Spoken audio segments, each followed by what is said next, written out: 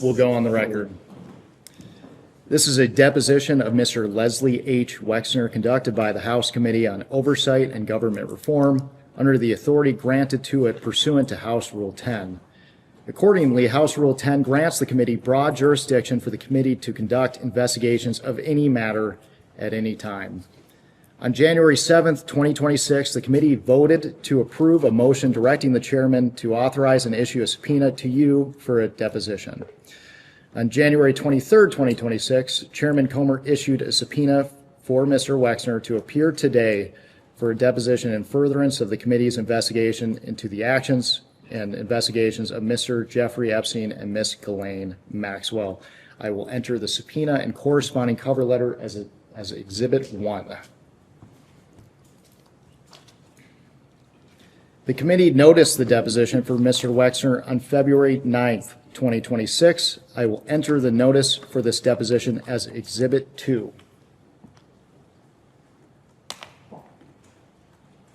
Do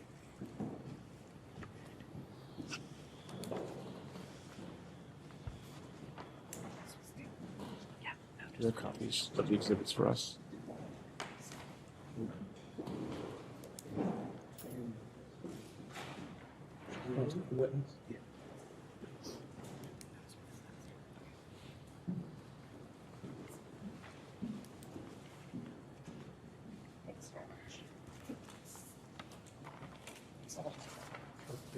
I got it.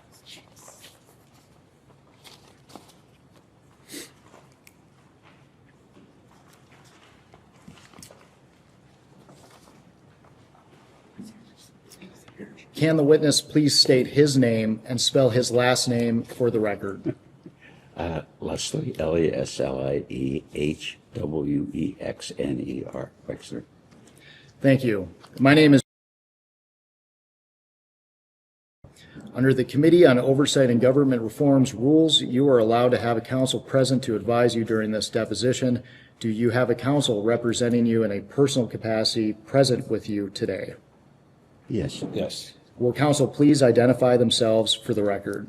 Michael Levy of Ellerman and Zina Levy on behalf of Mr. Wexner.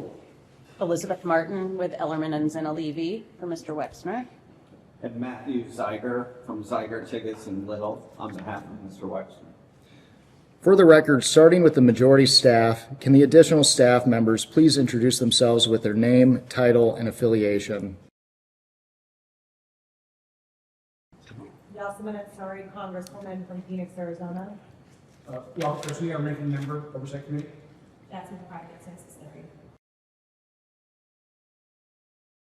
Thank you all. Mr. Wexner, before we begin, I would like to go over the ground rules for this deposition. The questioning will proceed in rounds. The majority will ask questions for an hour, and then the minority will have an opportunity to ask questions for an hour if they choose. To the extent members have questions for the witness, they will be propounded during their side's respective rounds. The clock will stop if you need to confer with counsel. Your counsel is speaking, and when members or staff are speaking during the opposing side's rounds of questions. We will alternate back and forth until there are no more questions. Do you understand? I think so. There is a court reporter taking down everything I say and everything you say to make a written record of the interview. For the record to be clear, please wait until the staffer questioning you finishes each question before you begin your answer, and the staffer will wait until you finish your response before proceeding to the next question. Further, to ensure the court reporter can properly record this deposition, please speak clearly, concisely, and slowly.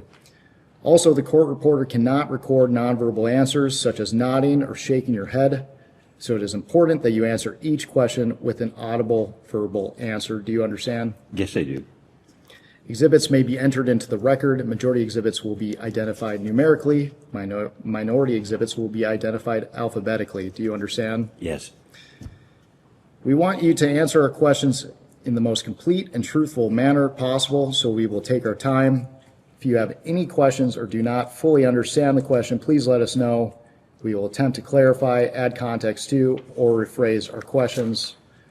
We ask about specific conversations or events in the past, and you are unable to recall the exact words or details. You should testify to the substance of those conversations or events to the best of your recollection. If you recall only a part of a conversation or event, you should give us your best recollection of those events or parts of the conversations that you do recall. Do you understand? I think I do. You are required by law to answer questions from Congress truthfully. This also applies to questions posed by congressional staff in this deposition. Do you understand? Yes. If at any time you knowingly make false statements, you could be subject to criminal prosecution, including but not limited to perjury. Do you understand? Yes. This includes both knowingly providing false testimony, but also stating that you do not recall or remember something when in fact you do. Do you understand? Yes, of course.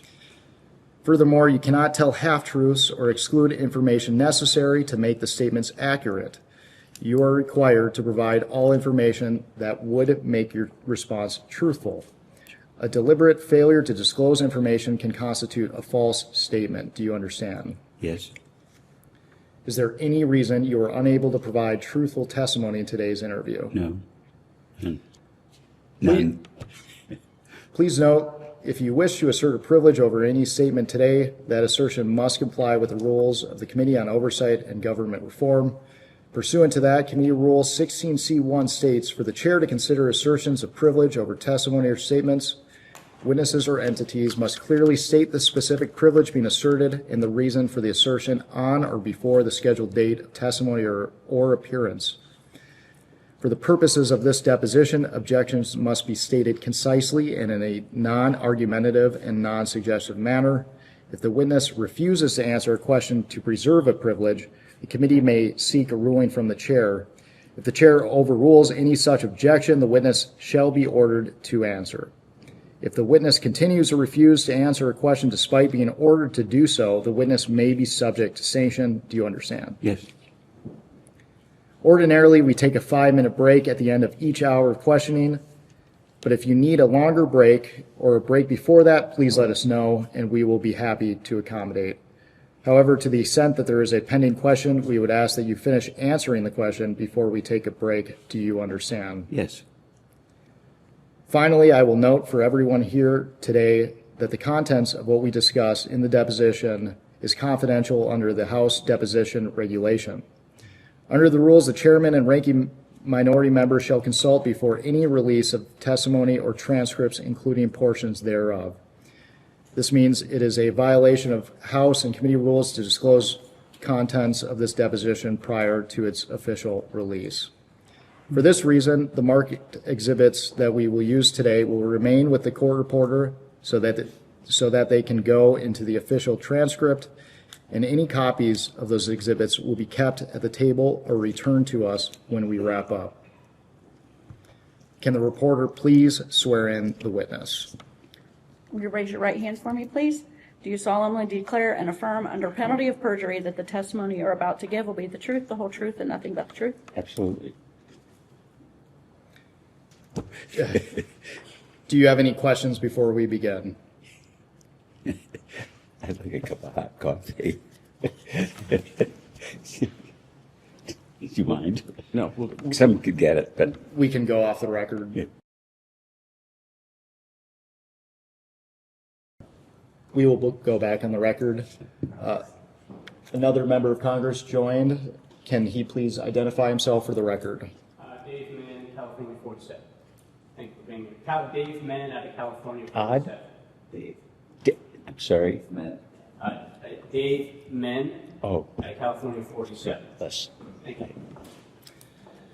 The time reads 10:17 and the majority's time will begin now. Mr. Wexner, is it true that you submitted a statement to the committee this morning? Yes, I did. I will now enter as Exhibit 1 the statement of Leslie H. it's Exhibit 3 because you've Exhibit 3, excuse me. Statement of Leslie H. Wexner submitted to the Committee on Oversight and Government Reform, February 18th, 2026.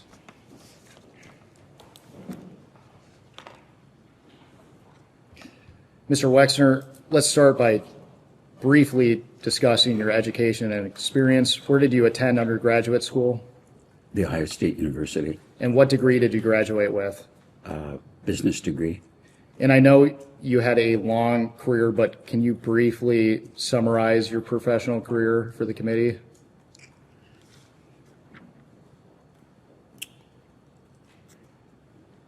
Well, I was raised in a very poor family, and we had no money. And I had an Aunt Ida, and she loaned me her life savings, which was $5,000. And on the understanding I could put it in the bank so it appeared that I'd have money. And I could borrow money from a bank, and I opened a store in 1963. And then I opened a store every year for the next 5 or 6 years. And so by 1969, I had 6 stores. I took that company public, not to raise money, because it was remarkably successful. And I wanted the associates of the business to own a piece of the business. So I gave stock to virtually everybody that worked in the stores and the back rooms and cleaning people. I mean, I'm very proud of that. And then opened more stores and figured out at one point that there was a limit to how many limited stores I could open. So I invented a second business called Express and opened up more and more stores. And what the business then turned into was the largest multi-division fashion specialty business in the world. And in hindsight, I kind of invented multi-store national and international store retailing. And just a remarkable, as I look back, I don't know how I did it, but probably in my lifetime I opened 10,000 stores around the world, probably 20 different brands. So that's what I did. And that's what I did in business. I started to tell you what I do personally, but that's another story. Thank you. Let's move on to your relationship with Mr. Epstein. When did you first meet Jeffrey Epstein? Probably 35 years ago, 40 years ago, I don't remember exactly. And met him through friends. Approximately what year would you have met him?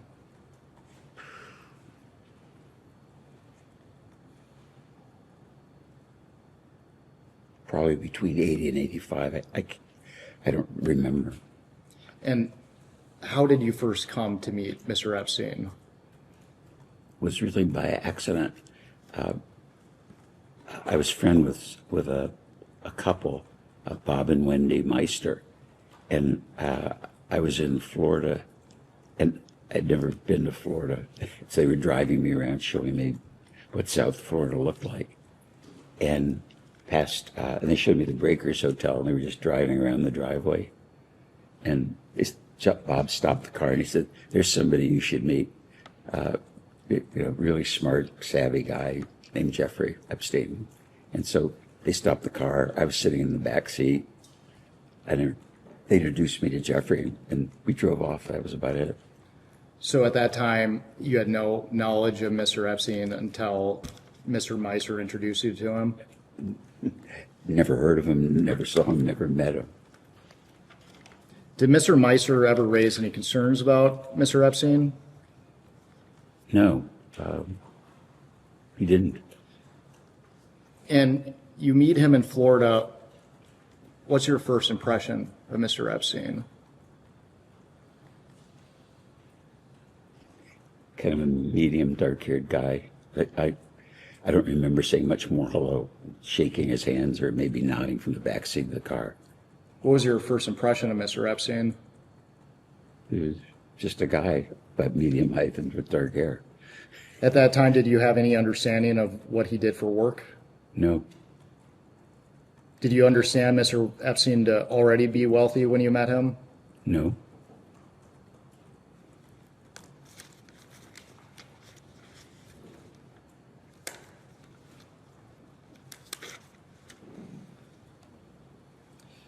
At this time, I would like to introduce what will be marked as Majority Exhibit 4.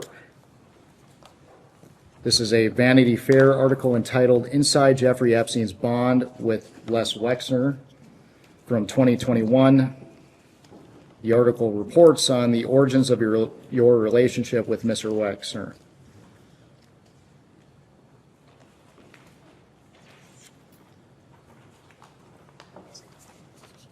Give me one more. Witness. Give me one. He was the original.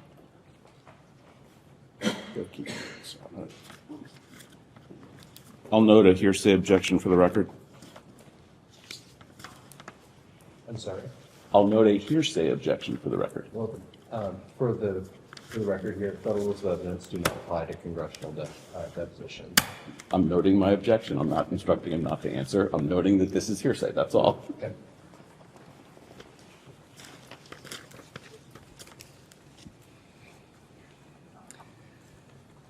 So in the article, it says that you met Epstein sometime around 1986. Consistent with your testimony today, it says that you were introduced by Mr. Macer. Do you agree with the article's characterization? I don't know. I remember seeing the article. Do you agree with the article's characterization that you met Mr. Epstein through Mr. Macer? Objection. What character? You said he didn't read it. What characterization are you referring to?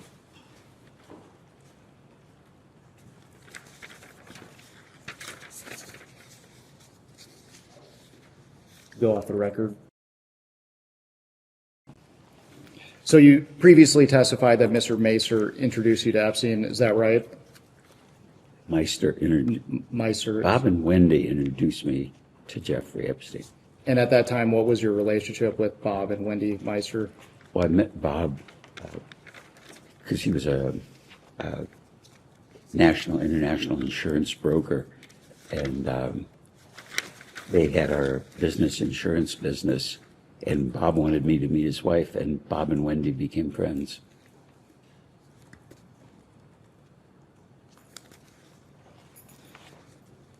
Did you trust Mr. Meister with advice?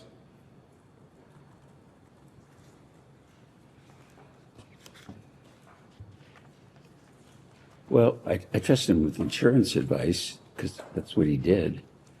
He was the vice chairman of an international insurance company, but I didn't trust him like for business advice or anything beyond the scope of what his profession was. I want to direct your attention to page 9 of the article.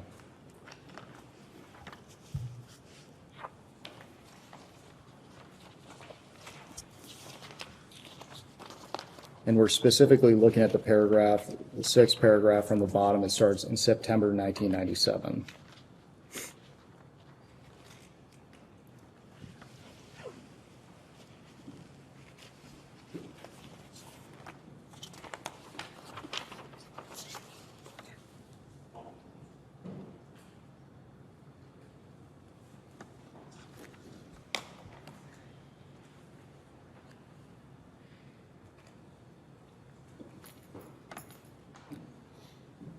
And when you're ready, I'll read the relevant.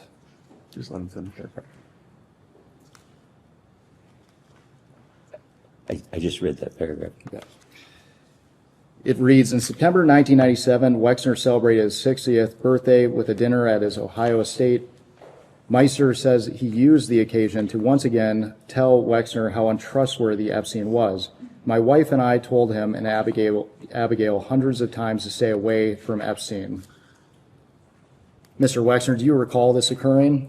Objection. Double hearsay. Are you directing your witness to not answer the question? No. I will direct the witness not to answer if that's my intent. I'm just raising an objection for the record. I first need to understand this.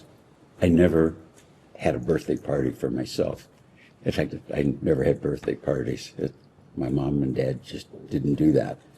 And Abigail's been great because every milestone birthday has been a surprise party. And I think, I don't remember for sure, but the 60th birthday party, if Senator Lieberman was there, and Marshall Rose was there. Shimon Peres was there. John Glenn was there. Max Fisher was there.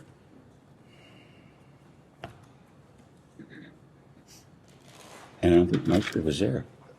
Let me ask you a different So question. he never said this. He wasn't there and never said this. Let me ask you a different question, Mr.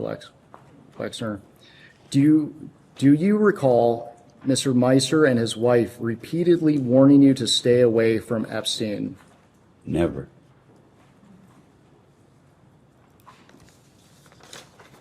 I want to now direct your attention to the 5th page.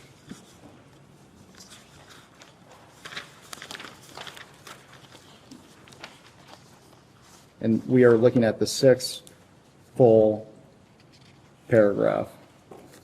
The one that starts soon after? Yes.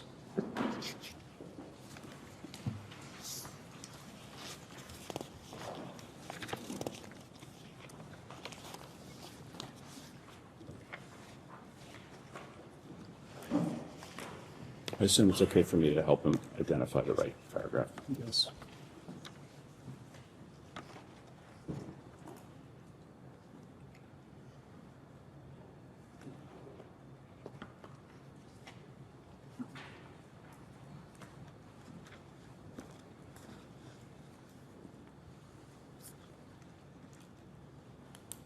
Yeah, I just read it.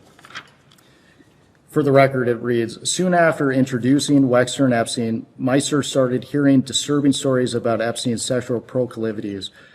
Think of whatever the worst thing anyone could do is, and Epstein did them all, Meister said.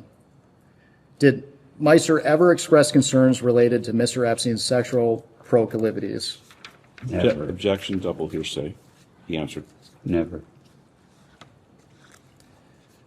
The very next sentence continues, Mr. Epstein showed up unannounced at Meister's Park Avenue apartment with 5 models for Meister's sexual entertainment. Epstein thought he was bringing me a gift, according to Mr. Meister. Were you aware of this occurring? Objection, double hearsay. No. Did Mr. Epstein ever present you with women for your sexual entertainment? Absolutely not.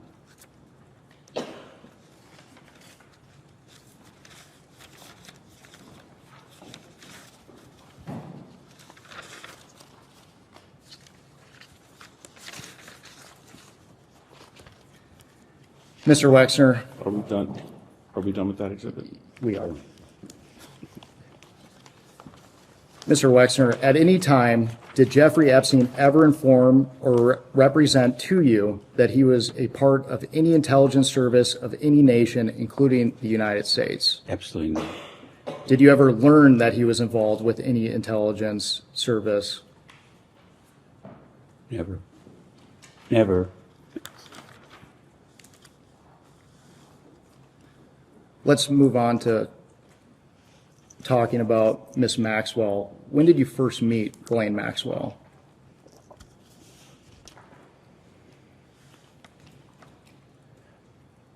Probably about the time that I got engaged to Abigail. So must have been about 1990. And do you recall how you met Miss Maxwell? Well, Jeffrey wanted me to meet the person he was going to marry, and I was engaged to Abigail. And period. Do you have any recollection of where you met Miss Maxwell? No. And based on your testimony, is it fair to say that Mr. Epstein introduced you to Maxwell? Absolutely, yeah, sure. And you mentioned it previously, but what was your understanding of Miss Maxwell's relationship to Mr. Epstein? I don't know. They dated, they were in love, they were going to get married. Were they, would you characterize it as a monogamous relationship? I thought so. So during this period, you had no knowledge of Mr. Epstein ever having any relationship with any man or woman besides Miss Maxwell? No. Didn't. How would you characterize your relationship with Miss Maxwell?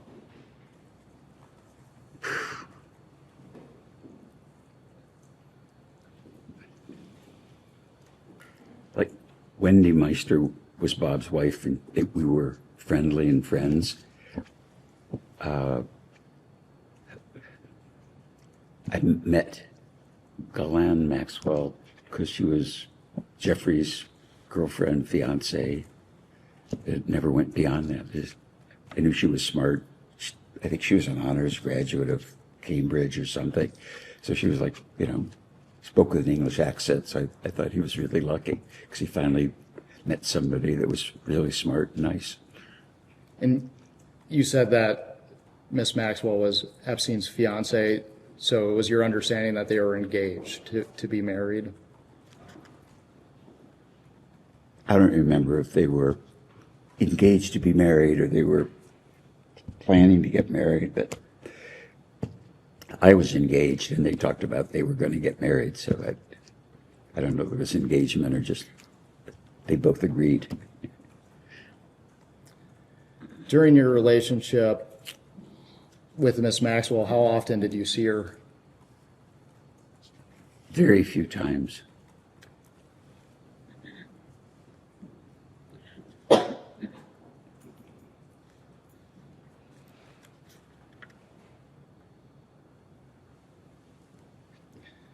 Mr. Wexner, the committee is investigating the circumstances surrounding Mr. Epstein and Miss Maxwell and the trafficking of young women, trafficking and sexual abuse of young women or girls. Did Miss Maxwell ever introduce you to any young woman or girl? No, I don't think she ever introduced me to any female or man. Did Miss Maxwell ever ask you to introduce a young woman or girl to your friends or associates? No. Did you ever introduce any young woman or girl that you met through Miss Maxwell to any of your friends or associates? Objection assumes in fact not in evidence. Your client is still Yeah. urgent to answer the question. That's fine. Repeat the question. I think the answer is no, but let's. Did you ever introduce any woman or girl that you met through Miss Maxwell to any of your friends or associates? No, never.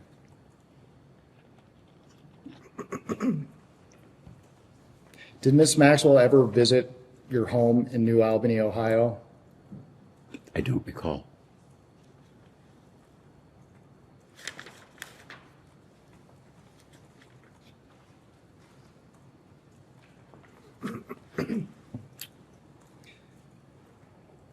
We're going to discuss your business relationship with Mr. Epstein in more detail later, but did Miss Maxwell ever play a role in your business relationship with Epstein?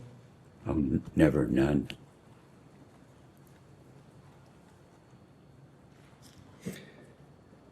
During your relationship with Miss Maxwell, did she ever represent or inform you that she was a part of any intelligence service of any nation, including the United States? No. Did you ever meet Ghislaine's father, Robert Maxwell? No.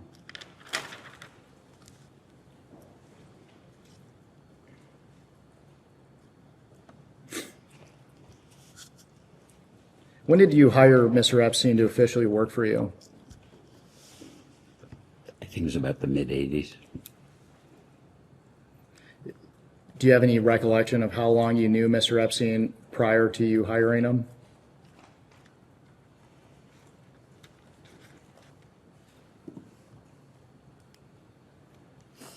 Not specifically. Maybe I met him and visited in the car, and maybe it was 6 months or a year later that I asked Bob about, I needed somebody to help me. And I think he said, did you talk to Jeffrey Epstein? And I think so. I'm guessing from when I met him first to actually having a conversation, it was probably a year. Just to clarify, that's not actually the time that you hired him, though. That's the time you had the conversation. Yeah, Yes, that's, For the record, you don't recall the exact dates that you hired him? no, I don't. Another member of Congress has joined us. Can she please introduce herself for the record? Yeah, Rashida Tiffany, I represent the 12th Congressional District in Michigan. Oh, hi. And Mr. Wexner, can you raise your voice just a little bit? He is trying. I keep telling him, I know, he's it's trying. really hard to hear. Speak more loudly. Would it help better if I sat more in the middle? We have the video Okay. set up. Okay, I'll try to speak louder. If I'm not speaking, if you wave or something, it'll remind me. Mr. Wexner, would you characterize your relationship with Mr. Epstein, at least initially, to be solely business related? Yes, Did you at any time ever consider him to be a close friend? no,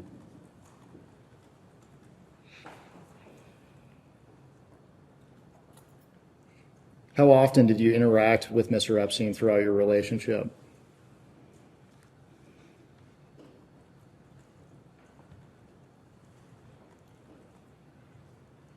probably a lot of phone conversations, but meetings, didn't see him much. You know, most of the stuff, I was traveling a lot because of business. So, and it was erratic. I mean, he might call 3 times in an hour and I'd talk to him for 3 months. That's how I remember it.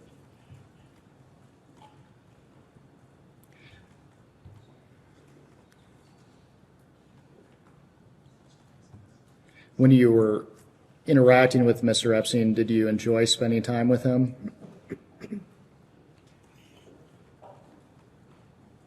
Well, enjoyment was fun. No, it was work. Can you elaborate on that? What were the nature of your interactions with Mr. Epstein? Like professional, you know, this is what's going on.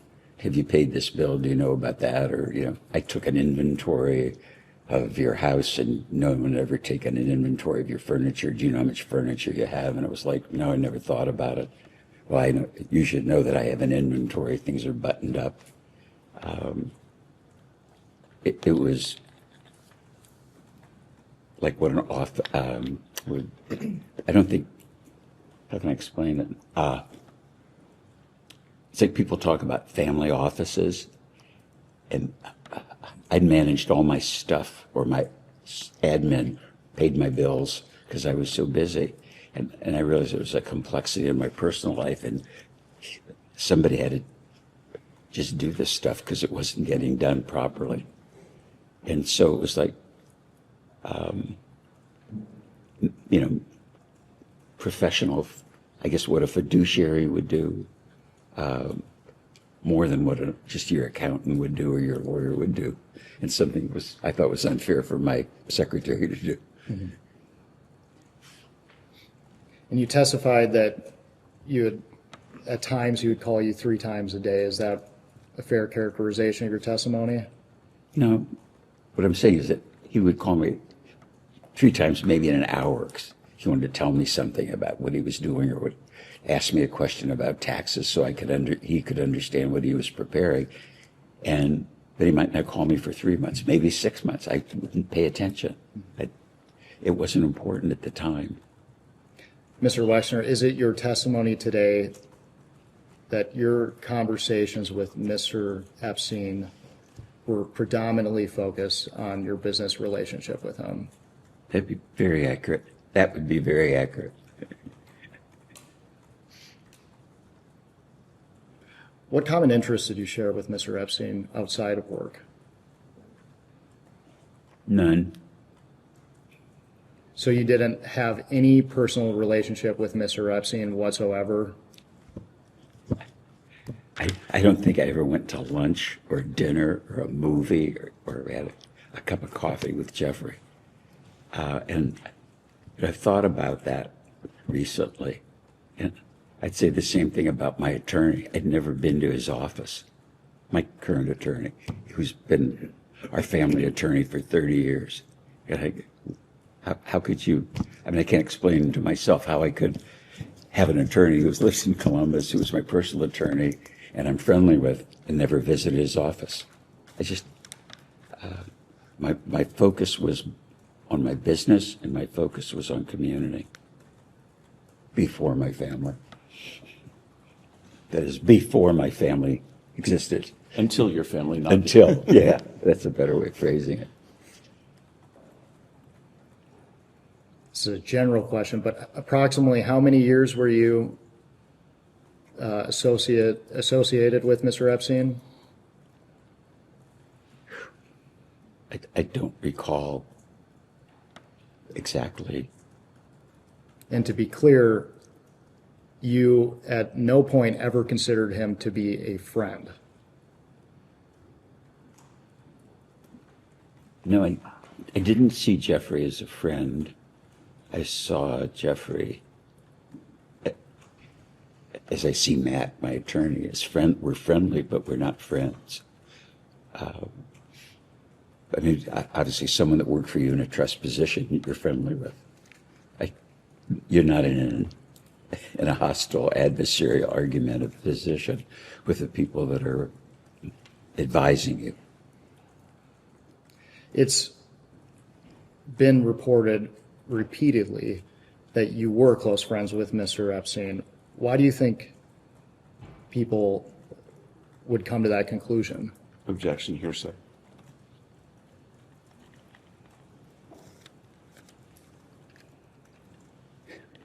Speculation, because he would tell him that. But he told me he was friends. I mean, if you told me that you were friends with Bill Clinton, I would believe it. Or if anybody told me somebody was a friend, I would believe it.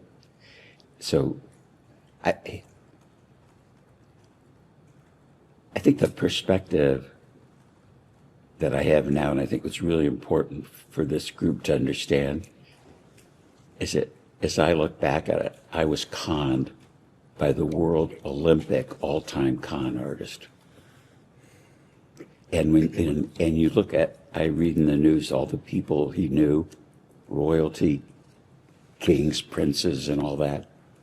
An incredible con artist. Do you think Mr. Epstein thought you two to be friends? Objection. I don't know what he thought.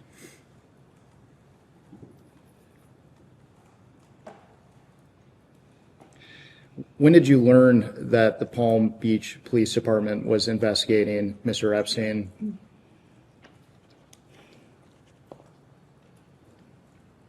I don't recall. Mr. Epstein was convicted in 2008. Did you maintain any contact with Mr. Epstein after his plea deal? As I recall, concomitantly with Abigail taking over the finances, and my wife is a M&A lawyer. She worked for Davis Polk. She's really smart. And she took over the finances, and kind of concomitantly she was discovering that he would stole money from us, and concomitantly finding out about these accusations and the criminal activity that he pursued. And when we found out about it, we severed relationships with him immediately. Mr. Wexner, I appreciate the context, but when was the last time you were in contact with Mr. Epstein? I have no recall. Did you have any contact with Mr. Epstein after 2008? What happened in 2008 again? Mr. Epstein entered a plea deal related to the solicitation of minors. Oh, okay. Never talked to him, never saw him. As far as I was concerned, once we knew how bad he was dead. Did Mr. Epstein ever ask you for personal favors of any kind? Not that I recall. Did you ever ask Mr. Epstein for personal favors of any kind? No. How involved was Mr. Epstein in your personal life?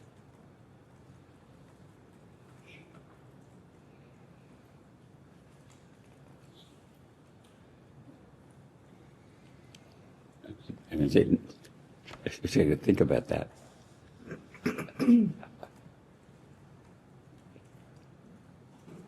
Not at all, really. Like, I think he met Abigail after we were engaged, and he didn't know we were going to be engaged, because I didn't discuss my personal life with him, or anything. Just he was kind of the business manager of my personal affairs, and at the time, I probably had 20 CEOs reporting to me. And so I had I was used to having business relationships with people, whether it's attorneys, accountants, investment banks that we were doing business with, at commercial banks, but I never had personal relationships with people that I worked with. I was pretty much a loner. Is it true that Mr. Epstein oversaw your prenuptial agreement? I don't recall that I had one. If you did, would you consider that to be a business transaction between you and Mr. Epstein? Objection calls for speculation, but you can answer. If I had one, I would have talked to my attorney. Was Mr. Epstein involved in hiring personal staff?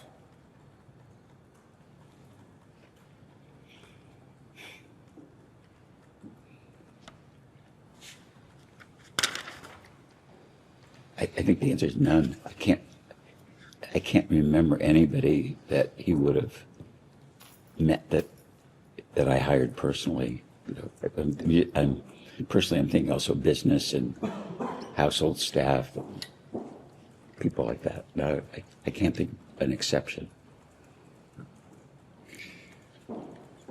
We will discuss your financial relationship with Mr. Epstein in greater detail later, but broadly, did Mr. Epstein ever ask you for any financial favors?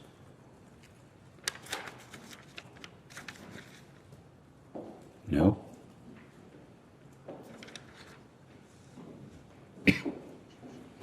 Let's talk about your property here in New Albany. When did you first buy the New Albany property?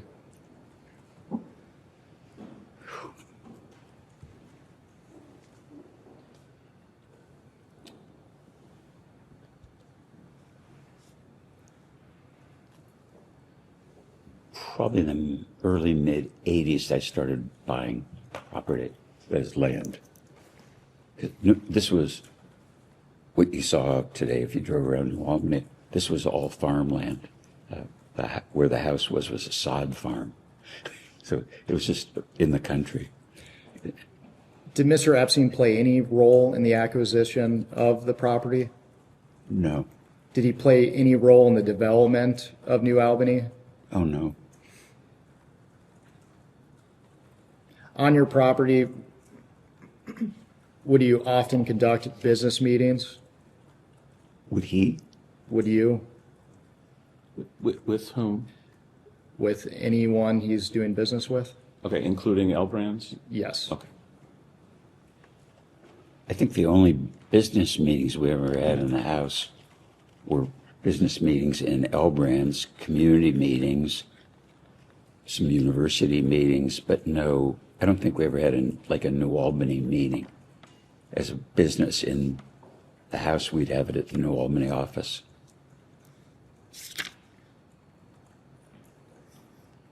Mr. Wexner, did you ever meet with, socialize with, or otherwise engage with Jeffrey Epstein at your New Albany, Ohio home? Say it again. Did you ever meet with, socialize with, or otherwise engage with Jeffrey Epstein at your New Albany home? I'm sure he was in the house, but I can't remember a specific time. I don't remember setting meetings with Jeffrey. Most of the business I had with him was over the phone. Do Most of the business was over the phone. Do you have any recollection of when he first visited the property? No. And do you have any recollection of how often he would visit the property? No.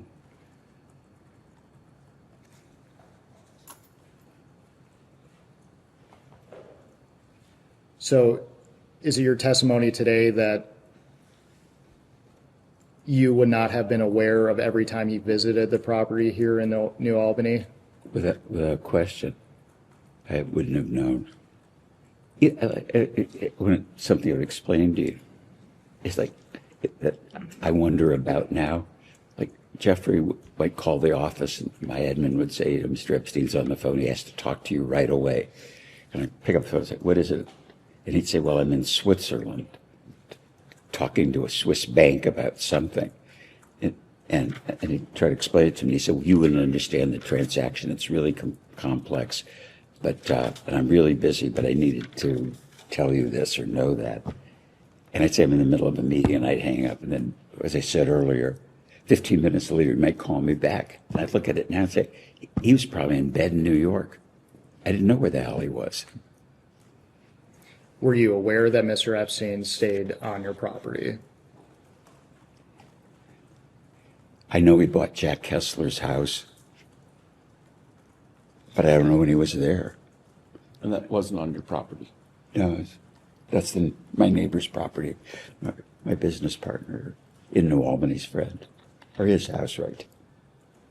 Were you aware that Mr. Epstein stayed at one of your guest house on the property?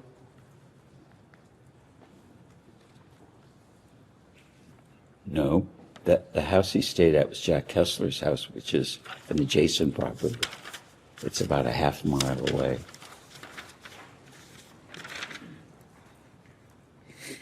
Mr. Wexner, Epstein survivor Maria Farmer was reportedly brought to the guest house located on your property in 1996. Objection, he's already told you it wasn't on his property.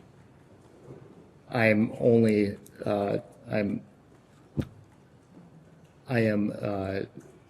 bringing up the recollection of an Epstein survivor for the record. Your client is welcome to provide a statement.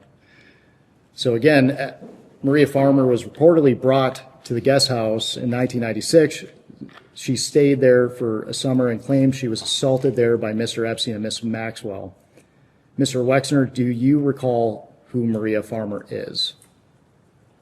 I know her name from the press. Did you ever meet Maria Farmer? Never.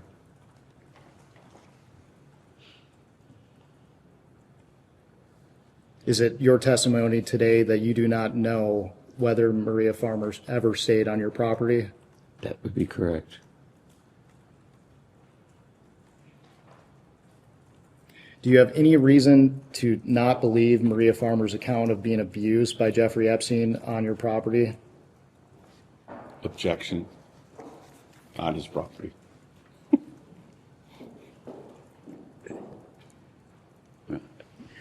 Let me be sure I answered this correctly. I never met her, didn't know she was here, didn't know she was abused.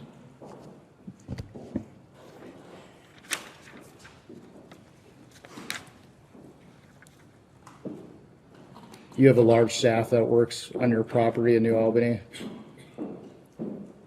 The reason I'm laughing, I don't know. There's a lot of people around, but I don't know how many. Can you estimate how many people are working on the property at any given time?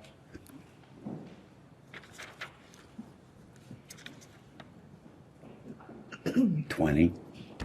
Do you have private security on the property?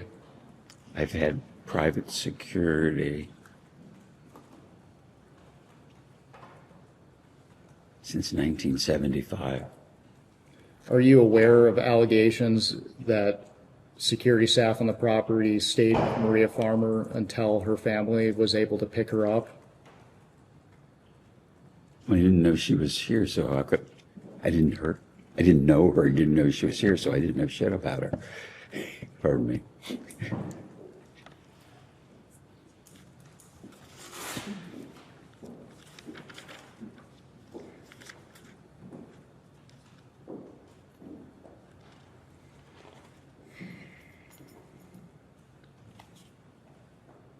And I believe that you testified to this earlier, but to your recollection, did Mr. Epstein personally own property near your home?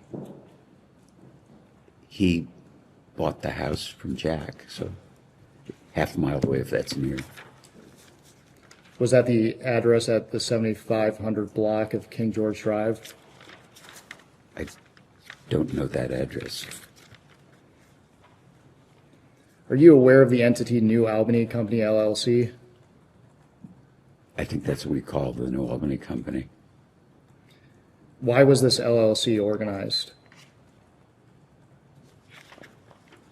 Because it made business sense. What was the LLC used for? I would assume it was for the New Albany project. Was Jeffrey Epstein involved with this entity? Only to the degree as fiduciary financial advisor would be, as Dennis Hirsch was. It was a complex project, and if you would, the family office would look at it. Mm-hmm. To be clear, the LLC was used to develop surrounding properties in New Albany. I don't know that. I would assume that it's in an LLC, or it could be the New Albany Company or Corp or Inc. I don't really know that. How would Jeffrey Epstein travel to New Albany in the beginning of your relationship with him? I would assume he flew, and either that or he took the train or drove. Did he fly on your plane? Very rarely. When he did fly on your plane, did you charge him for using it? I don't think so. Do you have any recollection of when you first would have started providing flights to Mr. Epstein? I think that's kind of a trick question. I don't think I ever provided flights for Mr. Epstein. And you testified that he very rarely flew on your airplane. Can you elaborate on that? The only time I really remember that I mentioned earlier, my wife would have surprise parties. And so I'd get on the airplane and there'd be acquaintances, friends, and I was always shocked who was there. Or some people might fly to wherever the party was, which was always a surprise to me. And then some of guests' friends would be at the party when I got there, and that was another surprise. So I don't remember specifics. So Mr. Epstein would have been invited to surprise parties for you? Obviously so, because he was there. You testified earlier that you didn't consider him a friend. Do you invite people you don't consider to be friends to surprise parties? Objection assumes that he invited them. Do you answer that again? Why would Mr. Epstein have been invited to these surprise parties? My wife would have invited him. Why do you think your wife would have invited him? Because he was our financial advisor. Did your wife consider him a friend? No, I don't think so. Can we take a quick break? Yes, we can go off the record. Oh, we need to wait for Oh, my call. sorry, excuse me. Okay. We'll go off the record. We can go back on the record. The time is 11:10. We took a short break for the witness to confer with counsel. We have approximately 15 minutes left in the majority's hour. We understand that the witness would like to make a statement of clarification. Yeah, I think I was inaccurate in that I remember Jeffrey being on a plane at a surprise birthday party, but I don't remember him being at the party. So I think you asked the question at the party, and then where did he go? I don't remember him being at the party. I can remember being on the plane.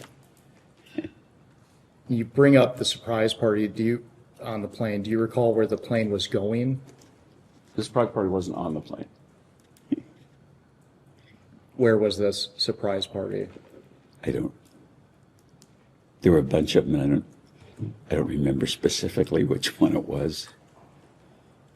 Were you on every flight with Mr. Epstein when you traveled on your plane? Objection. How's he supposed to know that? If he doesn't, he's welcome to testify that he doesn't know. So, say the question again. Would Mr. Epstein ever use your plane while you were not present? Never. Did Mr. Epstein have to ask you for permission to use his plane or use your plane? He would have, but he never did. In regards to using your plane, would you It wasn't my plane. It was the business's. The business had an aircraft. We didn't own our own airplane till maybe 15 or 20 years ago. And he wasn't on that plane either. Do you recall Miss Maxwell being present when you were traveling on your company's plane? No. Do you recall if Mr. Epstein would bring other guests besides Miss Maxwell while traveling on your company's plane? No.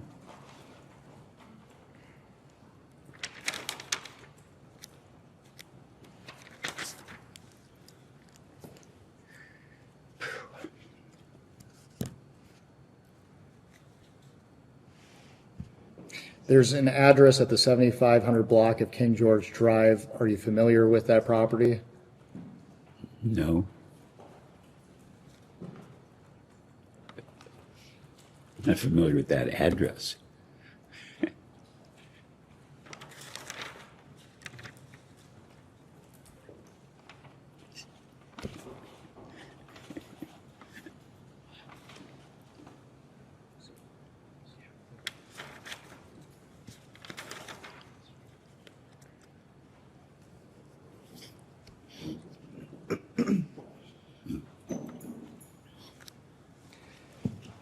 Mr. Wexner,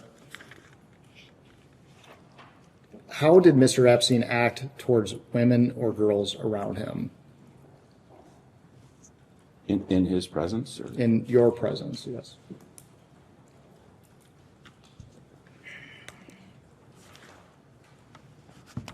I guess the answer would be kind of normal and nice. He would like send my secretary or admin flowers for her birthday. Courteous, I would say. Did you ever witness Mr. Epstein have sexual contact of any kind with young women or girls? Absolutely not. Did you ever witness Mr. Epstein sexually abuse young women or girls? Absolutely not. Did you ever witness Mr. Epstein receive massages from young women or girls? Absolutely not. Did Mr. Epstein ever discuss sexual acts of any kind with you? No. Did he ever discuss receiving massages? Yes.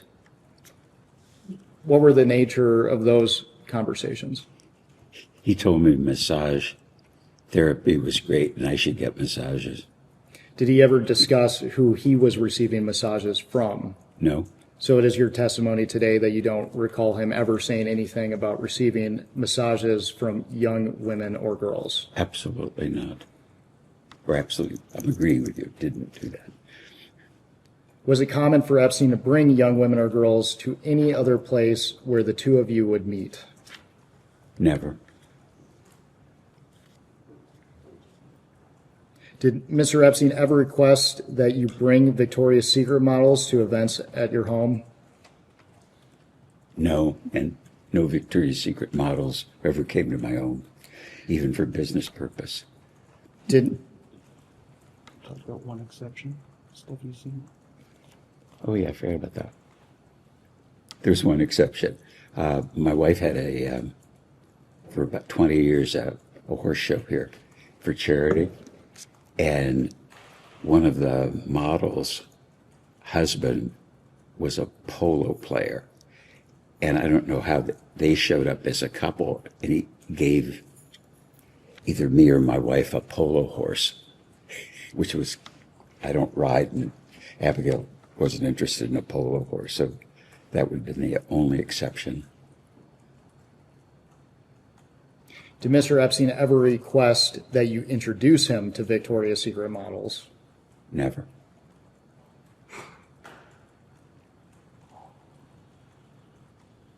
And I just want to clarify your testimony earlier, but did you ever receive any massages from any young woman or girl brought to you or introduced to you by Mr. Epstein? Never.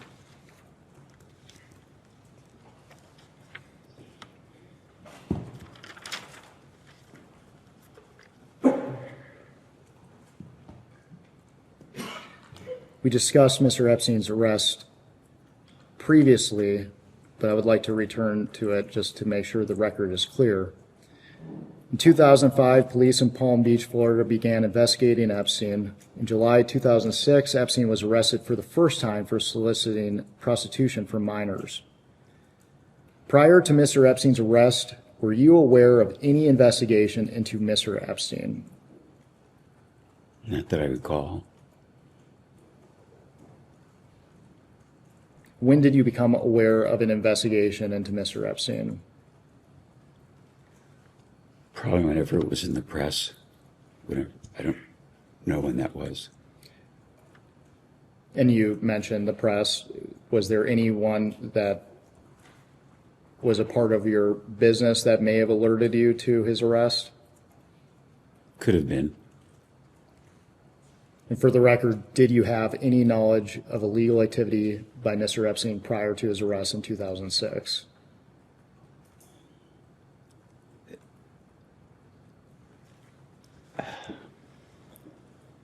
The only thing I recall is my chief of staff told me, and I don't know, he knew press, whether it was the newspapers or radio or TV, that that Jeffrey had been accused, or a woman was suing him for, I don't know, being aggressive. And I remember calling him and saying, "What the hell is this?" And he said, "I was being shaken down by a hooker." And I believed him. And I think the follow-up to that conversation was, I hope, you're not bullshitting me. Because if it is, the party's over. He said, "Absolutely not. Do you think I'm stupid?" Which is probably what I would say to an attorney or say to you or anybody that I worked with. If you do something off, you're out. So after you had that initial conversation with him, did you discuss the allegations as they were being investigated with Mr. Epstein, excuse me? No, I don't think I discussed it. It was done, and I believed that he wasn't stupid. And you mentioned your chief of staff. For the record, who is that? His name is Bruce Saul, and I met him through an acquaintance. Answer the question. Okay. It's going to help if you answer the question that he asks. Okay, thank you. Thank you. We'll all get out of here a lot faster. Did your chief of staff have any relationship with Mr. Epstein? Other than, so how do I answer it? I don't, none except if he would call him and I would know, everybody knew where I was all the time. So if somebody wanted to find me, would he call Bruce or call my admin? Where's Les? Because I try to be available to people, but I don't tell everybody where I am and where I'm going because I'm traveling so much. So it would be, I would guess, conversations. I'm speculating that those conversations might have happened. For the record, you were surprised by Mr. Epstein's arrest? Yes. Do you recall people around you being surprised by his arrest? Don't specifically recall. Probably at the time they were, but I don't remember it. Do you recall whether anyone around you advised you that you should cut ties with Epstein after his arrest?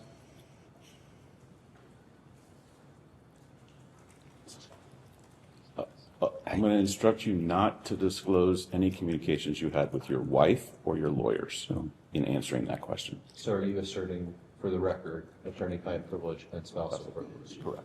To be clear, the House does not recognize common law privileges. And so if you are asserting that in order for him to not testify to those, in order to preserve that, we may discuss and may take that to the chairman for a ruling. And potentially may direct your client to answer those questions. That's fine. The Supreme Court has also made clear that those privileges do exist in the congressional context, and I doubt very much that whatever his answer would be to this is that important, but I'm directing him to preserve those two privileges, those two well-recognized common law privileges. I forgot the question. Go ahead and ask your question. After Mr. Epstein's arrest, did anyone around you advise you to cut ties with Mr. Epstein? And I'm going to again arrange you to answer without discussing any communications you had with your wife or your lawyers in answering that question. So you can go ahead and answer. I'm confused again. Did anybody? And then the answer would be nobody. I can't remember anybody. Did you instruct your companies to do an internal review of your company's relationship with Mr. Epstein at this time? I probably would have, but I don't recall. That would have been anything that was untoward that happened in the business, around the business. I would always say, like, this has to be investigated. And I would always, in community and in business, have the same attitude. But I don't specifically remember. Were you suspicious of any others around Mr. Epstein that they may have aided in the solicitation of minors for prostitution when you learned of his arrest? Can you repeat the question? Let me clarify. Mr. Epstein had individuals such as Maxwell, Sarah Kellen, among others who have been identified as potential co-conspirators. Were there any individuals that you understood to be affiliated with Mr. Epstein that you may have suspected to have aided in his crimes? No, because I don't recall any people around him and his business. My business was with him.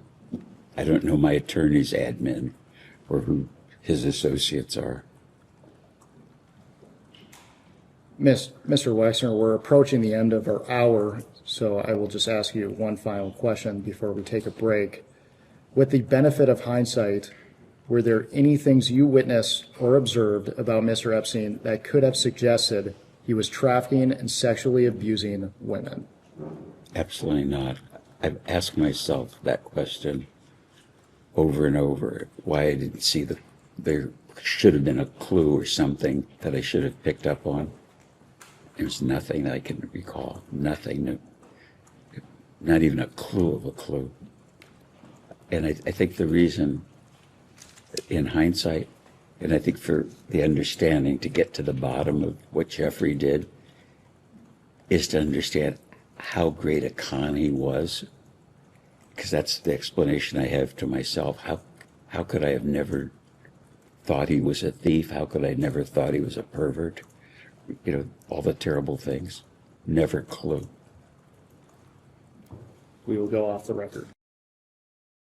We can go on the record. Good morning, Mr. Wexner. My name is. I will be doing most of the questioning for the minority today. We appreciate your time. As you know, our conversation today will focus on your relationship with Jeffrey Epstein. We'll touch on probably your financial and business relationship with him. We'll also discuss your personal relationship with him. You already discussed with our colleagues the way that you originally met Jeffrey Epstein. I would just like to ask a couple of questions on that topic.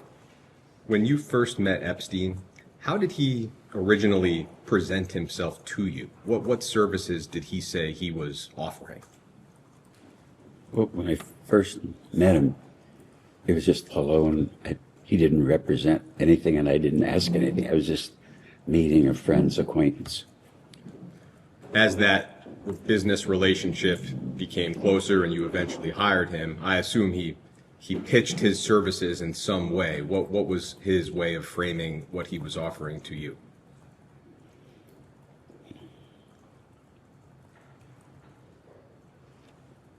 I think it was his experience at an industrial level, like working for a big company like Bear Stearns, and then he had done personal work for the Rothschild family in France. Personal wealth management, essentially? I don't know. We've seen some reports that he would present himself as a bounty hunter, that he would find people's missing money. Do you recall him saying anything like that? No. One of the articles that my colleagues already introduced, I won't make you look back through it, but it was the Vanity Fair article. I will just read you a paragraph out loud. It's the only paragraph I have a question about. But that article reported that during a conversation, Jeffrey Epstein asked Mr. Meister to introduce Epstein to you, Mr. Wexner. And Epstein told Meister that Epstein had learned that Wexner's current money manager was stealing from him. And the article identifies Harold Levin, I think, as your previous financial advisor. Do you have any recollection of whether Mr. Epstein ever claimed that Mr. Levin was stealing from you? Objection to the article on hearsay grounds, you can answer.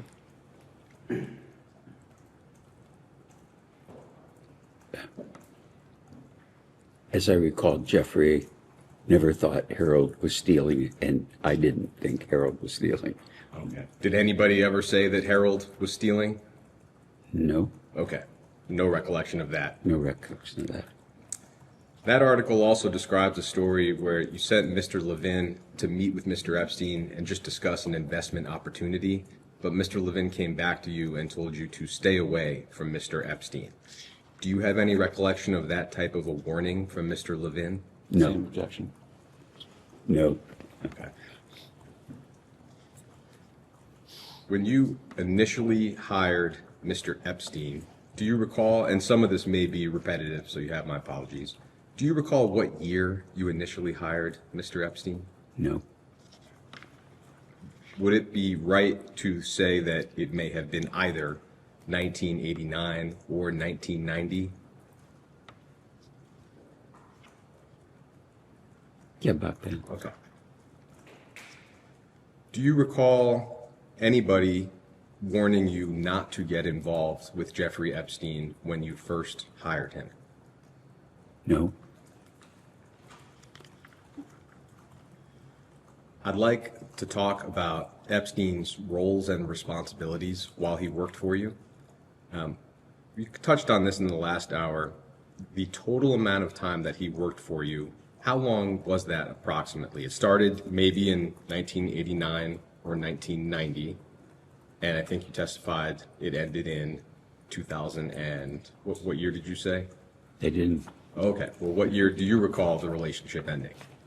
Could your statement help refresh your recollection? Whatever I said in the statement would be the correct date, and so whatever period that 89 or 90 would have been about then, and it ended when it ended. Was that upon his final plea in 2008? Whatever I said in the statement is accurate. I remember it as being concomitant with finding out he was stealing from us. In terms of the different things or roles that he would play for you, is it right to say that he acted as an investment advisor or a money manager? What would be the right term for that role?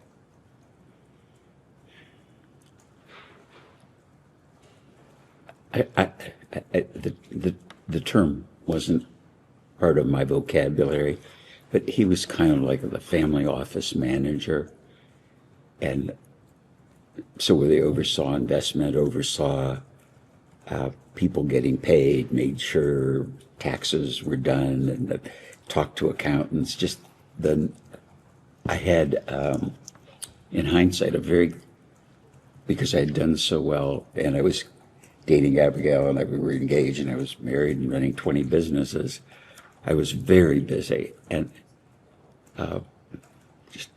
it's all that just stuff that was in my personal life was either wasn't managed by me. It was like my admin was like which sounds kind of crazy, was the closest thing I had to any kind of supervision.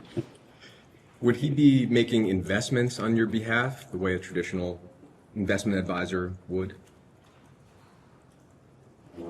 I must have known at the time, I don't recall specifically asking him about investment.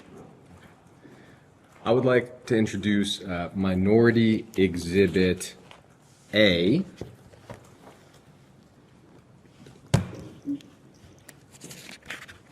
And this is an article from the Wall Street Journal titled, "Epstein Flourished as He Forged Bond with Retail Billionaire."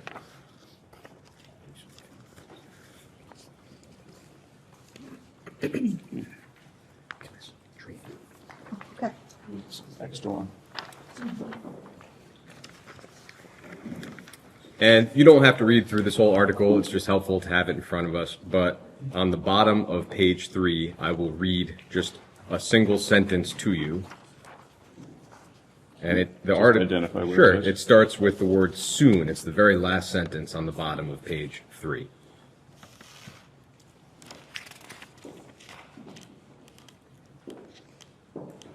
Starting there. Oh, And that sentence, I'll read it out loud as well, says that soon Mr. Epstein was presenting Mr. Wexner with a variety of investments, including apartment buildings and a development involving a former post office building, says Mr. Morosky. And we understand that to be Robert Morosky, a former vice chairman of your company. Is that consistent with what you remember Epstein doing for you? Objection, hearsay, you can answer. no. No. Okay. Do you have any recollection of Epstein presenting you with investment opportunities such as these? I'm sure he did, but they weren't apartment buildings or post office. It would have been, Do you remember? no, I don't remember. Is it that you don't recall at all, or that, as far as you recall, that statement is just not accurate? Well, there's two parts of it. In reading this one, not accurate, and I fired Bob Morosky for bad behavior. But as to the substantive part, is it that you don't recall whether or not Epstein would present you with these types of investments? I do not recall. Okay. And the quote is from somebody that I fired. Okay. In addition to the, I guess, family office role that you described, I'd like to ask about whether Epstein provided other services to you. We know that he provided some later clients with tax planning services. Did he ever do anything like that for you? Must have, but I have no specific recollection. I mean, somebody, my attorney, tax attorneys, I'm kind of a muddle about who did what. And so is it fair to say again that you just don't recall either way? Yeah, I don't recall at all. Okay. Separately from that, Mr. Epstein was a trustee for various trusts and charities of yours. I'd like to touch on both of those roles, starting with trusts. And so I will introduce Minority Exhibit B.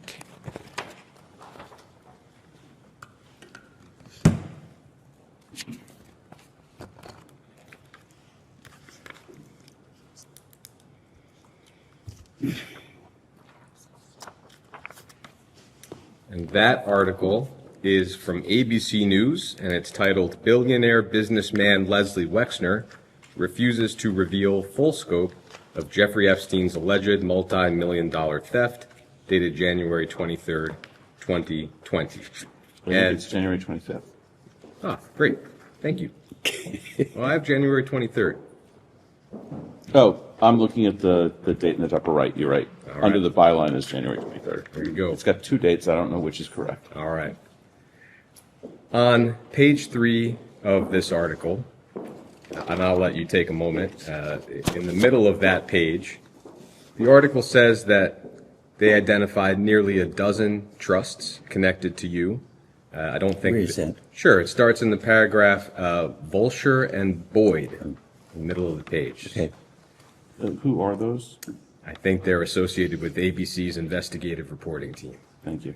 And it tells us that they found nearly a dozen trusts with names like health and science interests, arts interests, and community interests connected to Wexner that listed Epstein as trustee and received large gifts of stock in Wexner's company.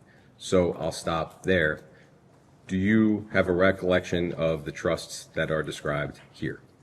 None. None. And so do you have any recollection of Mr. Epstein's role with those trusts? None. Okay. We will come back to that, but I'd like to touch for a moment on Epstein's role with the Wexner Foundation. And I, for that, will introduce Minority Exhibit C.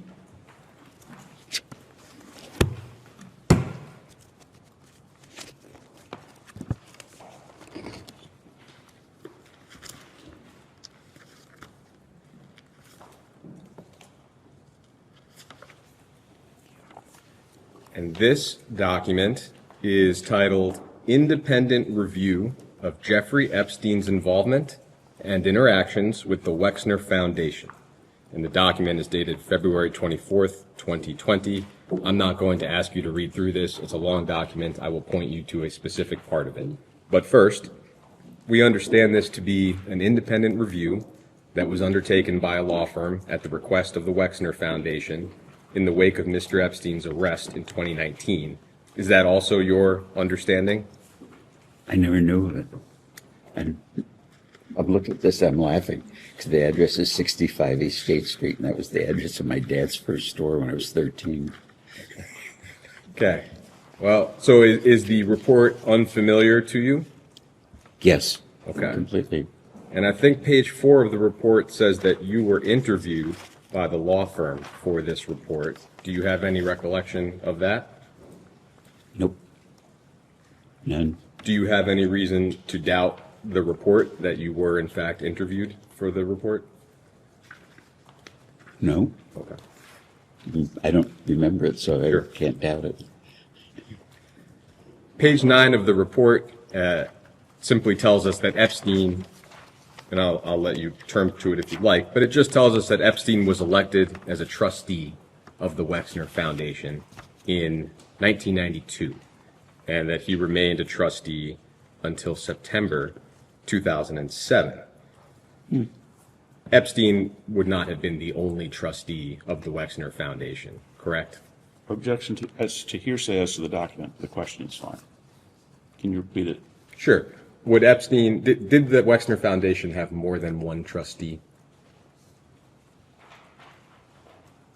I'm sure it did, and I think there was a legal requirement to have 3. And I don't know that. I just think that. On the next page, page 10, under the header number 2, there's a header that reads, Epstein played no role in the operation of the Foundation's fellowships or other programs. And the first sentence afterward says, based upon our review of Foundation records and interviews with Foundation leaders, we concluded that, although a trustee, Epstein played no role in the management or administration of the Foundation's operations or programs.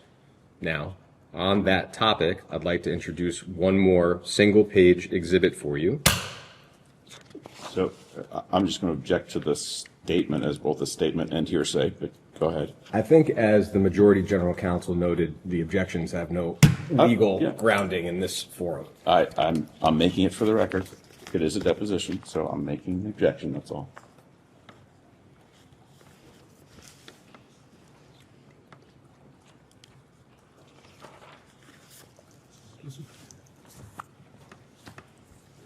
So, Is this a single page? single page, and I'll give you a moment to look it over. This is D?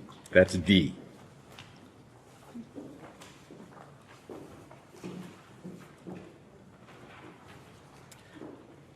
I'll describe it briefly.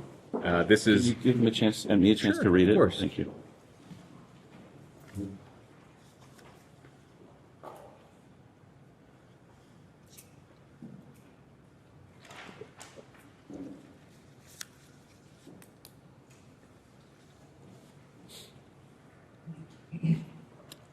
I think I just read it.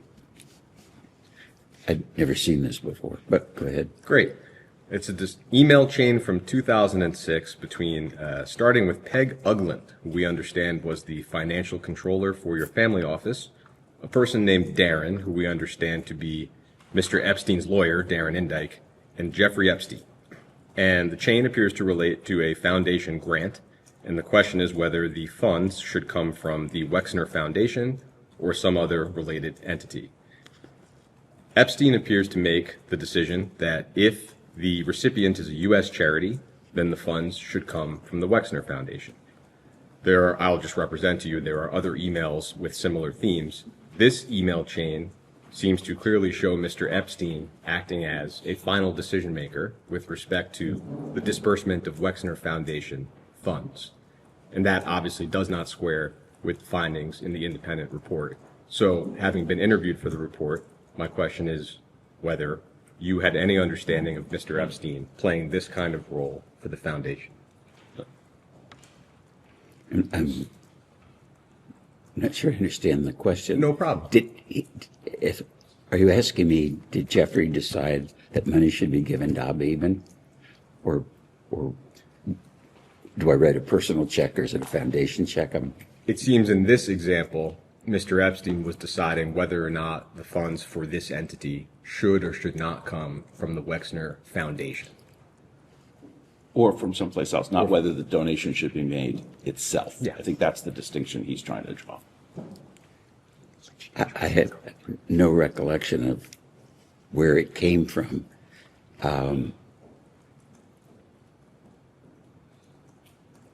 I regularly helped Abba Eben after he retired from government. And I probably would have started with writing a personal check and then I would speculate how it was paid. I don't remember writing the check. But Eben was a very good friend and he had no money. He worked for the government of Israel and Social Security was, his income was nothing. He was living in public housing. And my sense was that it wasn't fair.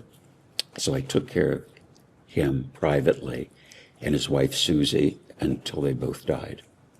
Did you have any knowledge that Mr. Epstein was acting as a final decision maker for whether or not to spend foundation funds? Not at all. He would never have done that. He does appear to have done it here. As a decision maker, no, absolutely not. I wouldn't have known it, didn't know it, wouldn't have thought it. So this role would have, him playing this role would have occurred without your knowledge. Objection seems in fact not in evidence. It happened without my knowledge, but I did give money to my friend Abba Eben and his wife Susie. Okay. Thank you. I think we've had an additional member of Congress join us. If that individual could identify themselves, please. Congressman Steve Lynch, from the 8th Congressional District of Massachusetts. Hello, I'm Les. I'd like to spend a little bit of time on the development of New Albany, and I know my colleagues also touched on that topic. Could you just briefly describe for us your role in the development of New Albany? I know it was substantial, so a brief overview. Yeah, it started out with me thinking I wanted to have a house in the country. And it began with thinking I would buy an old barn and restore it, and that'd be kind of a cool thing. And as I worked through the project, my personal project, I asked my friend Jack Kessler, who was a professional in the real estate business and a developer, what land cost and, what he thought of the idea. And then I got to thinking, do I really want to build a barn? And then I thought I want to build a house. And I kept telling Jack about what I was thinking I was going to do, having not done anything. And it started out pretty modestly. I think I bought like a 30-acre farm, which is about a mile from here. And then, which I thought was a good location. And over time, I kept thinking about it, decided that wasn't a good location. This was a good location. And in the conversations with Jack, he kept saying that these are good ideas. You're not overpaying for land. Cause this was something entirely new to me. And one day I said, Jack, if it's such a good idea, why don't you live here? And he said, I would, but my wife wouldn't move. And then one day he called up. He said, she thinks it's a good idea, and we're going to sell our house, and we'll build one near yours, which is the house that's half a mile away. And I said, if we're going to live here, do you think any of our friends might want to live out near us, or acquaintances of his? And he said, yeah, I think a lot of people would like that. You know, the idea of having more land around, and it's not that far from the airport, stuff like that. And that's how the idea began. And then the next idea was, how do you do it? And Jack is a professional, the only professional I know in the real estate business other than shopping center developers, relied on his judgment about prices we were paying and acquisitions, because I had a full-time job and I didn't know anything about this. And then I got to thinking one day, how do you do it? I mean, not acquire the land, how do you plan it?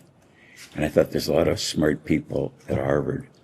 So I made a cold call to the School of Architecture, talked to the dean. I said, I have this idea. You don't know me. Could you recommend some architects? And he said, I don't recommend architects to strangers in projects I don't know about. And we talked a while more, and he said, if you'll buy a day of my time, if you're really serious, I'll come out and look at it, because I don't know whether you're really serious about doing this. And then he gave me a list of architects, and I didn't know any of them. Want him to keep going? No, I think I've got the sense of it. Yeah, it kind of just grew by topsy. I appreciate it. You also touched on this earlier, but what was the role of the New Albany company in the development of the town of New Albany? Well, it was just the name of the community, so we called it the company, because we were developing New Albany. If we had developed it in Poughkeepsie, it'd be called the Poughkeepsie Company. What was that, as far as you recall, Mr. Epstein's role in the development of New Albany? None. What was his role with the New Albany company?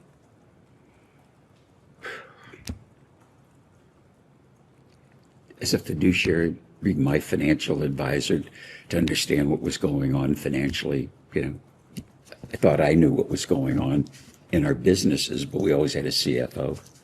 So I'd rely on the CFO to do what the CFO did, because I did the marketing and the planning. But every business had a CFO, every business had an overview. And I had a lot of complexity that I didn't realize at the time in my life. So it was either, somebody had to do this. And there's paper. I don't want to throw paper at you if I don't have to, but I'll represent to you that yourself and Mr. Epstein were, at least at one point, co-presidents of the New Albany company. I'm happy to show that if that would be helpful.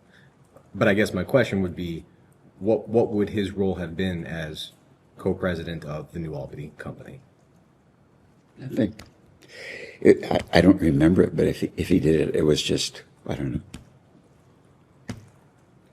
That I was the president, chairman of the board, and then the CEO of a company, but I really just thought my job was to be the president, so that the titles wouldn't have meant anything to me. It is right, I think, but you tell me that the purpose of the New Albany company was to assist in the development of New Albany. Is that right? It was more than that. New Albany was just a farm village, and I bought land here and developed it. Built the schools, built the fire station, built the police station, did all the community public facilities, platted streets. I can remember, did all the drawings. So I was the master developer of New Albany as a community. Did the New Albany Company have any purpose other than to assist in the development of New Albany? No. Okay. Mr. Epstein was at one point president of the New Albany Company. Objection. I think you said he was co-president. That's correct, co-president. But just so I understand it, your testimony is that Mr. Epstein played no role in the development of New Albany. Absolutely no role. Okay.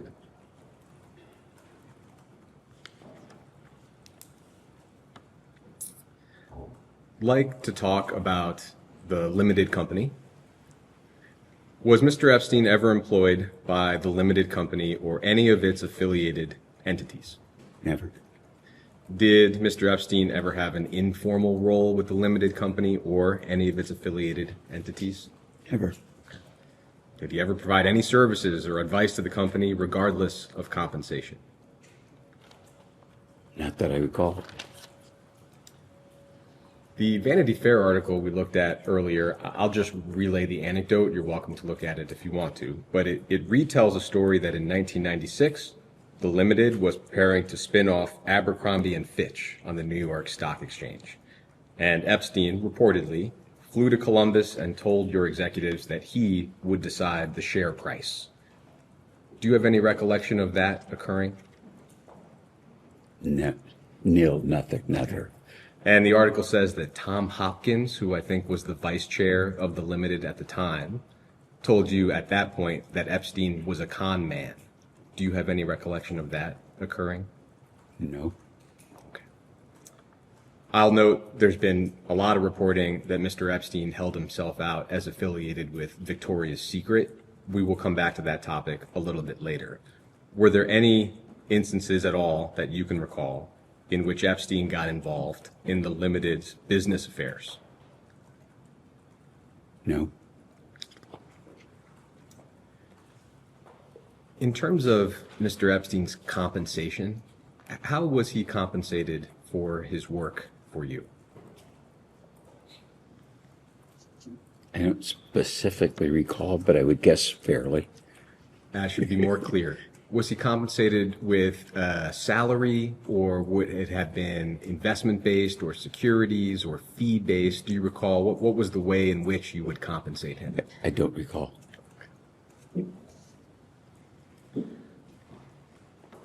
We discussed earlier, I think, that the breadth of his theft from you, I think, has been estimated by your counsels to be the hundreds of millions. Do you recall approximately what Mr. Epstein's total compensation would have been in his time with you? I'm sure I would have known them, but I don't recall.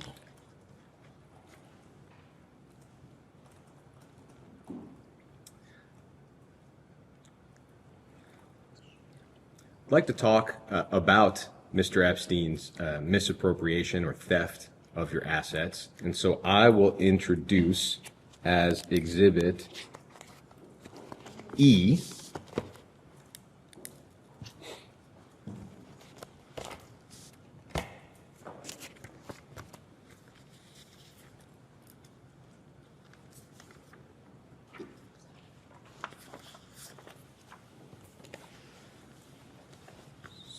So this is an excerpt from a memo that the Department of Justice wrote in December of 2019. And DOJ was assessing the extent to which people around Epstein might have been liable for their conduct. Okay. The memo is long. I have given you only the excerpt that relates to you. There's nothing else in this document that relates to you directly. The section that I've given you on the second and third pages of the document, that's 65 and 66 at the bottom. This is a summary of a proffer that your lawyer or lawyers gave to DOJ in July of 2019. With respect to Epstein's theft from you, in the second half of the second paragraph, I'll read it out loud. Your attorneys, quote, explained that over his years handling Wexner's finances, Epstein stole or otherwise misappropriated several $100 million from Wexner, That misconduct, together with the fees that Epstein paid himself for his services to Wexner, appears to account for virtually all of Epstein's wealth. So several $100 million is a large but not precise figure. To the best of your knowledge, how much exactly did Epstein steal? I don't know. I don't think I'll ever know. I'd like to try to understand a little bit better how Epstein was able to steal or misappropriate that many funds. One way, reportedly, is that the trusts that we described earlier, which I know you said you have no recollection of, I just want to be thorough. The trusts that he was trustee of would receive gifts of limited stock, and he would then sell that stock on the New York Stock Exchange and then use a portion of those proceeds for his own personal purposes. Do you have any knowledge or recollection of what I just described? I'm effing surprised. I shocked. I didn't know this. Is it that you have not previously heard what I just described? I never heard of it, never saw this document. And it was publicly reported, I think, by ABC several years ago, but not ever on your radar. Never. The report indicates that it was more than or around $1.3 billion of stock that Epstein moved around that way. Not that he kept all of that money for himself, but the total amount of stock sales was over $1 billion. You have no knowledge or awareness of that. I don't know the amounts. The only trust that I'm aware of is my wife set up trusts for our kids, So however she set them up in the amounts, I have no idea what's in them then or now. And then separately, it's been reported that around $20 million of stock and cash were contributed by two of your charitable foundations to one of Epstein's charities. Do you have any knowledge or awareness of that? Effing shocked. I'm appalled. I never heard that. Did you know that? No. Except so. Thank you, Mr. Rector. We have some additional questions, and we have some questions from some of the members here. I'll start. I want to just go back to something. Now, earlier in the deposition, Mr. Rector, you said that you were never aware of Jeffrey Epstein or Ghislaine Maxwell sexually abusing minors or adult women. Is that correct? I know Jeffrey was accused by an adult woman of abusing her, and that's the only thing that I knew until the shit hit the fan. So prior to becoming public knowledge, you were never aware No. of Jeffrey Epstein? Absolutely not. Were you ever You have to aware? wait till he finishes asking the question. Sorry. The court reporters will get mad at you if you don't. Okay, so I think you said that. You think you said that you were not. Were you ever aware of Jeffrey Epstein or Ghislaine Maxwell sexually abusing men or boys? No. Okay. How about trafficking men or boys? No. Prior to it becoming public knowledge, were you ever aware of Jeffrey Epstein or Ghislaine Maxwell arranging for a prominent person to have sex with another person? Never. Okay. Can I ask you, Mr. Wexner, were you ever with Jeffrey Epstein in the presence of women or men in bathing suits or underwear? No. Never in the presence of women or men in bathing suits or underwear with Mr. Epstein? No. I mean, if he was at the fashion show, he'd have seen women in underwear, but, 500 people. So you're saying that if he was at a fashion show with you through the fashion business, Yeah. it may have been the case, but could it have been the case that you were with Mr. Epstein maybe prior to the fashion show or in another space? No, absolutely not. So did any women or men ever model clothes for you in the presence of Mr. Epstein? No. So not at a fashion show and not in a private home or residence? as a, being in the audience of the fashion show would have been the only possible time. Are you aware of any individual that has given either a public statement or any information of anyone that has actually said that they believe you were with Mr. Epstein in the presence of women or men modeling clothes or underwear?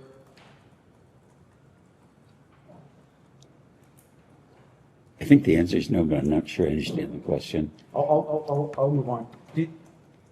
Just a direct question for you, sir. Also, did you yourself ever have a sexual encounter with any individual that was introduced to you by Jeffrey Epstein or Ghislaine Maxwell? No. Did you personally have a sexual relationship with Jeffrey Epstein? No. Are you aware that others have claimed that you had a sexual relationship with Jeffrey Epstein? No. Did you ever suspect, sir, if Jeffrey Epstein ever had any sexual relationships with other men? No. But since it being public knowledge, you are now aware that Jeffrey Epstein had inappropriate sexual relationships with other women. Is that correct? Yes, what I know from the press, the stories, yes. Okay, thank you. Listen, sorry. Thank you. I'd like to ask you about Epstein's properties and your visits to them. Of course, Epstein's New York and New Albany houses were originally yours, as we discussed earlier, and you also had a house in Palm Beach, is that correct? Objection. I think he testified that the house in New Albany was Mr. Kessler's. Okay. Sorry, I'm just trying to clarify. No, thank you. And the house in Palm Beach, was there a house that you had in Palm Beach, sir? I did have a house in Palm Beach Okay. Did you ever visit Epstein's home in Palm Beach? once. Can you tell us about that visit? He bought a house in Palm Beach and he wanted me to see it. I think he wanted me and Abigail to see it. And we flew down on like a Sunday morning with friends of ours from Columbus. Looked at the house, congratulations, got back on the plane and came home. And it was a pretty modest house. Nothing special. So one trip, in that trip, did you ever witness Donald Trump at the house? No, Do you recall any other prominent figures at the Palm Beach house? no, it was just Jeffrey and my friends, Who were the other friends? Judy and Steve Tuckerman, Dr. Stephen Tuckerman and his wife Judith. I'm sure they'll be delighted about that. No, they won't be. They're in heaven. Did you ever visit his island in the U.S. Virgin Islands? Yes, Can you tell us about those visits? yes. Jeffrey invited us to see it, and we were on a boat, and we went to the island with our kids. So Abigail, myself, but I can't remember how many kids we had, 2, 3, or 4, but at least 2, walked around for a while and left. Probably an hour visit. Okay, an hour. So on that trip, do you recall seeing any prominent figures on the island? No, and it was a pretty crummy island. Okay. Did you ever visit his ranch in New Mexico or his house in Paris? Do you want to break those up for clarity? Did you ever visit his ranch in New Mexico? It was the same kind of thing. He wanted Abigail and I to see his ranch. We flew down there and drove around for an hour or 2, got back on the plane and came home. And I don't think he had a house. So you would fly just to go visit for 1 hour? Yeah, I would fly to Europe for 1 hour on business trips. As crazy it is, getting on the plane and going places for me was like going to the mailbox. And he didn't have a house on the ranch, and I never knew he had a house in Paris. And in the ranch in New Mexico that you spent an hour at, were there any prominent figures or anyone that you recall else being there? No, as I recall, it was just Abigail, myself, And I think he'd rented a trailer, so it wasn't a house. And that's all I know. Okay, and so to clarify, you didn't know he had a house in Paris, so you did not ever go to the house in Paris? I didn't know he had a house in Paris, and therefore I didn't go to the house in Paris. Okay. Didn't. During any of your visits to any of these properties, did you ever see any girls or women that looked unusually young? No. Did you ever hear rumors of any girls or women who looked unusually young visiting Epstein's properties or island? No, never did. During any Perfect. visits to Epstein's property, did you ever see photographs or other images of women or minors? Not that I recall. Did you ever become aware of Epstein transporting women or minors using assets that you owned, whether that's a plane that you owned or a yacht that you owned? Absolutely not, no. And did you ever hear of any rumors related to Epstein's personal life or his sexual activities? No. Rumors that you may have heard in the grapevine.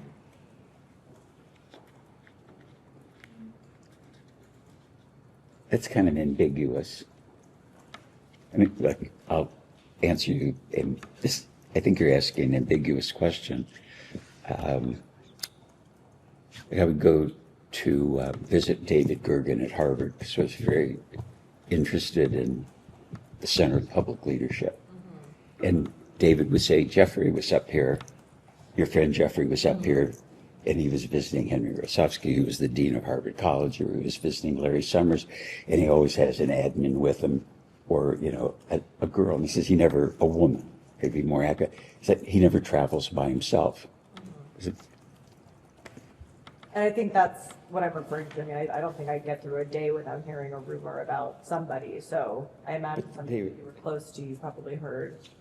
No, but it wasn't, it was more like he was traveling with his admin or his secretaries or his lady lawyer or his lady accountant. That's what I would hear. But it wasn't, I never heard rumors about Jeffrey was traveling around with a girlfriend for this, or a girl was like, it was part of his, I don't know, social visits or something. It was always, if I heard, it was in reference to work, his work. Okay, thank you. Ms. Crockett? Yes, thank you. I actually want to start in a little bit of a different place really quickly. Dr. Mark Landon, are you familiar with him? Who? Dr. Mark Landon? Yes. Okay. He was paid by Epstein on your behalf to consult on biomedical investments, is that correct? I just heard about that. I didn't know that until maybe, I don't know, the last few days. Okay, so with you knowing Dr. Mark Landon, are you aware as to whether or not Dr. Landon ever was paid to render medical services to any of the alleged victims of Jeffrey Epstein? No. What is your relationship with Dr. Landon? Abigail had a complicated pregnancy, and their general obstetrician, I believe, referred her to Mark Landon. He is an obstetrician. And that's how I met him, and he delivered our children. Okay. And so my relationship with him is my wife's doctor. Did you ever introduce him to Jeffrey Epstein? No. Okay. All right. Did you ever spend time with Epstein and Donald Trump? Together? Yes.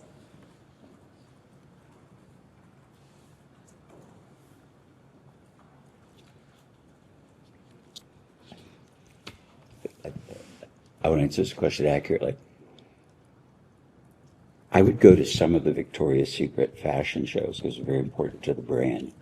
At some of the fashion shows, Jeffrey was there and some Trump was there. And I remember because Trump would always introduce himself to me. And I always thought it was kind of odd that he was at the fashion show because he had nothing to do with fashion.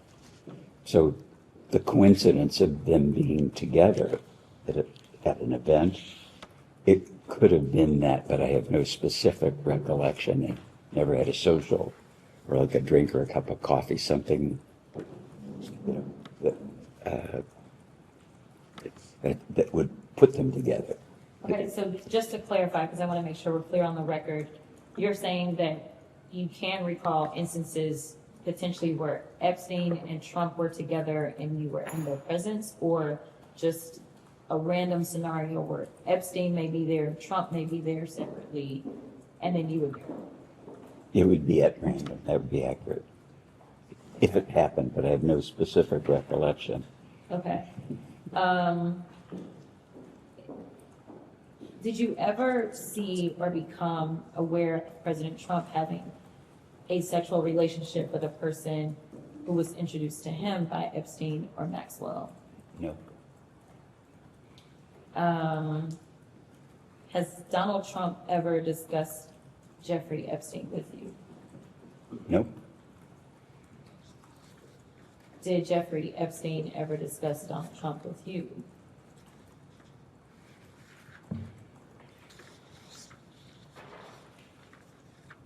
I would describe it, he would name drop it. So he would say things like, I know President Clinton, or I know the Pope, or I know God, or, or I know you. There was that kind of name dropping, but never, I can't remember a specific place, but Jeffrey dropped a lot of names. Okay. So to clarify, you believe he's specifically dropped Donald Trump's name? No, I'm saying it could have, and I don't remember. Okay. Did Epstein ever share any information with you about Donald Trump's sexual activities? No. Do you have a relationship with Donald Trump? No. But you've met him before. He introduced himself to me at the fashion show a couple of times, but I wouldn't say, hello, how are you? Like you say, met, like we knew each other. We don't know each other. He wouldn't. I'd be shocked if he remembered me. Okay. And I know that you specifically mentioned the island, that you have been to Jeffrey's Island. Do you recall seeing any of those persons that Jeffrey Epstein would name drop while you were on his island? No, nobody was there but Abigail, myself, Jeffrey. Maybe I left somebody cutting grass or something. There was a maintenance person, I think. I don't specifically recall. I know for sure I was there, Abigail was there, Jeffrey was there. And there wasn't anything abnormal about the appearance of the home on the island, or and the reason that I asked, just to give you clarification on what I mean by abnormal, we've heard reports of people being thrown off when they walked into his home in New York because there was a massage table that was just sitting randomly in the middle of a room. Did you see anything like that when you visited any property that belonged to Jeffrey Epstein? Well, first to clarify, when we visited the island, there was like a Pueblo building, like maybe a one room and a bathroom or something. It was pretty crummy. And the island was crummy. There were no trees, there was no sand, there was no beach. It was a kind of a peculiar thing. It was an island, but it was like a pile of rocks. It was just, I was kind of shocked that that anybody would buy it for any purpose. As far as seeing things, I never was in the house. I never at his house in New York. The house in Florida, we were there after he bought it because I mentioned with the couple, so I never saw a massage table or anything. Well, Thank you so much, Mr. Chairman. Thank you, Mr. Wexner, for your ability to answer a lot of questions. I think when you meet the survivors, it becomes incredibly personal, especially for women on this committee, so I appreciate it. But I'd like to introduce exhibit, I believe it's F. The article is titled, Jeffrey Epstein Made Regular Payments to Ohio State Head of Gynecology, Records Show, which is from a local affiliate. It's dated February 10, 2026, and we'll be able to get it to you. And it's about Dr. Rainey.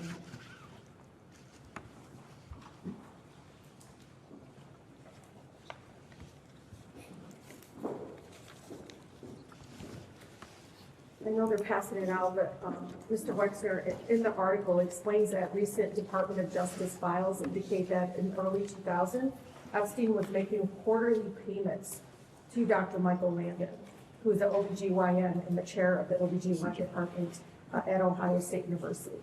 And you said that your wife received services from Dr. Landon, so you know him. Yes. Okay, Dr. Landon said the payments were consulting services he provided for New York Strategy Group, which was some kind of firm associated with Epstein. Do you know why?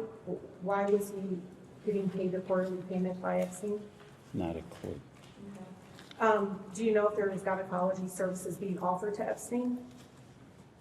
For victims, women? No idea. Because you're very associated with the Ohio State University, right? Yes. You were the board chair, okay. Were you aware that Jeffrey Epstein was paying him quarterly payments? No. You weren't? No.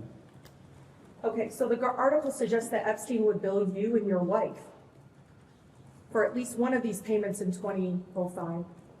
Quote, as we have in prior years. That's evidence within the Department of Justice, Mr. Wexner. Were you aware of these $25,000 quarterly payments coming from your accounts in 2005 and earlier? Not till this moment.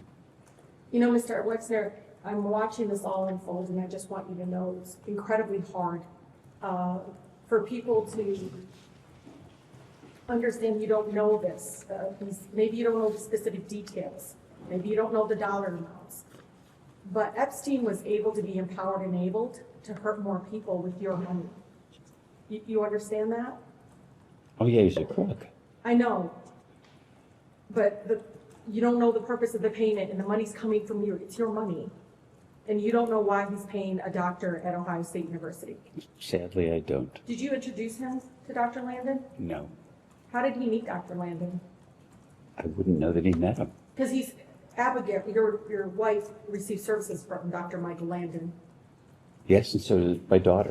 Okay. So was it a routine practice for the New York State Strategy Group's expenses to be paid by your accounts? I never heard of it. It's weird because it's your money going in to pay for this consulting services of another company. It's weird to me, too. So Dr. Landon never talked to you about these Never. quarterly payments? Never. Something else that comes up, because one of the claims that you're saying that you're not close friends and everything, but you know, some of us have access to the redacted emails. Some of us already, I think majority of us have gone down there. There is constant claims from survivors. Again, they're redacted from some of the communication directly with Maxwell or directly with other women that were helping Epstein. And your name comes up synonymously sometimes with Epstein. Did you know that? Well, I know it now. Well, they also said that you were lovers. And I know it's nothing to be ashamed of. I just want you to know. It's so great. No, it's nothing to be ashamed of. But it would explain, I think, the closeness that everyone consistently says. No one ever says you're not close. Is that, like, everyone says that you had a close relationship, that you and Epstein were close friends. Did you know that? Objection, hearsay. Okay. I think, Mr. Wexner, could you provide us with the name of every registered legal entity? And this is important, because if you don't know now, then give us the information. Help us find the people that hurt the girls with your money. I'm asking and urging you to, please. You started your business with your Aunt Ida's money. You don't want your legacy to be not just Epstein, but Dr. What is the guy's other's name? Dr. Richard Strauss? It's Richard Strauss, who also well, it doesn't matter. You were chair of the Ohio State University. You were the board chair at the time that he hurt other women, athletes on campus. This is to say to you, it's not only one person that hurt women, but now two that are affiliated with you directly. And I just want to urge you that if you don't know the answers to this, follow up with our committee, give us the information so we can find out who hurt the women and who benefited from it. So could you provide us with the name of every registered legal entity of which you were the beneficial owner between the start of your relationship with Mr. Epstein and his death? Can you provide that to the committee, sir? I would provide you with everything and anything I could to nail that son of a bitch. Names, where they were registered, and the date of registration, and the names of whoever acted as the agent of those entities. Can I request that you just put that request in writing and direct it to me? I'll make sure. And we'll take it and And respond it's to it. important because, Mr. Wexner, so you know, the women, the survivors told us to follow the money consistently. The other question, and this will be my last. You claimed that you have been a victim and defrauded by Epstein, correct? Correct. Then why didn't you file charges, go after him? He used money to hurt girls and probably young men. Why didn't you do anything to recoup your name, which has been synonymous with Epstein? Do you know your name comes up in the emails among victims who never met you, but your name was used consistently? I'm not sure I understand what the question to The him is. question is, why didn't you file any charges against Epstein if you conned you of $200 million that we know of? Why didn't you go after him? Well, at the time I didn't know. But when you And found out, why didn't you go after him? Is it because he was a good friend? no, You had my feelings for dad him. is probably laughing. You know, No, one of I the, know. one of the, no, no, one of the things my dad told me that you don't get a pissing contest with an elephant. And running a public company for a long time, I'm not good at public relations or financial public relations. And so I would answer questions to analysts, I'd call people up and I'd tell them the truth. And what I learned in the course of my business career is, whether it was my chief of staff, the company lawyer, personal lawyers, what should I do? And the advice is, let us handle it. You don't want to get ahead of this. So I'm happy that today is happening Good. because I want to help and I would do everything I can to Let us nail not that use son of a rubber bitch. women, And because I they might be hurting Please let him, more. please let him finish. and I can't tell you how much I value my own ethics, my own moral compass, that it has a true north. And what I think happened, now knowing about all the cons, is that Jeffrey would tell somebody that they were me or this was somebody else. Like, you and I've never met, right? I don't recognize you, but you're a congresswoman. I think, because Yeah, I never met you, but you're all over the emails. yeah, but so I presume you're a congresswoman, and I presume you're not a man in women's clothing. But I don't know what I didn't know, and I understand. this is You know now, and we can do something about it. oh yeah, So Wexner claims, you claim that you cut ties with Epstein in 2007, right? Okay. But you emailed Epstein, quote, Abigail told me the response, all I can say is I feel sorry. You violated your own #1 rule. Always be careful, end of quote. That was an email in 2008, Mr. Wexner. I know, I'm letting you know that the public knows. probably I was giving him the finger. Okay, that's it, thank you. Mr. Wexner, just real briefly, did the FBI or Department of Justice ever directly speak to you about Epstein or Maxwell? Has the FBI or DOJ ever directly contacted you or spoken to you about Epstein? Not to my knowledge. Never. Never. And then finally, would you consider Donald Trump and Jeffrey Epstein friends or friendly? Would you classify them that way in the information that you have?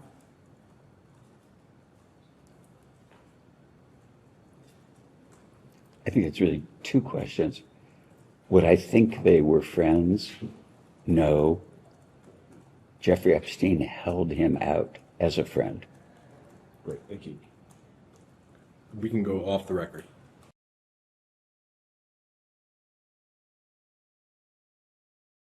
We'll go back on the record. What's that? That is a microphone. Mr. Wexner, it is 1:17 in the afternoon. Our minority colleagues touched on a lot of different subject areas, and I just want to go back through and parse out some things. First, though, I want to enter as Exhibit 5 the letter from Les.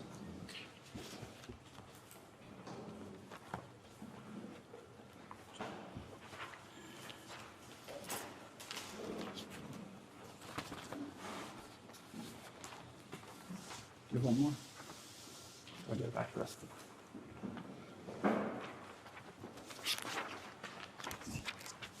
This document is titled Letter from Les, General News directed to the Wexner Foundation community. I will stipulate to you there's no date on here. The date it was posted on the website was August 8th, 2019. Do you guys have any reason to dispute that? In this letter that you wrote in August of 2019, you mentioned that you had that Mr. Epstein had various well-known, respected individuals as financial clients and in his inner circle.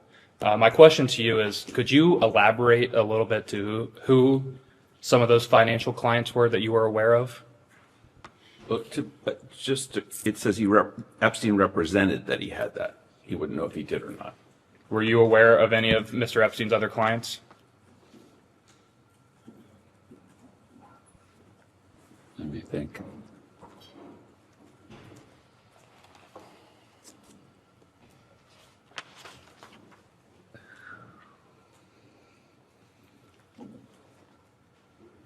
Well, specifically, I talked to Ellie de Rothschild, and so I mentioned that earlier.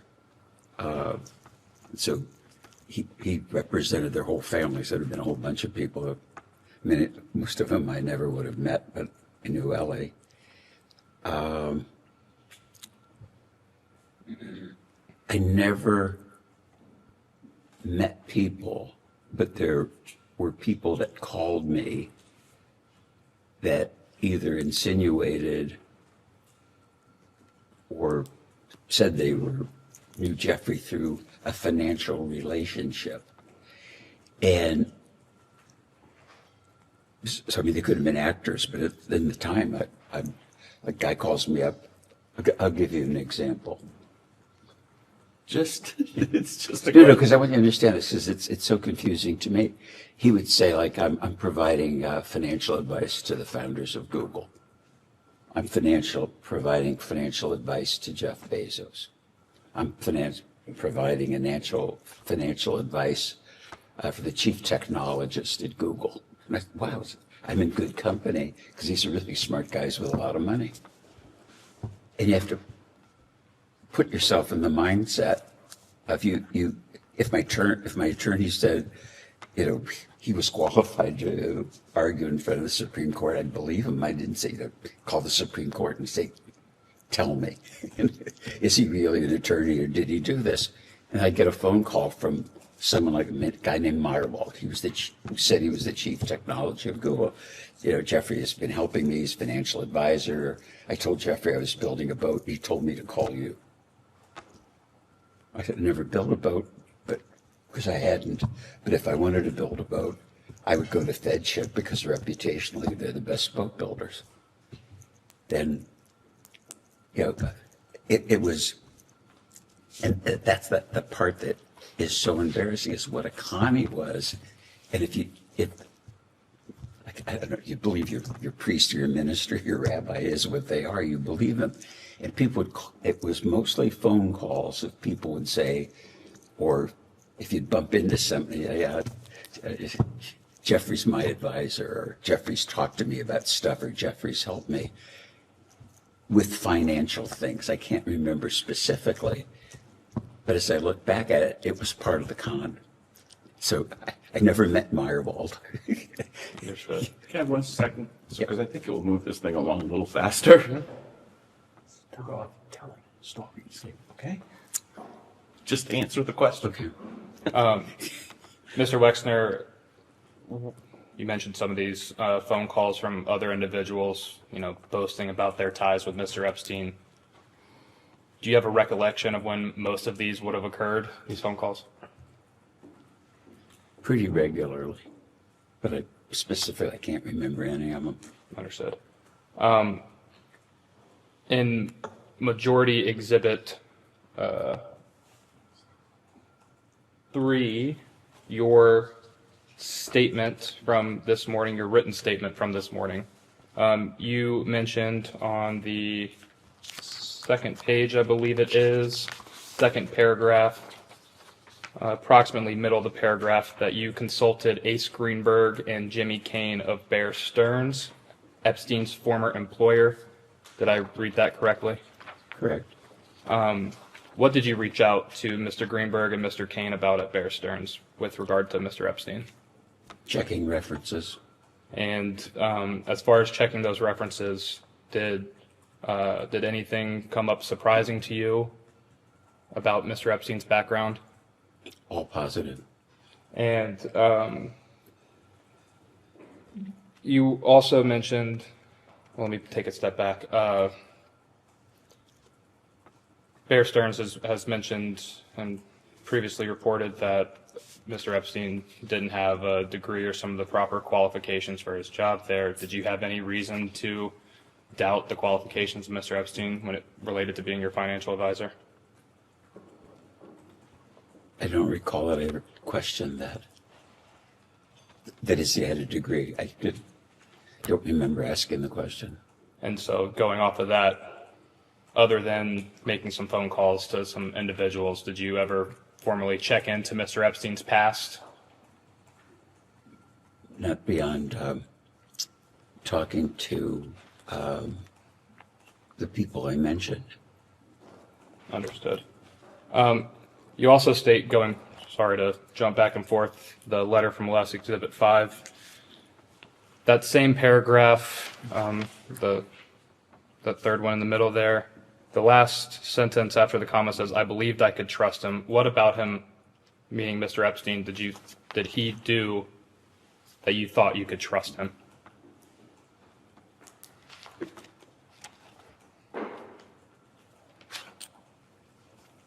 Well, I put him in a position of trust. He was a fiduciary that was to act in my interest, and I trusted that he could do that.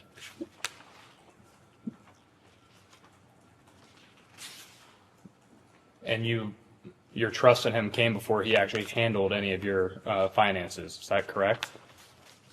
Correct. 'Cause initially, he was like a friend of a friend who I perceived of as being skilled to review Harold's work.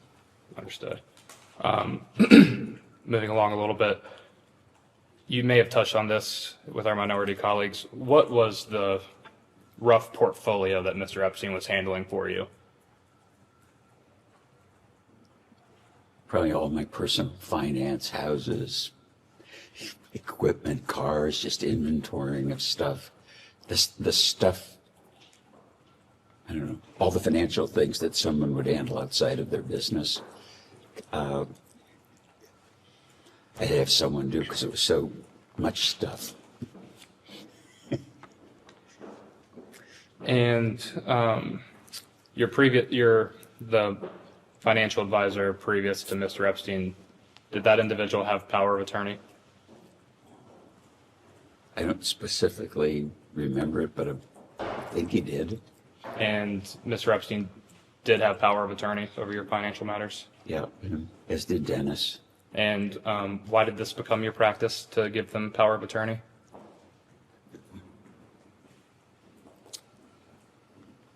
But so busy, traveling so much, the papers had to be signed, tax returns filed, people had to act on my behalf, so many things to sign that I needed to have somebody to do that. Understood. How involved were you with Mr. Epstein's determinations over your finances? Did you have any involvement? I'm confused what determinations mean. More of like did you have any oversight of what Mr. Epstein was doing as your financial advisor? Well, I'm sure he did at the time, yeah. And did he bring every decision to you, some decisions to you? What did that look like? I don't know. I was running a 20-division business, had community responsibility. So if you ask me what the president of the university brought to me or what the head of the foundation, I can't remember, but I was involved in everything except just a lot of stuff. So is it a fair characterization of your testimony that Mr. Epstein had pretty wide latitude over your financial affairs? Yes, that's fair, pretty wide. And Mr. Epstein had access to your personal bank accounts, is that correct? I don't recall. Do you recall if he had access to any of your business bank accounts? I'm sure he wouldn't. Did Mr. Epstein ever ask you to lend him money for any reason? No. Did Mr. Epstein ever make any attempt to blackmail you for any reason? No.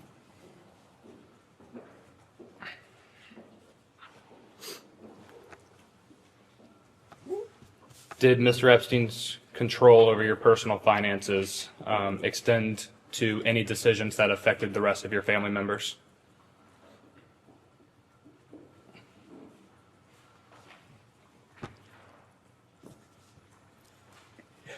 It's just like, I want to say no, but I know that he was involved with the Children's Trust because I learned that today.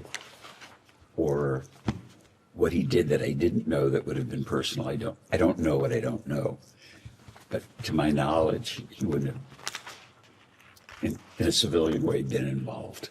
And just to clarify to your testimony earlier about setting up trust for your children, it was Mr. Epstein who helped set up the trust for your children? I don't recall. Did Mr. Epstein handle any other financial decisions in regard to your children? Not that I'm aware of.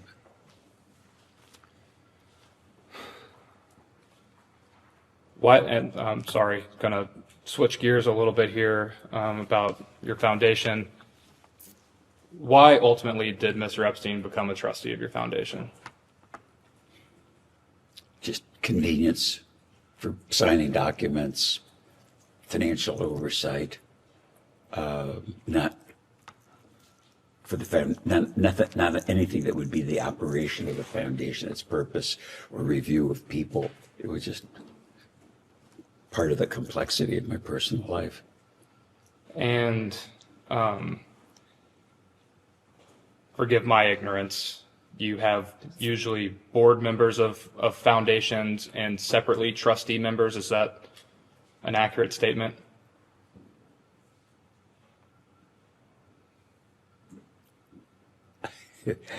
I wish I'm kind of ignorant too. I think we just had trustees. Okay. And just to clarify, Mr. Epstein, did he receive any compensation for his role on the board of the Wexner Foundation? Not to my knowledge.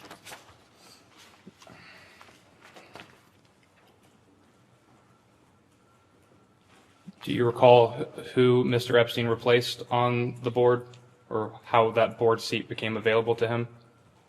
No. Did your mother used to be a member of the foundation board? I think so. And was, due to circumstances, was she forced to step down from the board? No. She left her board position willingly? Yes.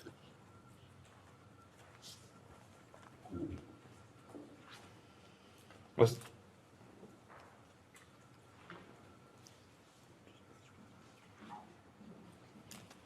can you describe in a little bit more detail the circumstances for why your mother left the board of the Wexner Foundation?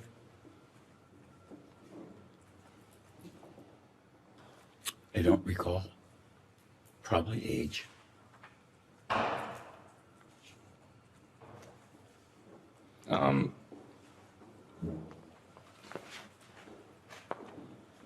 Mr. Wexner, what sort of materials did you use to prepare for today's deposition? I'm going to object to anything that counsel showed him. That's my work product. Anything he reviewed on his own, he's welcome to testify about. A few documents and smart advice, like just answer questions. Yes or no? Don't discuss what your client, what your attorney told you. Yeah, I mean, nothing. The question was, Okay. Say it again. Um, I want to be honest. Excuse me. What documents or other materials did you use in preparation for today's deposition? other than anything that your lawyer showed you? Oh, nothing. Are you aware of any litigation from your mother and the Wexner Foundation about her stepping down from the board? No. Was there any was there ever any pressure from Mr. Epstein to keep his position on the foundation's board? No.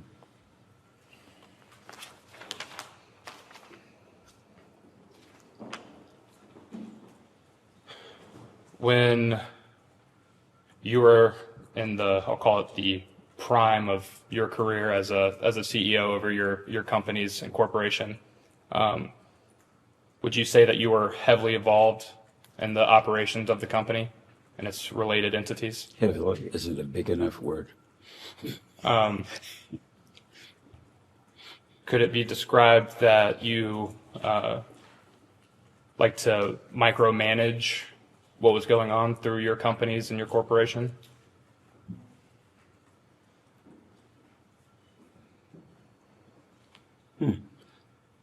No. That was no. I would describe my involvement, and I don't think people that I worked with ever described me as a micromanager.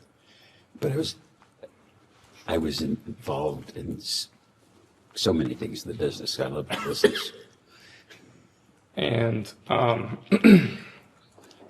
did you ever face any criticism from your corporation or its related entities about allowing Mr. Epstein to handle finances in any way? We never handled business finances, and no one in the business was critical of Jeffrey handling, his responsibilities to me personally. No one ever brought any concerns to you at all? Not that I recall.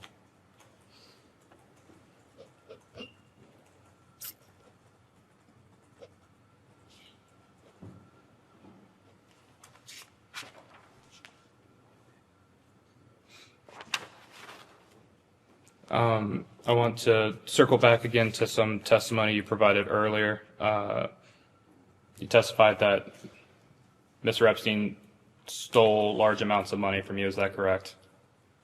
Yes, I did. That's every statement. And I can't recall, did you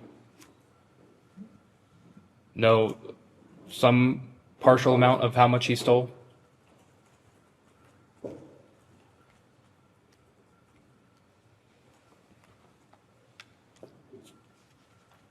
Well, I didn't know he was stealing till after we discovered that he was a crook. And my wife's attorneys told me about Not what they told you, Okay. what you understood. Oh, what I understood. I only understood what they told me. So I didn't discover it or count it or whatever one would do. That's the essence of your question. Does $46 million sound like an approximation of the amount that you were alerted to after the fact? I don't remember specifically initially. Abigail just told me this is No, really not what Abigail told you, Okay. what you understand. what I understood. There was a large amount of money, and I didn't know the specific amount when it was first raised. And subsequently, I found out that it was at least $100 million. Does that represent the grand total of the amount that Mr. Epstein stole from you? I don't know.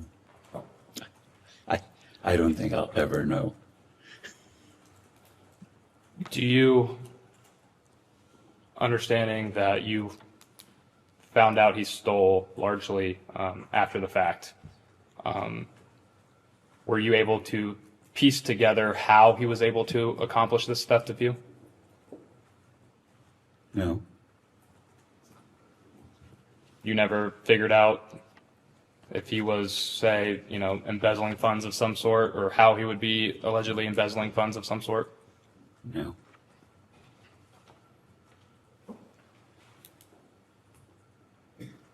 And you testified earlier that you did not end up pressing any charges against Mr. Epstein for the theft of your funds.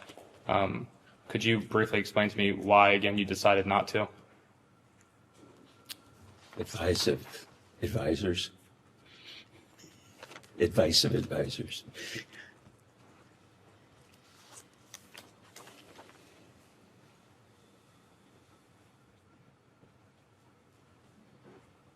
And to be clear, you never suspected any wrongdoing until you ultimately knew. Is that correct? Correct.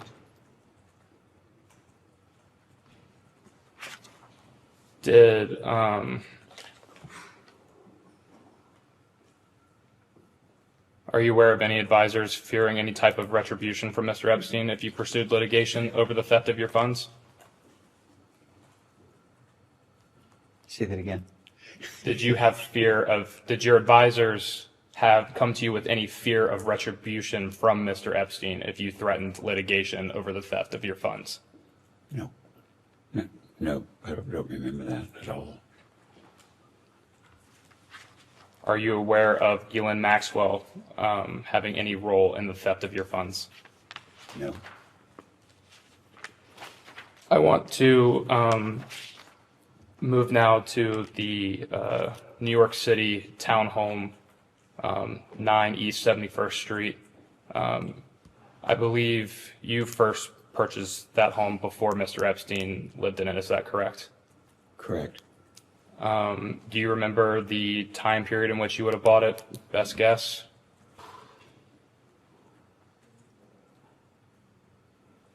I don't know, 5 or 10 years before. It was a school, and then the remodeling took 3 years, and so I don't remember when it was. But I'm guessing it was, I don't know, And in the 80s sometime. excuse me. And you said 5 to 10 years before. 5 to 10 years before what exactly? Before I met Jeffrey. Okay. Did you ever live in this house yourself? I visited it, but I never lived in New York, really. I hate New York. When are you first aware of Mr. Epstein moving into that mansion?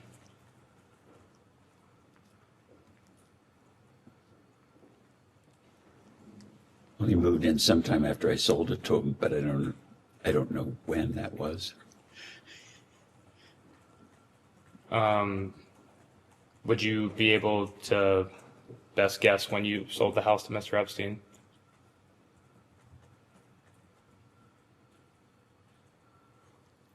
It would have been after 1993. Okay. Are you aware that the deed to the property did not officially change hands to Mr. Epstein until the mid-2000s? No.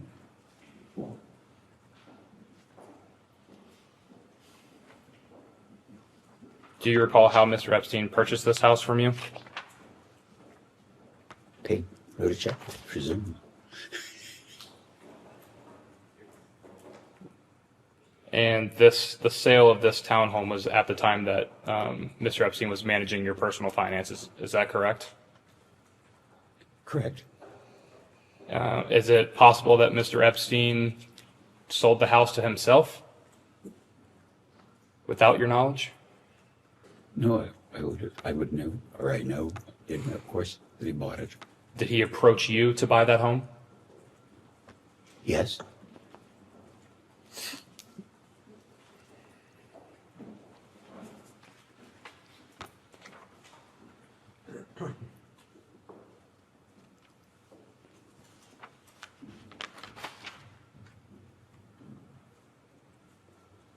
Do you recall approximately how much money you sold that townhome to Mr. Epstein for? I think about $20 million. Do you recall what the market value on that home was at the time? I believe it was $20 million. So you believe you got a fair deal for selling that home? I believe so, yes. It's been recently reported that your company, or I guess technically one of your subsidiaries, the 2 Inc., was transferred to Jeffrey Epstein's financial trust company in or around 2001. Do you have any knowledge of that happening? I don't know what 2 Inc. is, and I have no knowledge what it did. 2 Inc. wasn't one of your clothing brand subsidiaries? It was called Limited 2. That was a business that was part of the company. That's the only thing it means to me.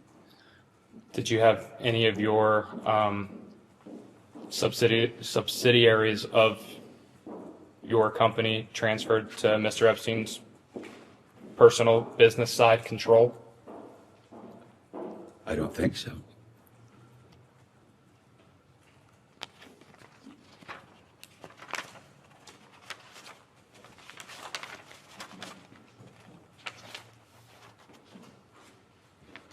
We previously, we'll switch gears on you again. We previously mentioned accusations from Maria Farmer, and there were a subsequent set of allegations from another individual. Are you aware of who Virginia Giuffre is? No. Familiar name, but I've heard it, but I don't connect it to anything. Did you ever have any sexual contact of any kind with Miss Giuffre? No. How could I have contact with somebody I don't even know? Miss Giuffre has accused you of performing sexual acts with her multiple times. You dispute these allegations? She must be confused. No, it never happened.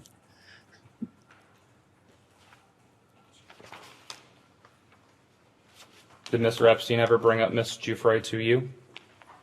No, not a familiar name. Ever mention Miss Giuffre giving you a massage? No. Did Miss Maxwell ever bring up Miss Giuffre to you? No.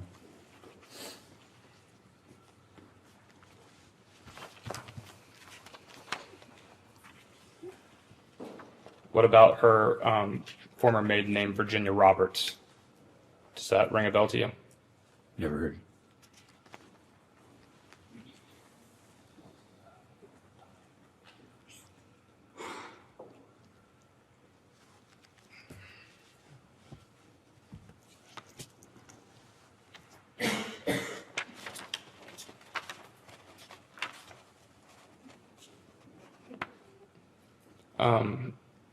I want to return to some things we discussed earlier in the day about travels with Mr. Epstein. I believe it was your testimony that Mr. Epstein was only on your corporate jet when you were present. Is that accurate? Yes, to my knowledge. And to your knowledge, I believe it was your testimony earlier that there would be surprise parties in which the jet was traveling to a location for one of those parties, but you could not recall Mr. Epstein being at the party. Is that correct? Correct. If Mr. Epstein was not attending the party, what were the purposes of his travel with you on your corporate jet? I don't know.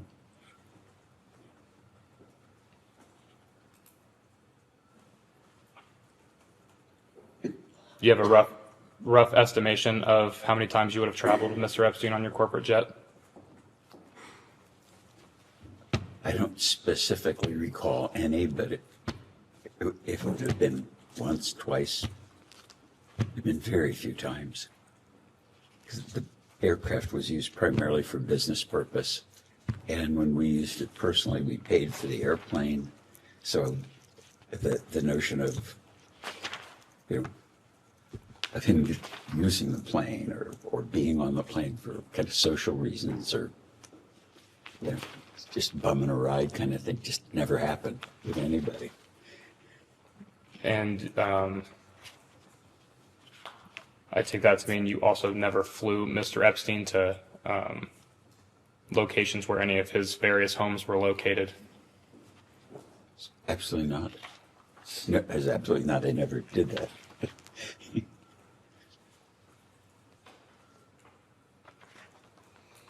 And just to clarify, I believe this might have been asked earlier. Did Mr. Epstein ever bring guests on these flights? Not that I recall. Your corporate plane at that time was a Boeing 727. Is that accurate? We had two aircraft, 727, and we replaced it with a 737. And I don't remember. They looked alike except for their motors, so I can't remember.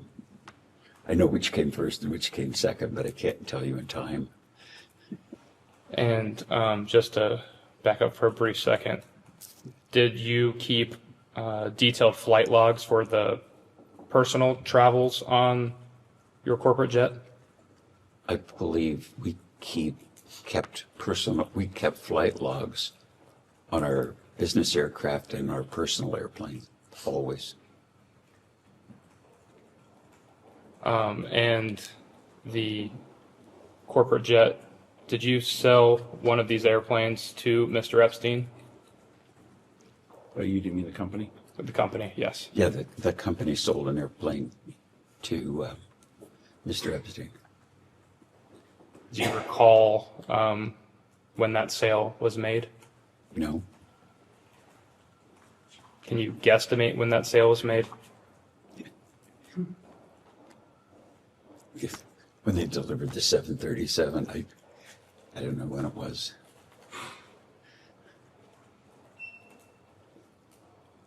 Do you, understanding your posture with the corporation has changed over the years, have you maintained any of those flight logs? Do you have them still as records today? Never had them and don't have them. Do you know why you do not have those flight logs?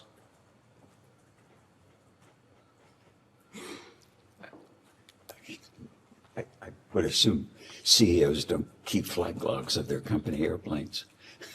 That's a kind of shocking question.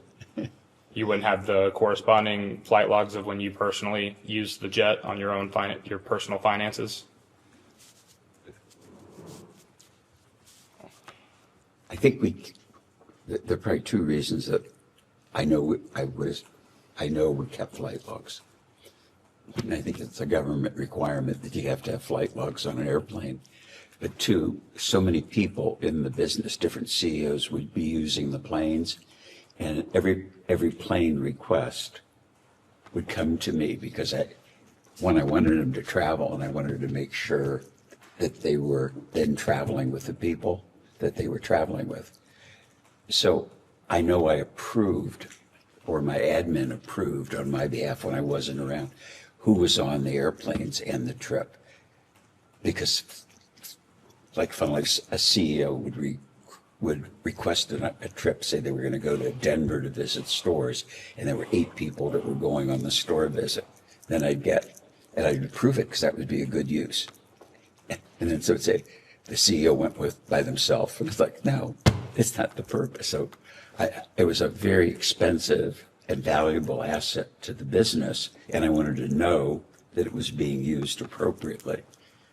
But I never reviewed the flight logs. It's just that level of minutia was beyond me. Understanding you might not have reviewed flight logs or, even necessarily had a reason for acquiring them. Is that a record that would still be kept in the custody of either yourself for personal travel or for the business if those records were ever needed for some sort of purpose? I don't know what the business kept, but if they're there, I'm sure they're welcome to look at them. And so would you be able to obtain those records, assuming they do exist? From the company? Yes. Or personally? I don't think he has access to them at the company. You guys have subpoena authority. Yeah. Do you recall how much you sold the plane to Mr. Epstein for? The company? The company sold, sorry, my apologies. Yeah, I do. It was approximately $6 million. And what would have been if you recall, what would have been the market value for that aircraft at that time? $6 million. Do you believe you got a fair deal for that aircraft? The company got a fair deal? Sorry, yes, the company got a fair deal for that aircraft. Yeah, I thought it was a very fair deal.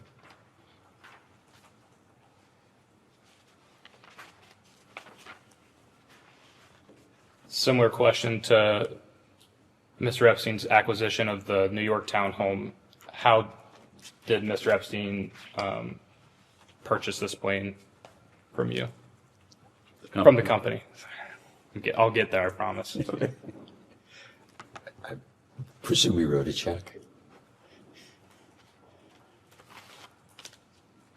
And you weren't privy to the any of the fine details of that deal, so as far as which entity Mr. Epstein would have used to buy that plane from the company?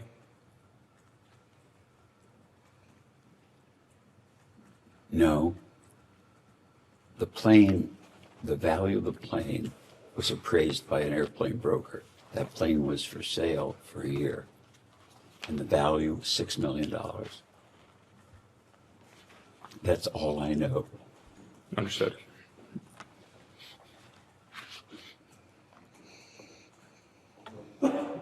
And excuse me if this is repetition, but did Miss Maxwell ever travel with you on the plane? On the company's plane? Not that I recall.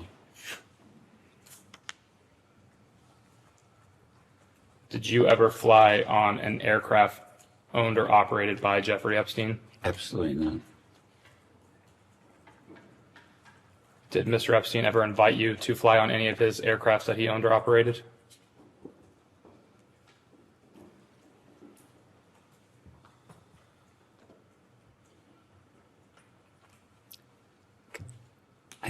I think he might have, but I can't specifically remember the circumstance.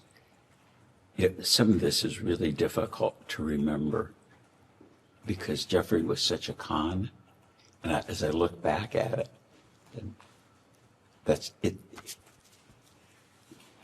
He was much better at being a crook than I am as an honest person, and I think for the committee to understand this, the con part, I can't imagine a bigger crook or con the world has ever seen.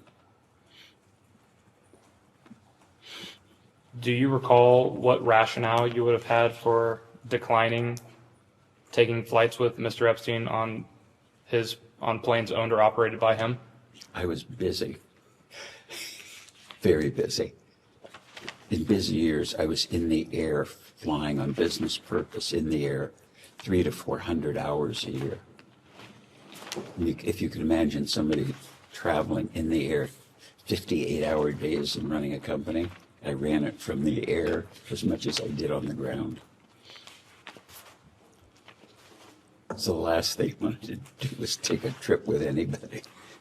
Understood.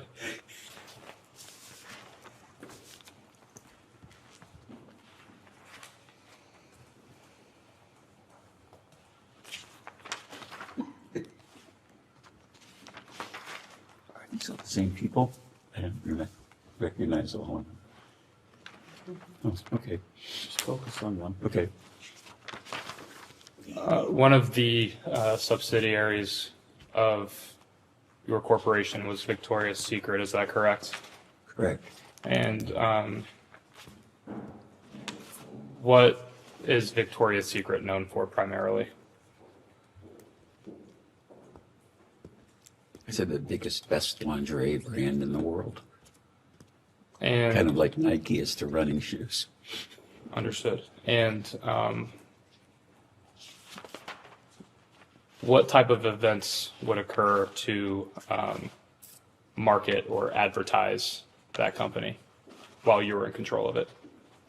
It was print advertising, it was TV ads. a lot of the marketing was point of purchase, the design of the stores, and of course the fashion show was kind of a magical thing for the brand. And I believe you touched on this a bit earlier. Were you aware of Mr. Epstein holding himself out to be affiliated with Victoria's Secret? Only once. When were you made aware of that? I don't remember when. Do you recall who brought that to your attention? Somebody in the company, probably. I don't remember specifically who. Do you recall how he was holding himself out to be part of Victoria's Secret? He was a talent scout looking for models. Did you ever have the sense that Mr. Epstein had a certain odd interest in Victoria's Secret? No. Would he discuss the models at Victoria's Secret with you? No. Would he ask you to attend Victoria's Secret fashion shows? Would he ask me? Correct. No. Did you ever personally invite him to any Victoria's Secret fashion shows? No.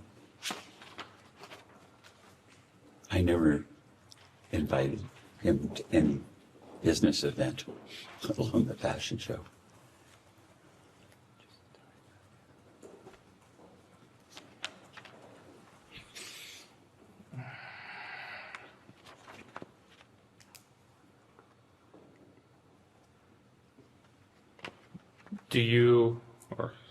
Let me rephrase. Are you aware of how Mr. Epstein would have been able to attend Victoria's Secret events if not invited by you?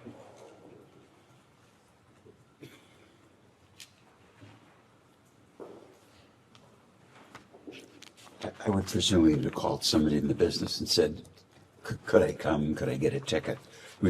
I know that we were, for business reasons, very careful about the audience that was there, and about, I guess, 2/3 of the audience were employees, store managers, people that had, done heroic things inside the brand, because it was a big company event, and all the CEOs of all the companies in the company were invited.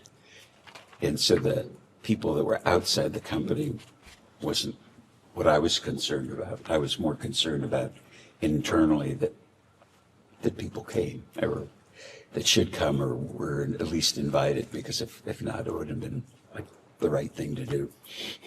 So.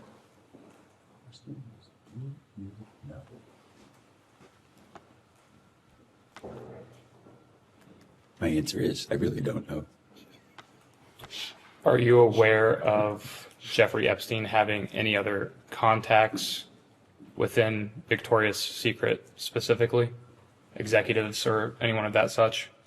I'm sure he knew people or would reach out to people in the business, but I don't know.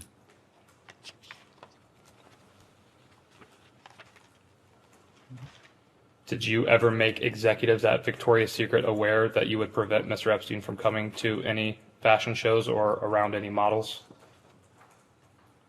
Not that I recall.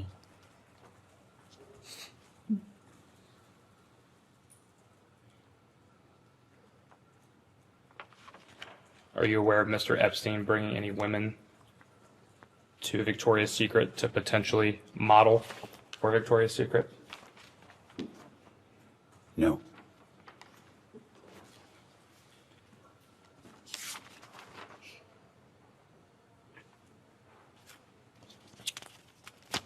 Do you know who Jean-Luc Brunel is? Never heard of him.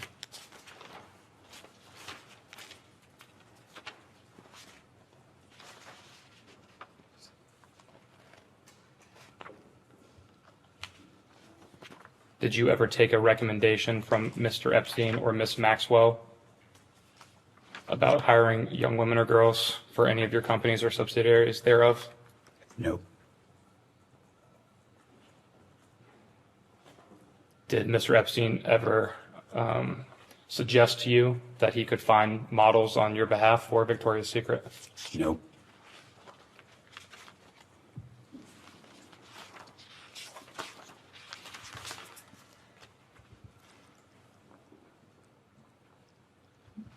Did you ever consider cutting ties with Mr. Epstein, professionally or personally, after he was caught lying that he was a scout for Victoria's Secret?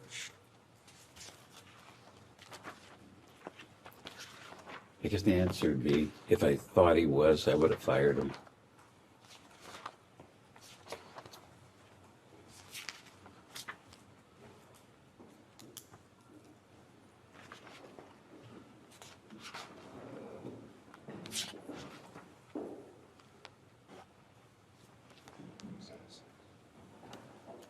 I am now going to enter as Majority Exhibit 6, a letter from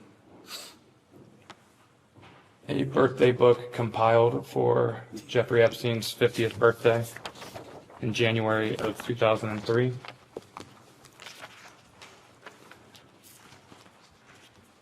I will give you a second to familiarize yourself with the letter. What's exhibit number? 6.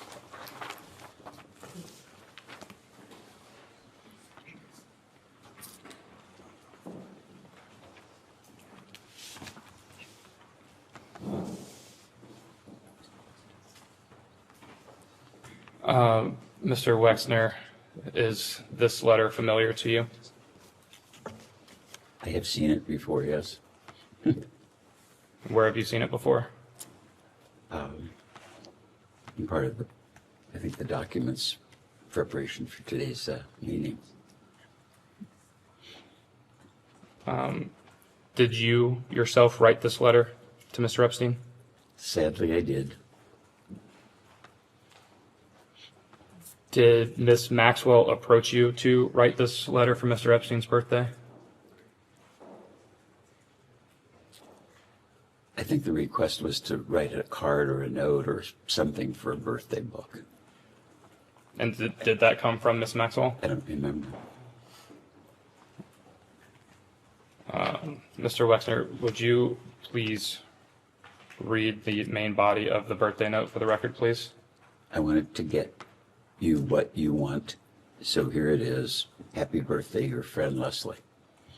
And what was your understanding of what Mr. Epstein would want? He was a bachelor, so I drew a pair of boobs.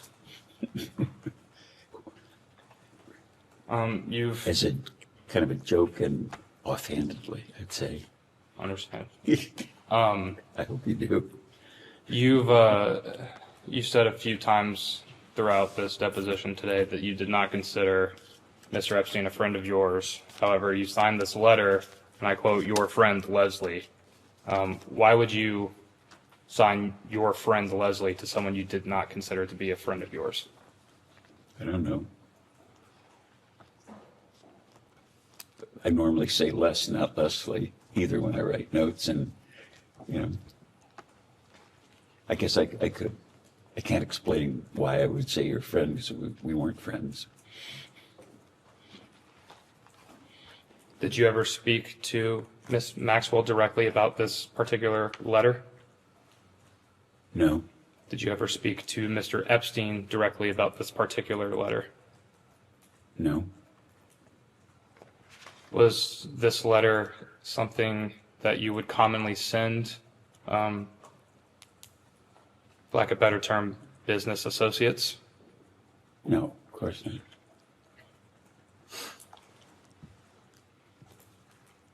I was trying to be funny.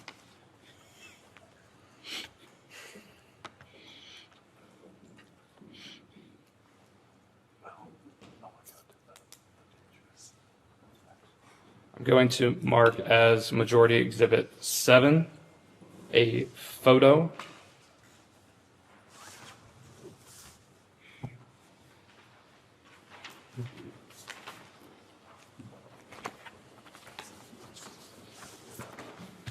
I'll give you a second to review. Give one more. One more.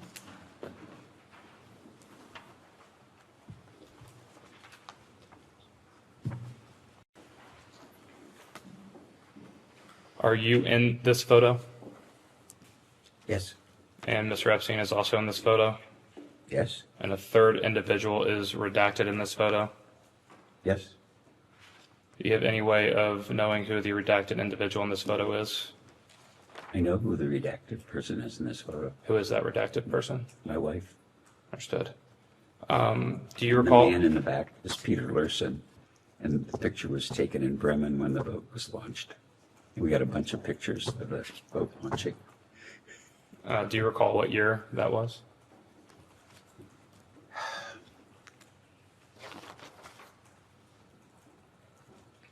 We had 2 children, probably 3 or 4 years after we were married. And did you invite Mr. Epstein to this boat launch party or event? Not that I recall. Can you recall who would have invited Mr. Epstein to this event? No.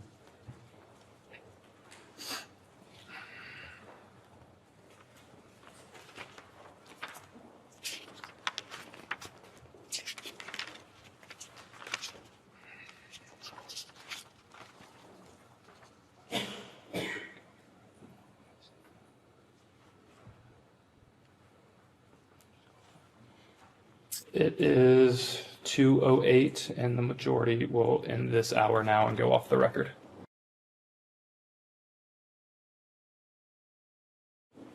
We can go back on the record. Welcome back.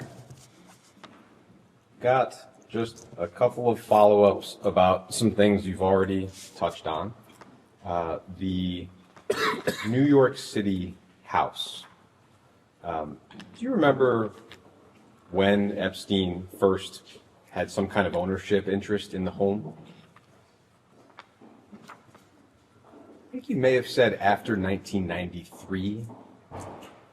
Yeah, when I sold it to him, but I don't remember the date. The sale is reported as 1998. As far as you know, would that be the first time that Mr. Epstein had any kind of ownership of the home? Do you know? I don't know. I just think you could tell me any date. I know it was after we were married. And whether it was a year or 2, I don't remember. But Was that 1993? we got married in 93, yes. Do you recall at all Mr. Epstein talking about why he wanted the home? No? With respect to the home, I think you were asked whether you felt like the sale price was a fair deal for you. And I think your answer was yes. Is that right? Yeah, yes, that's right. And with respect to the plane, I think you were asked whether you felt like the company got a fair deal at $6 million. And I think you said yes. Is that right? Yes, that was because that was the asking price. I think your counsels represented to DOJ in 2019 that Mr. Epstein sold himself both those assets at deeply discounted prices, and that was part of his theft from you. I never heard that before. Do you have any sense of why that discrepancy would exist? Not a clue.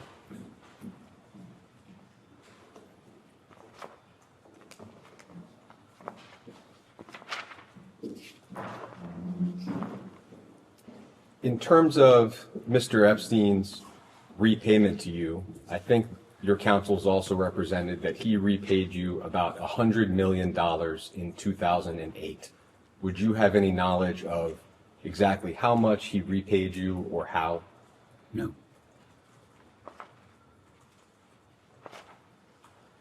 There were a few other physical assets I just wanted to quickly touch on. Sure. There was a second home in New York City at 11 East 71st Street, so it's right next to the home that we've been discussing.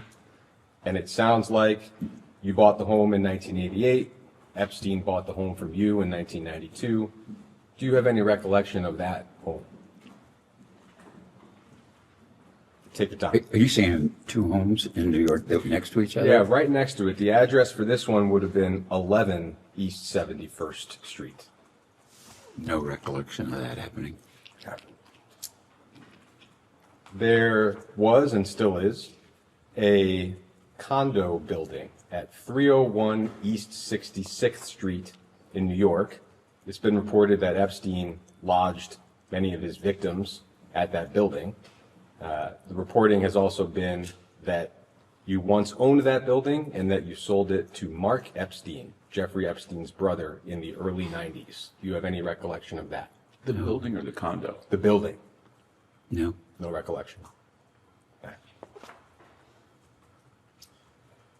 With respect to, I think, what we understand to be 2 homes in New Albany that Mr. Epstein owned at one point or another. So there was first a home on the 7500 block of King George Drive that Epstein received from you in 1990. Do you have any recollection of that home? I know he bought a house from Jack Kessler. That's the one we've mentioned before. That's the only one I know about. Got it. This, I think, is a separate home and was earlier in time. No. Okay. No recollection. That second home, I think you mentioned that Mr. Epstein bought it from Mr. Kessler. I think the documents show that it was a company that Epstein bought the home from, and I'll represent to you that it was you who signed the deed to Epstein. Would you have any knowledge about why that might have been the case? I understand the question. I signed the deed to sell the house to Jack Kessler's house to Jeffrey. Yeah, and it was in your capacity representing an entity of some kind that seems to have been associated with yourself and Mr. Kessler.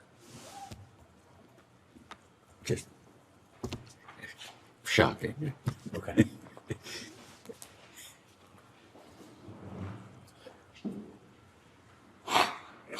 Does it ever occur to you that stuff like that could be just forgeries?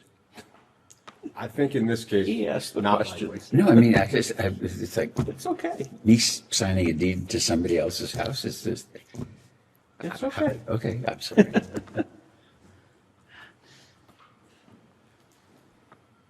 And the entity for that sale was JW and CPK and Company. Does that ring any bells for you? No.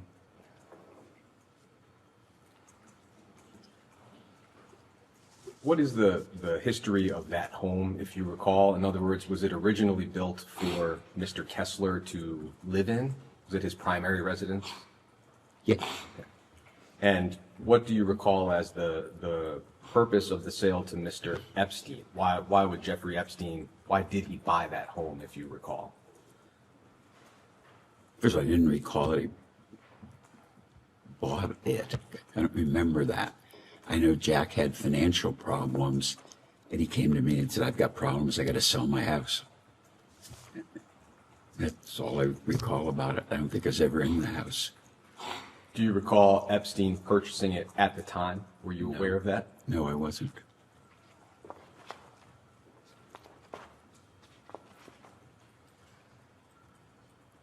I'd like to ask a little bit about your personal relationship with Mr. Epstein. Some of the reporting has described you as close. I think that's been mentioned earlier today. I would just like to ask about a few examples that have been reported and just understand your knowledge of them. Sure. The New York Times, for example, has reported that sometime in the late 80s, Mr. Epstein managed the design and construction of your yacht, the Limitless. Do you have any recollection of that being the case? Furthest thing from the truth. Not true. I worked on the design for 10 years, me. And it took 3 years to build the yacht. And the only person that was there beside me watching the construction was Abigail. Period. And a gentleman who represented himself to the New York Times as your former captain, Craig Tafoya, seemed to be of the understanding that Mr. Epstein had a role in designing the yacht. Mr. Tafoya, from your point of view, Mr. Tafoya is simply mistaken. Absolutely mistaken. If you wanted to, I can draw it in detail for you right now.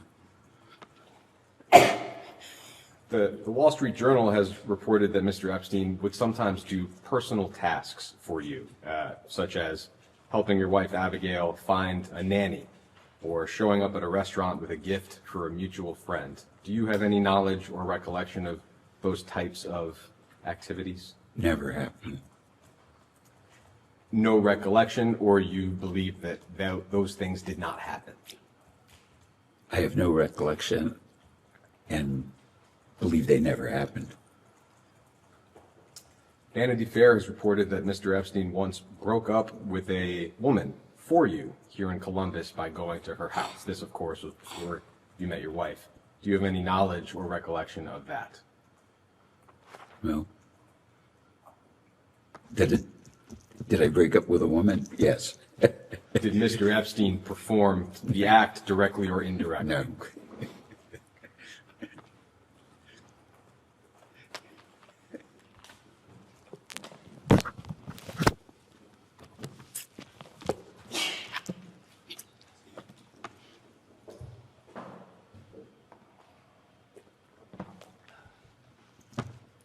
I'd like to introduce as Minority Exhibit G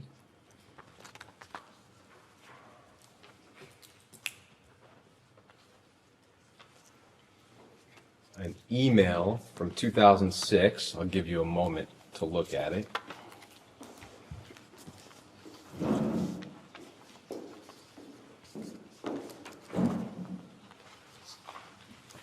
I'll only be asking about a very short part, but feel free to scan it. What it looks like is an email from Mr. Epstein to somebody with a limited brands address, D. Larson. I don't know if you would have an idea of who that probably is. My admin, Don Larson. Great. Can we have a chance to just read the email? Sure, of course. Thanks.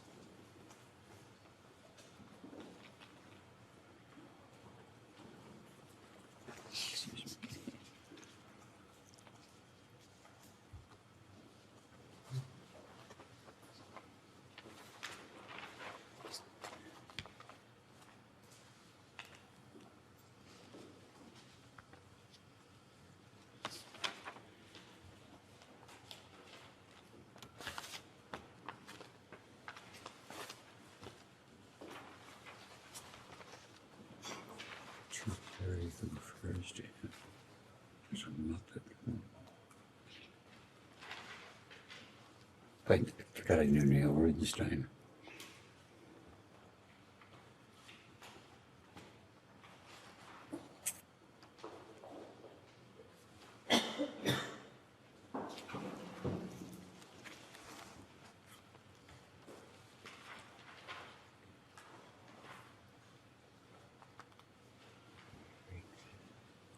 And at a certain point, I'll just direct your attention to a sentence. Yeah. No, that's fine. It's just, he's not on this, so. Yeah. So, Just trying to get it. at the very end of this email, Mr. Wexner, I would say close to the very end, there's a sentence that starts with, I believe that this information. And if you see that, I'm sure your counsel can guide you to it. And I'll read that out loud. This is a long email. It seems to relate to business topics and people. But Epstein signs off by saying, I believe that this information belongs to you, and under gang stuff rules, I cannot simply be the repository of people's hushed calls and not share with you. And the subject of the email is, for Les's eyes only, please do not circulate. So the phrase gang stuff rules, is that a familiar phrase to you in this context?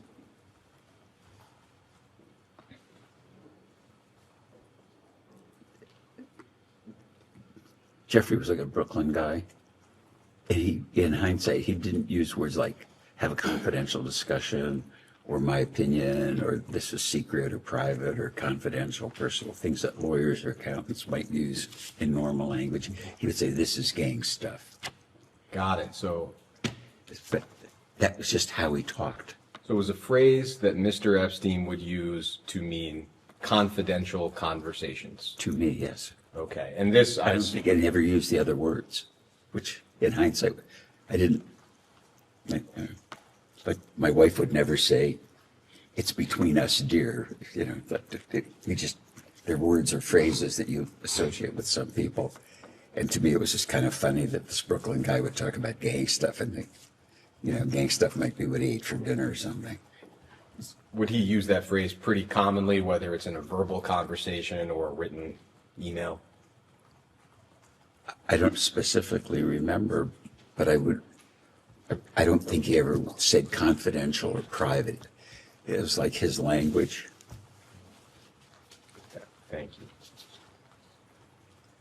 With respect to, we can move on from that email. With respect to the power of attorney that you gave Mr. Epstein 1991, I know it was discussed earlier. Could you just flesh out for us a little bit the theory of an unfettered power of attorney? In other words, it wasn't conditional or restricted to a particular account or a particular type of asset. It covered, as we understand it, all of your assets, which is an enormous, I think, step of trust. What is your recollection of why you made that choice?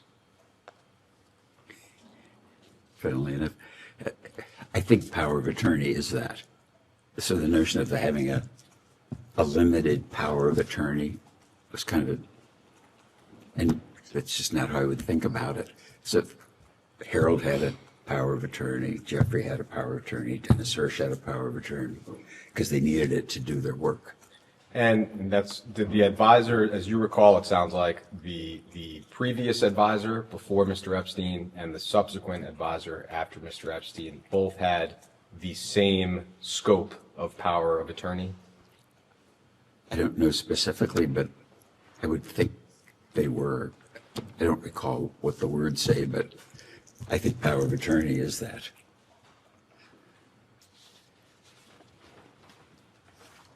We've seen reporting, I think in the New York Times, that you accompanied Mr. Epstein to visit the White House in 1993, a few months after President Clinton took office. Do you have any recollection of that? Absolutely didn't happen. Didn't happen? Well, I'd been at the White House, but the only time I was at the White House when Clinton was president, he invited a group of like 20 CEOs from around the country to get feedback on the economy. And that was said. And I was there like the president of one of the lumber companies, the chairman of JP Morgan, Sears, companies like that. I was kind of the smallest fish in that bowl. But it was that purpose. And Mr. Epstein was not present? Of course not. So, as far as you know, you did not visit the White House under any administration with Mr. Epstein? I never visited the White House under any administration, under any circumstance with Mr. Epstein. Okay. That I'm positive of. The New York Times has also reported that at your 59th birthday party, Mr. Epstein acted as sort of a master of ceremonies. He would give toasts and introduce guests and arrange for some people such as Alan Dershowitz and Shimon Peres to attend. Do you recall the party that I'm describing? Well, Shimon was at a couple of birthday parties. I don't remember Jeffrey being there. If the party was in Columbus, I probably could remember 4 or 5 of the people that were there, and it was a surprise too. Do you recall, I suppose at any birthday party, but that one in particular, Mr. Epstein playing that sort of a role as a master of ceremonies of sorts? No. I'm thinking, even at the party that I was thinking about, the Shimon Peres, if you ask me who was there, he wouldn't have been on the list. That's not who I remember. It was a different kind of group of friends that Abigail picked to come to the party. But to the original question, do you recall Mr. Epstein ever acting as a master of ceremonies at a birthday party for you? No, absolutely not. Never.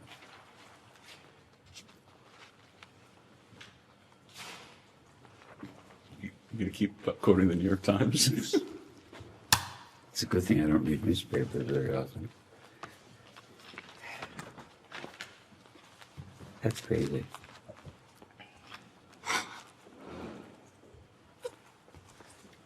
I'd like to introduce as Minority Exhibit H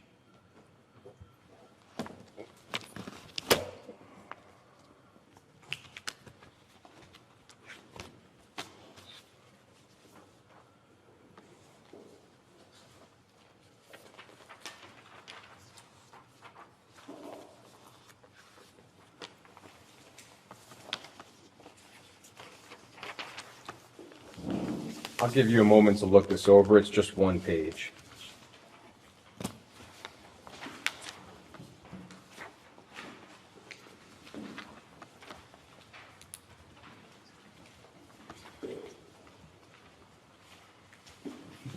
Make 3 copies.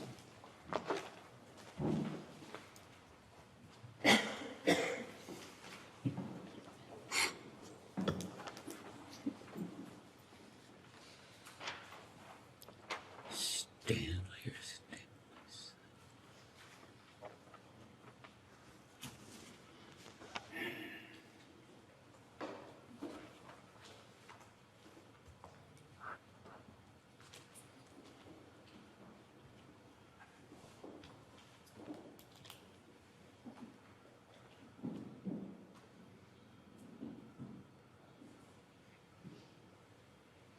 So this is a file that was part of the recent DOJ release, and it's some kind of draft or fully composed email from Mr. Epstein. It appears to be intended for you.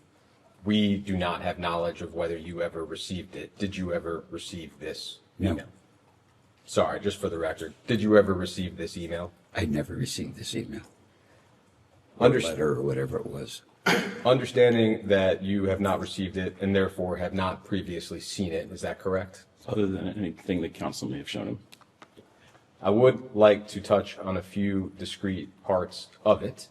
Mr. Epstein, at one point early in the email, says that, quote, "I owe a great debt to you as frankly you owe to me." Would you have any sense of why he might feel that way in general, or did he ever express that type of a sentiment to you? No. When I saw this, like, I know what you do or people do, they write letters to the file. I've never written one, like a memo to myself. And so I read this and I thought, this is like cover your ass kind of thing. And it just doesn't even sound the way he speaks. And just nonsense in it. He also said, quote, "As I'm sure you recall, you didn't sit with your mother or sister or Sharon when the conflict arose, as I did it for you. You didn't sit with Jack Kessler, Stanley, or Stanley's son. I did it for you." Do you have any sense of what Mr. Epstein might be referring to there? Well, I don't know what he's referring to about my mother or my sister. I know who Sharon was. Stanley, I presume, was our previous attorney, Stanley Schwartz, and his son worked in our business and, worked in it until he retired. So that I don't know what the hell he was talking about. Did you ever ask Mr. Epstein to mediate a dispute or otherwise insert himself into a dispute with the individuals he mentioned here, your mother or sister or Sharon, for example?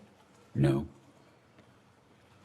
Mr. Epstein also says that, quote, "Abigail and I sat, she asked many questions, she made many unfair, aggressive, and false accusations, none of which could have been fully answered without violating a confidence with you."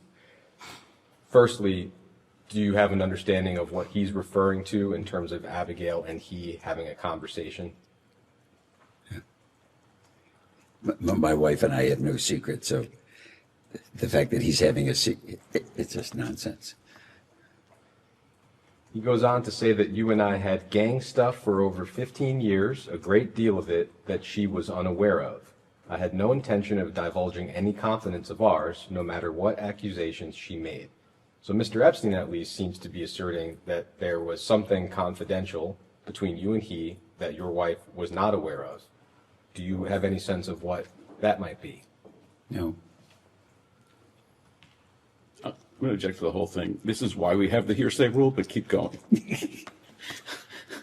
Mr. Epstein goes on to say that, quote, "I always told you I would never under any circumstances give it up or put you in harm's way, no matter who, what, or when." Do you have any sense of what he might be referring to there? And I'll need a verbal audible. No, absolutely not. I mean, this is cover your ass psychobabble as far as I'm concerned.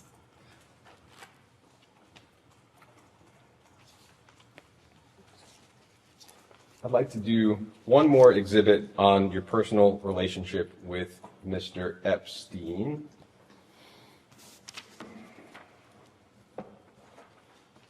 So this will be Minority Exhibit I.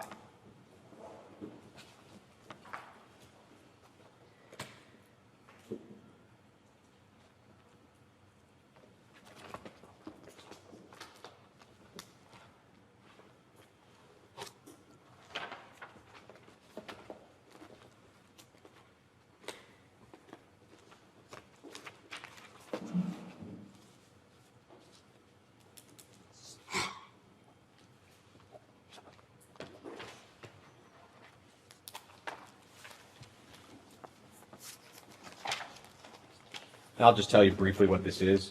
Oh, good. It's long and you're not going to have to read it. It's a PowerPoint presentation that the FBI put together, it looks like within the last year, summarizing their investigations into Jeffrey Epstein and Ghislaine Maxwell. It's just their summary of the steps they took during their investigation and who was charged with what. That's what the document is.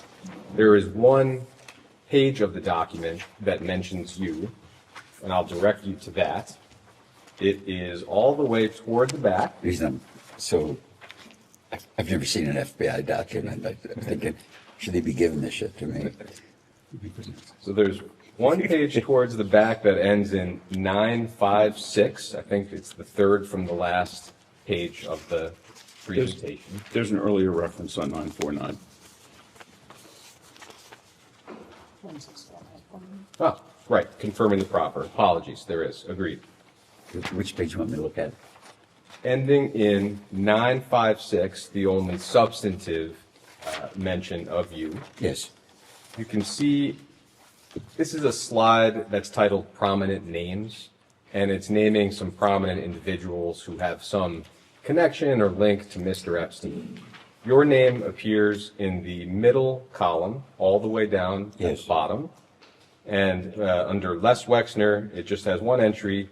There's a name that's redacted, and its redacted name stated, Epstein earned his money from having homosexual sex with Wexner. I know you were asked this question earlier, but in the context of this FBI report, is it correct that you did not have any sexual or romantic relationship with Mr. Epstein? Absolutely not, or any man ever. I'm very straight, super straight. Thank you. That's wacky.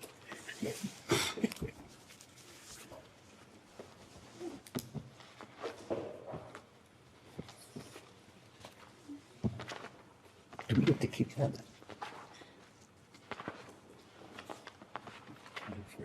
No. I just never read an FBI report.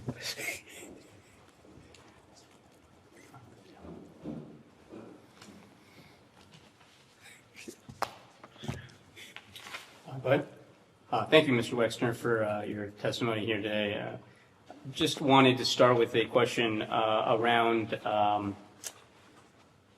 U.S. Senator John Husted, and it's been reported that you gave him something like $117,000 in donations. Is that correct? I think you mean John Husted? I'm John Husted, yep. I don't know how much money I gave him. Would that sound about right? It's a substantial sum. Well, I'm thinking, I met John when he was a state representative. I'm sure I helped him. I helped him politically when he ran for lieutenant governor. I probably contributed to senatorial campaigns. So is it possible over time I would have given him that much money? It is. Well, let me maybe be But I don't accurate. I think remember. it was recently reported that you gave him $117,000 sometime shortly before he voted no on releasing the Epstein files. Would that sound familiar? No. No? Did you or any of your representatives ever lobby Senator Husted or anybody else in the federal government to prevent the release of materials related to the Jeffrey Epstein files? Absolutely not. Did you or your representatives ever request that the Department of Justice redact your name in any files? No. Absolutely not. Wanted to move on. Now, I remember the document we was referenced a little earlier mentioning former Prime Minister Ehud Barak. Did you ever have a relationship with the former prime minister? Can you define Sure. relationship? Any relationship? Do you know Prime Minister Barack? If so, could you elaborate on how familiar you were with him? Well, I was only with him a couple or 3 times in my life. I happened to be in Israel when he was elected, but before he was sworn in as prime minister. We had a brief meeting in his political office. It wasn't the government office. May have met him in Israel when he was prime minister, but I don't recall. I know that I had dinner with him and I think his wife and daughter and Abigail in New York after he was out of office, I think. I don't think he was prime minister. Did you ever communicate with the prime minister outside of personal meetings, phone calls, emails? He came here once, I think, for Jewish community stuff, and we went to a football game. That's all I remember. Did you ever communicate by email or phone call or other correspondence? No, I don't think I ever had his address or phone number or email address or text number or whatever. Are you aware of the Wexner Foundation or any other trusts or foundations or organizations affiliated with you ever donating money to the former prime minister? No. Would it surprise you if I told you that an FBI report stated a report that the Wexner Foundation transferred at least $2.3 million in U.S. dollars to former Prime Minister Ehud Barak? Shocked. Shocked. Okay. I want to move to a different topic here. Are you familiar with a gentleman named Richard Adrian? Who? Richard Adrian. No. Do you remember anybody being a bodyguard from you by that name? No. No? 1991 to 1992? No. How many bodyguards have you had over the course of your career? I don't know. Hundreds? Dozens? No, not hundreds, but I don't know. Dozens.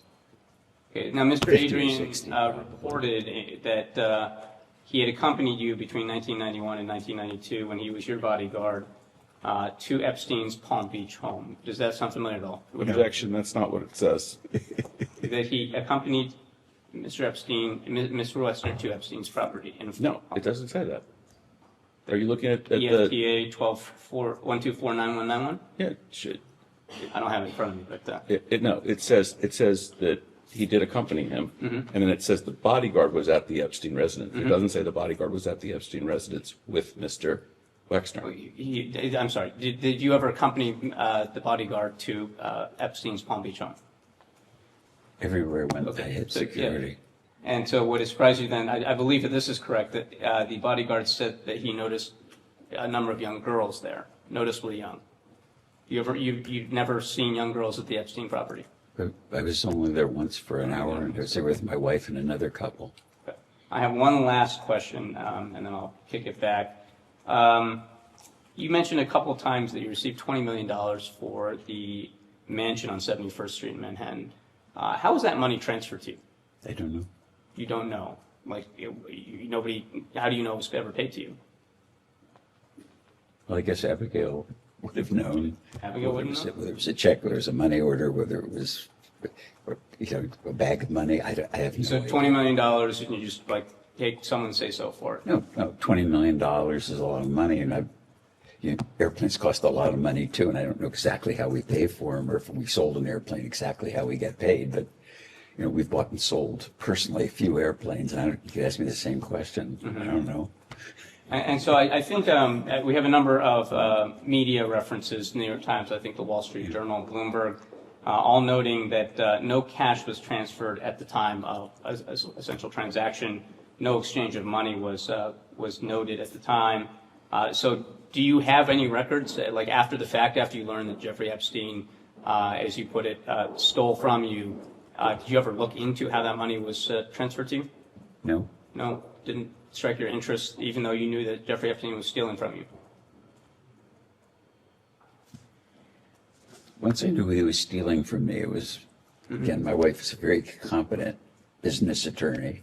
We have good accountants. I believe good counsel, and that's not what I do. And I don't go back and if I fired somebody in the business, I didn't follow them to see if they behaved badly again. They were done. That's just Let me then follow up and ask, did your wife ever mention to you how the money was transferred? No. Or that it was transferred? Objection as to spousal privilege, but he's already answered. All right, thank you very much then. Mr. Wexner, Steve Lynch, Massachusetts. How long did you know Mr. Epstein? When did you first meet him?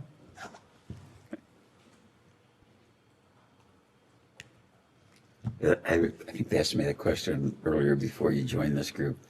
I think it was like 5 years before I got married, about early 80s, I would guess. Early 80s? I think so. I don't remember precisely. And in all the time that you knew him, and he worked for you, he was your power of attorney, handled a lot of really important things in your life. Do you remember him ever having a romantic interest or women in your presence as his guests or associates? Yeah, I mentioned earlier, too, the first one was Dr. Ava Anderson. I met her, and Jeffrey said When was that, sir? I'm sorry. when I first met her, whenever that was, So 80s? early or 80s. 90s, yeah. And my understanding, because meeting her, is that Ava was a very attractive woman. I think she was in med school, so yeah, and so she was a serious person, and Yeah. she is a serious person. She's an oncologist. She's married. She has children. I get you. And then I don't know how many years later he broke up with Ava, and Glenn came into his life probably about the time I got engaged, and When was that, sir? I got engaged I got engaged on September 8th, 1992, because Okay. I got engaged on my birthday. And so at that point, Mr. Epstein's relationship with Ghislaine Maxwell was romantic at the time. It was about then that I met her, and they said they were going to get married. And it was, I was getting married, Jeffrey was getting married, so it seemed like, everybody was going to be in Happy Valley in terms of their life. And both women, they were grown-up women. Ghislaine is exactly the same age as Abigail, and very smart. She said she was like an honors graduate of Cambridge or Oxford, and quite charming, and English accent, and an attractive woman. So I was very happy for them. Do you ever remember spending time with Epstein and any of his other romantic interests or girlfriends, especially younger women, in your presence? No, there were no others that I was present or mentioned. Ever in his presence with women who may have been of teenage or minors? I thought about that. What did I miss about this guy? And I don't think I was ever with him, or he was ever with anyone. It's vague in my memory that I would say was under the age of 28, 30. I mean, he was with adult women, or women that they looked adult. They said they were a lawyer, an accountant, or something. I know this name has come up earlier in the deposition, Virginia Giuffre. Giuffre, I'm sorry. Do you recall ever meeting her in Jeffrey's presence? Absolutely never. I don't. Or Virginia Roberts, I think her maiden name was? No, Okay. absolutely not. How about Miss Farmer? I thought Miss Farmer might have made allegations about something that happened here on your property. We've actually covered it. It wasn't his property, it's an adjacent property. An adjacent property. Thank you for the clarification. Or certainly No. on the next door. No, never. Was that Mr. Kessler, Whose property is next door? I'm sorry. my friend business partner in New Albany, Jack Kessler. So no women who seemed unusually young then? Absolutely. Okay. We also understand from your counsel's proffer that you interacted with a number of other prominent people who knew and had dealings with Epstein, including Prince Andrew, various professors at Harvard, perhaps a sultan of some sort in Dubai, perhaps Howard Lutnick.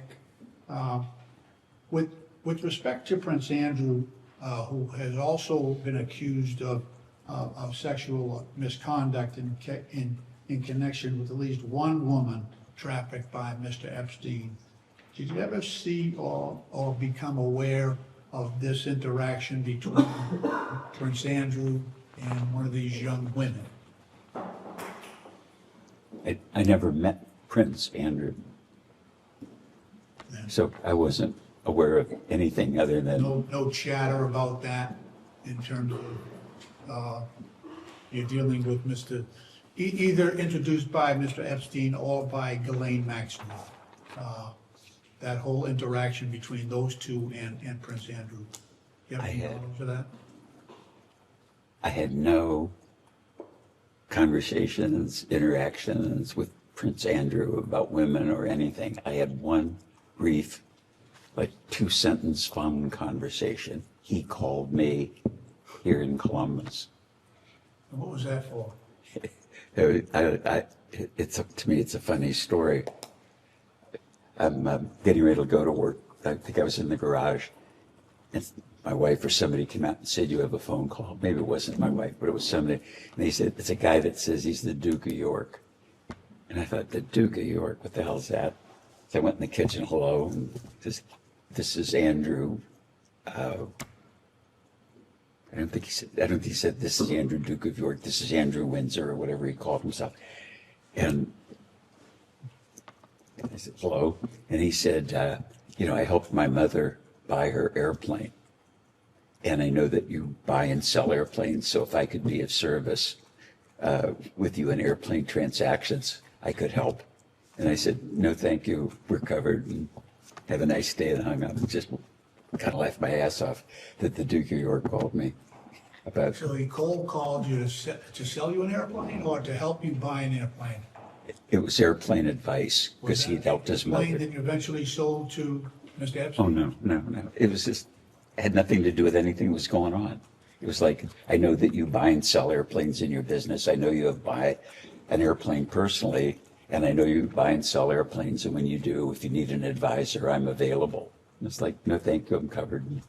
So he offered to advise you on purchasing airplane. Pardon?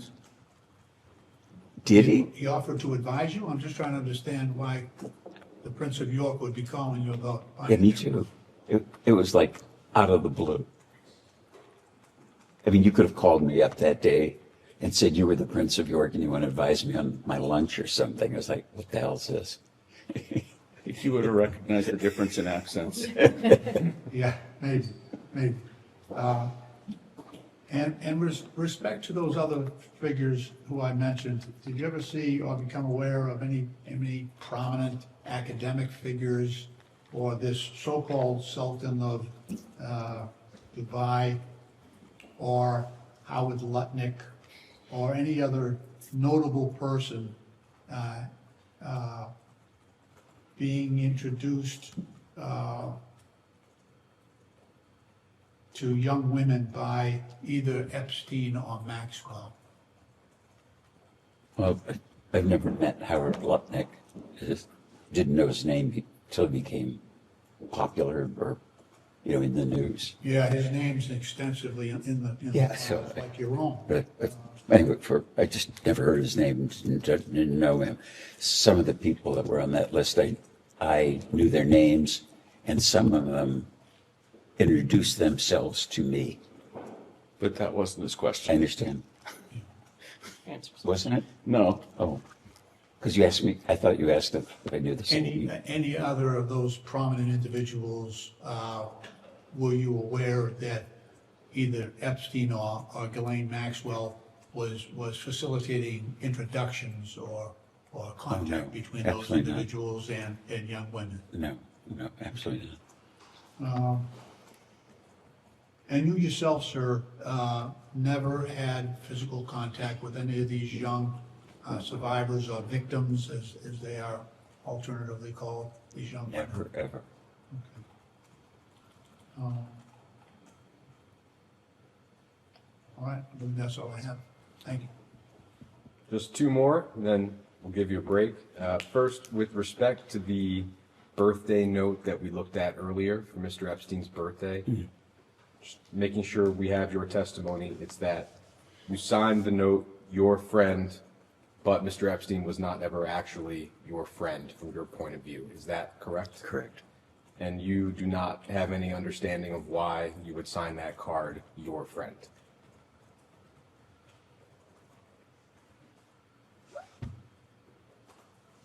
I think if I was sending a birthday note to somebody, I'd say your friend or something. I wouldn't just sign my name. It would be like I don't know. But it's not a salutation, is it?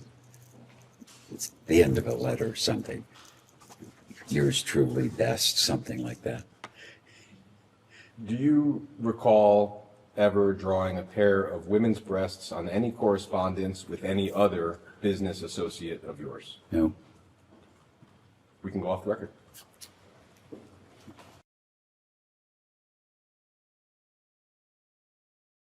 We will go on the record. It's 3:12 p.m. Mr. Wexner, I am going to ask you to bear with me for a second. I have a list of names. I will ask you one question that applies to the entirety of the list, and you will just answer yes or no. And if you answer yes to one of the names, we will come back to further explore that name. Does that make sense? I think so. Let's try it, see how it works. So the question is, have you ever had a conversation with any of the following people about Jeffrey Epstein, his crimes, his criminal investigations, or in regard to sexual activity of any kind? Okay, so not have you ever had a conversation with them, but have you had a conversation with them about those topics? Do you want to repeat it so that we are solid here? Sure. Have you ever had a conversation with any of the following people about Jeffrey Epstein, his crimes, his criminal investigations, or in regard to sexual activity of any kind? The first name is Ghislaine Maxwell. No. Richard Kahn. No. Darren Endyke. No. Sarah Kellen. No. Leslie Groff. No. Nadia Marcinkova. No. Kathy Rumler. No. Andrew Mountbatten Windsor, formerly Prince Andrew. No. Peter Mandelson, former UK ambassador to the United States. No. Stephen Hoffenberg. No. John-Luc Brunel. No. Jess Staley. Nope. Paul Morris. No. Stephen Cutler. No. Mary Casey. No. Justin Nelson. No. Leon Black. No. Glenn Dubin. No. Eva Anderson Dubin. Kind of put those as question marks because I think I'll tell you the answer later because I want to be completely Understood. Bill Gates. Nope. Any person elected or appointed to any federal office. Nope. Any foreign government officials. Nope. So you said you wanted to clarify on Glenn Dubin and Eva Anderson Dubin. Mm-hmm. Do you have clarification on that? Yeah. I know both of them. I met Ava when I thought she and Jeffrey were engaged and going to get married. And I met Glenn at Harvard, I don't know, 10 or maybe 20 years ago. He was acquainted with someone there. And I was at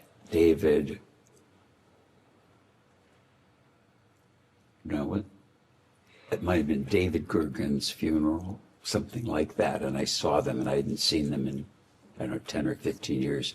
And they said hello and said something, isn't this a shame? What happened to Jeffrey? And I said, yeah, it's a shame, something like that. It was that vague. But most of the names that you mentioned, I've never heard before. I don't know those people. With Glenn Dubin, you said it was 10 to 20 years ago at Harvard.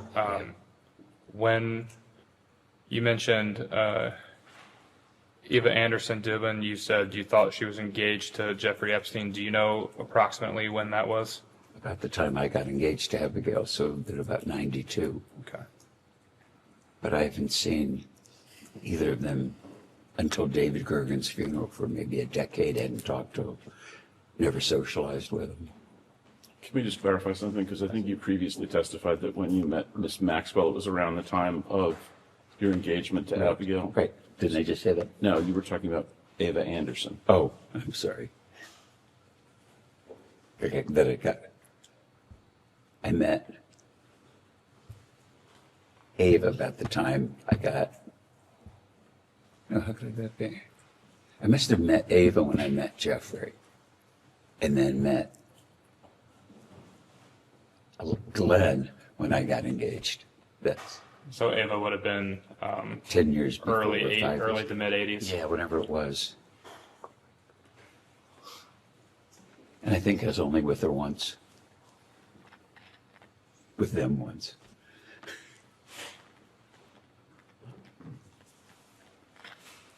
So you never, just to clarify one more name on here, you never spoke with Ghislaine Maxwell about Mr. Epstein or his criminal investigations of any kind? Never.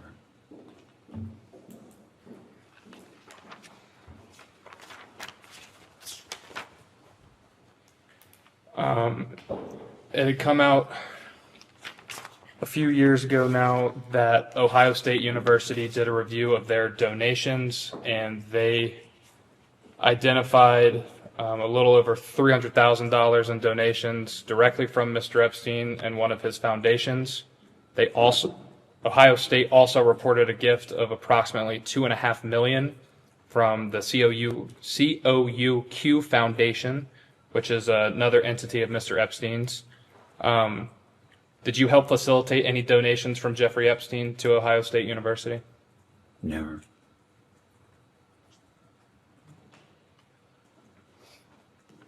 Did you personally ask Mr. Epstein to donate to Ohio State University? Never. Did you ever speak to any Ohio State University Board of Trustees members regarding Mr. Epstein or his donations to the university? Never.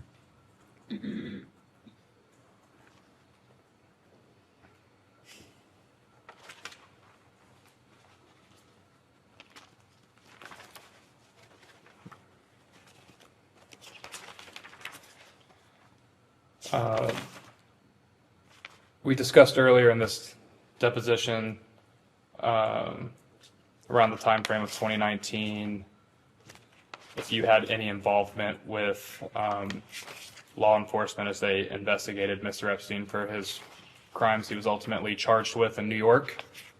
Just to clarify, did you speak to any law enforcement agency of any kind regarding Jeffrey Epstein's investigation in New York in 2019?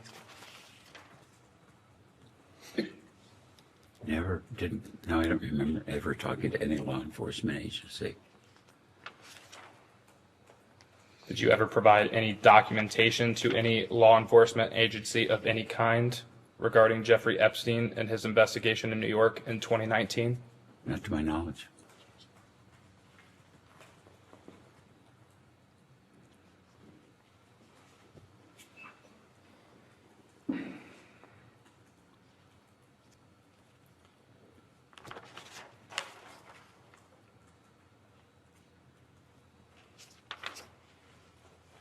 And just to be clear, you never formally interviewed with anyone from the FBI or Department of Justice about Jeffrey Epstein or his criminal investigation in 2019? Never.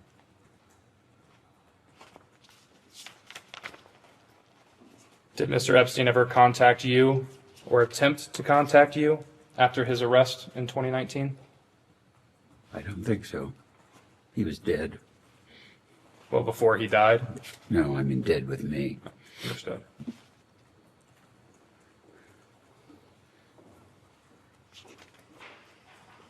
Did anyone affiliated with Mr. Epstein ever reach out to you in 2019 regarding his investigation in New York?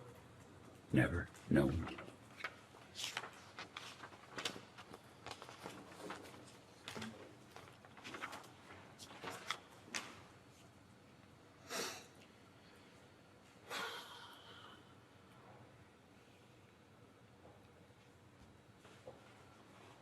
How did you first learn of Jeffrey Epstein's death in the MCC in New York City? Probably watching CNN. No one directly contacted you about his death? No one ever contacted me about Jeffrey's death. Did you ever have any reason to believe that Mr. Epstein's life was in any sort of danger? No.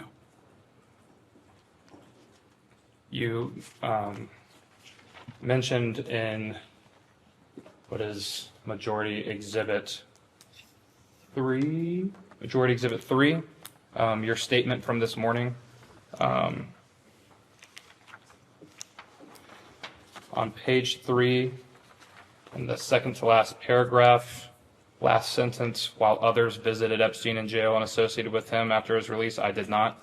Are you aware of who did, in fact, visit Mr. Epstein in jail during that time?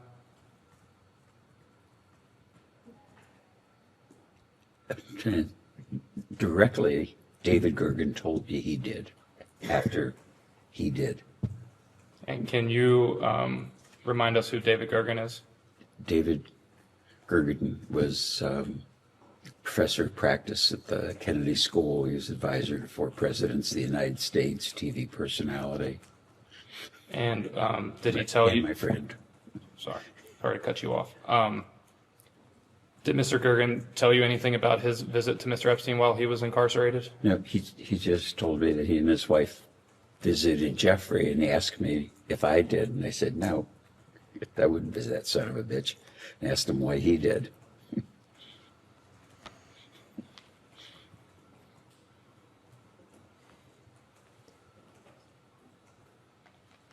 Did Mr. Gergen inform you as to why he went to visit Mr. Epstein while he was incarcerated? Yeah, surprisingly, he said, like, sometimes people that you're acquainted with get into trouble, and you should be kind or nice to them. Something that vague, which seemed completely out of character for Gergen. Did you, what was your response to Mr. Gergen when he posed that to you? I think I said, I'm surprised at you, David.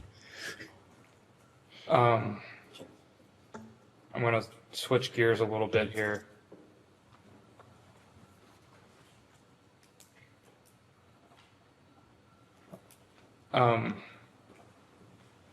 You mentioned that David Gergen was a friend of yours. How do you characterize that Mr. Gergen was a friend? What made him a friend to you?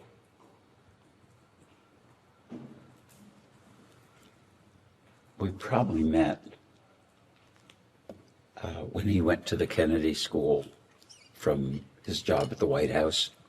And so he was like a professor of practice in the Center of Public Leadership. And then he became the director of the Center of Public Leadership. And that was one of my main interests is public leadership. And we became friends, and from very different backgrounds. I didn't have much of an education, Yale, Harvard, working in the White House. And we became very close friends. And his wife reminded me after his funeral that would talk every Sunday. And it's like, I know you might have friends or acquaintances you talk to regularly. I didn't even realize that we did that. We'd share books, talk about what was going on in the world. And it was very much a part of my life. And he was a wonderful person. So he was someone you would communicate with frequently? Well, if I was bitched out about the government, I'd call David, or we'd be talking about what was going on in the CPL, and we would talk about fundraising for CPL or interviewing professors for CPL, and raising money for fellowships. It was pretty much focused about government public interest things, because that we had in common. He was a lawyer, and I sold apparel, so. Would you say that you talked to Mr. Gergen more frequently than you talked to Mr. Epstein?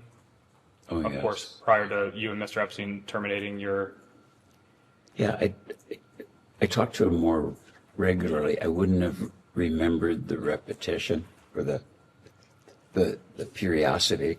Ann Gergen told me that after David's death, how much he looked forward to our Sunday calls. And I don't know, as you get older, sometimes you look back and somebody touches your life and you don't realize, that you're calling him every Sunday. Because I was just, like you brush your teeth every Sunday, I'd call him or he'd call me. Apologies, I'm going to switch gears quite a bit here. We were discussing a lot earlier that the property that Mr. Epstein had owned that was, I believe you characterized as adjacent to your property, formerly Jack Kessler's house. When, at any point, did people need to use your gates or go through your property to access that house? No, the properties weren't connected. There's kind of a woods between them and fields. There was no driveway. They were separate. It would be a struggle to walk between the two on foot. Understood. Speaking about your boat design and manufacture and boat launch has been mentioned a couple times here today. Did Mr. Epstein ever travel with you or board your yacht at any point? Not that I recall. Did Miss Maxwell ever travel with you on that boat at any point? Absolutely not. Were there any other boat trips that you and Mr. Epstein would have taken together at any point? None. I don't think I ever went anywhere on that boat without my wife and family. Understood. Do you use any aliases or nicknames when you communicate with people you're associated with? No, less. Sometimes LHW, that's it. Are you aware of Mr. Epstein having any aliases or nicknames that he would commonly use? No. Are you aware of Miss Maxwell having any aliases or nicknames that she would commonly use? No.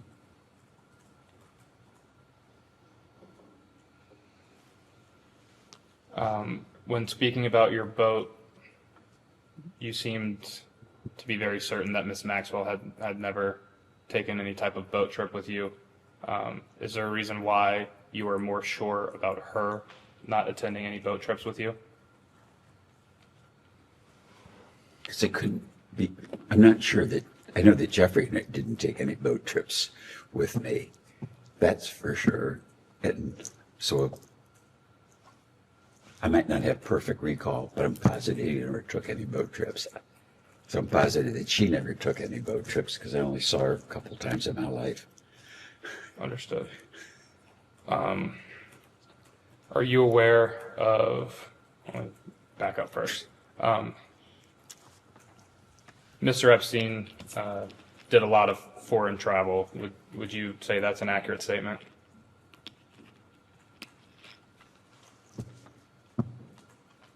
That's a kind of I want to answer because I don't want you to be tricking me.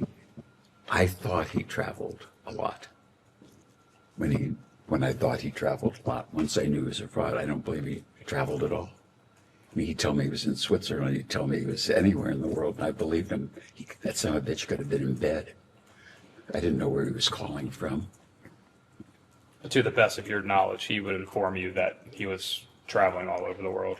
Oh yeah, I'm in Saudi Arabia working for the king. I'm in Switzerland talking to banks, and I'm really busy and I'm tired, and he'd hang up. So he would reach out to me erratically and sometimes frequently, but I never believed that he said, I didn't if my wife told me she was in Chicago, I would believe it. If my lawyer said he was in Columbus, I would believe it. If I call Matt up, I don't ask my lawyer from Columbus. I say, are you in Columbus, or are you, in bed, or wherever the hell you are? And I think that was part of Jeffrey's con, and it just grinds the hell out of me that he was so busy. But I don't believe any of it now. I think it was complete bullshit, and it was part of the con. Understood. Is it fair to say that Mr. Epstein would flout that he had foreign contacts, whether it be foreign dignitaries or contacts in foreign governments, something to that effect? Do you mean flaunt? Flaunt, yes. Sorry, long day. It's been a long day. Yes. Do you have any knowledge of Mr. Epstein holding citizenships in any other countries other than the United States of America? No.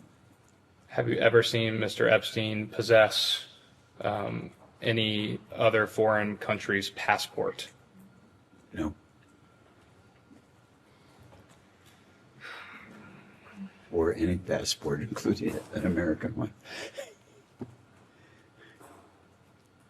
If Mr. Epstein was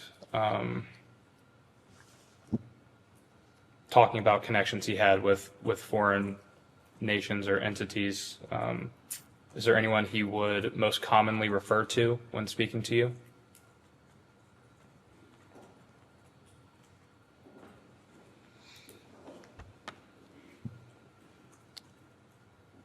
He, over the period of time, mentioned a lot of them, and some he would repeat at some periodicity, some he would mention once, but it's kind of a muddle of, but it was a pretty regular flow,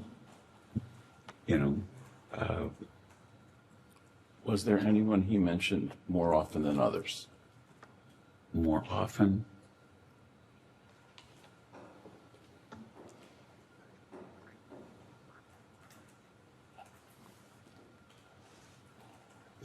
Maybe several times he'd mentioned the Queen of England. The Queen of England? Yeah, the one that died.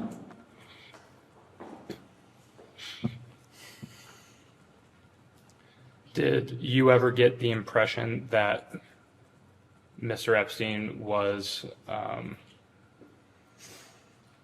trying to get close with people of power, influence, wealth to better shield himself from any type of scrutiny?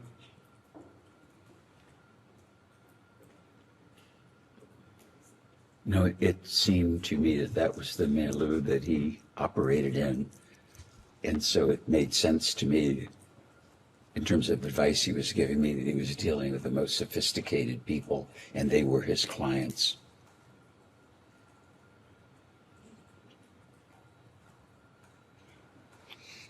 And so, based off that response, would it be fair to say that you would believe that could be part of his con, was touting all of these connections he had all around the world? As I look back at it today, I'm positive it was his con. I mean, as positive as I could know. I mean, the founders of Google, the President of the United States, the King of Saudi Arabia, go on and on. It was almost, every month I'm off to do this with that, or I'm going here and there. And he was in a trust position, and foolishly, I never questioned. He was just, that it wasn't just, that he was bullshitting me, or these weren't really his clients. And is it your testimony today that if Jeffrey Epstein was enriched by his connection to you, that all of that enrichment was gained through theft, deceit, and or without your knowledge? I'm not sure I understand the question. Do I know where Jeffrey got his money? I know he stole money from us. I believed he had substantial income from these make-believe clients that afforded him the lifestyle that he had. That made sense to me. And you got engaged in 1992. Do I have that correct? September 8th, 1992. And you were married then in the following year, in 1993? 1, 2, 3. That's how I remember that one. And at any point after your engagement and your ultimate marriage, did you ever engage in any extramarital affair or sexual contact with anyone other than your wife? No one. I'm really happy you asked that question.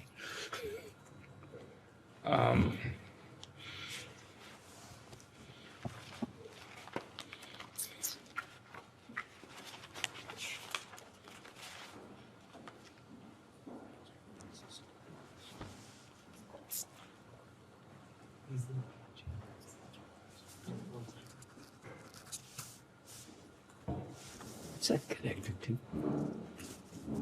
Oh.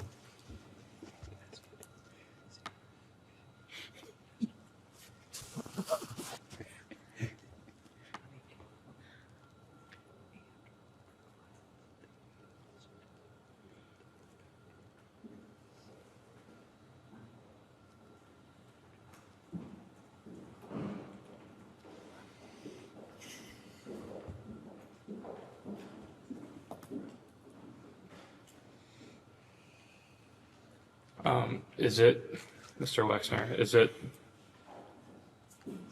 your testimony here today that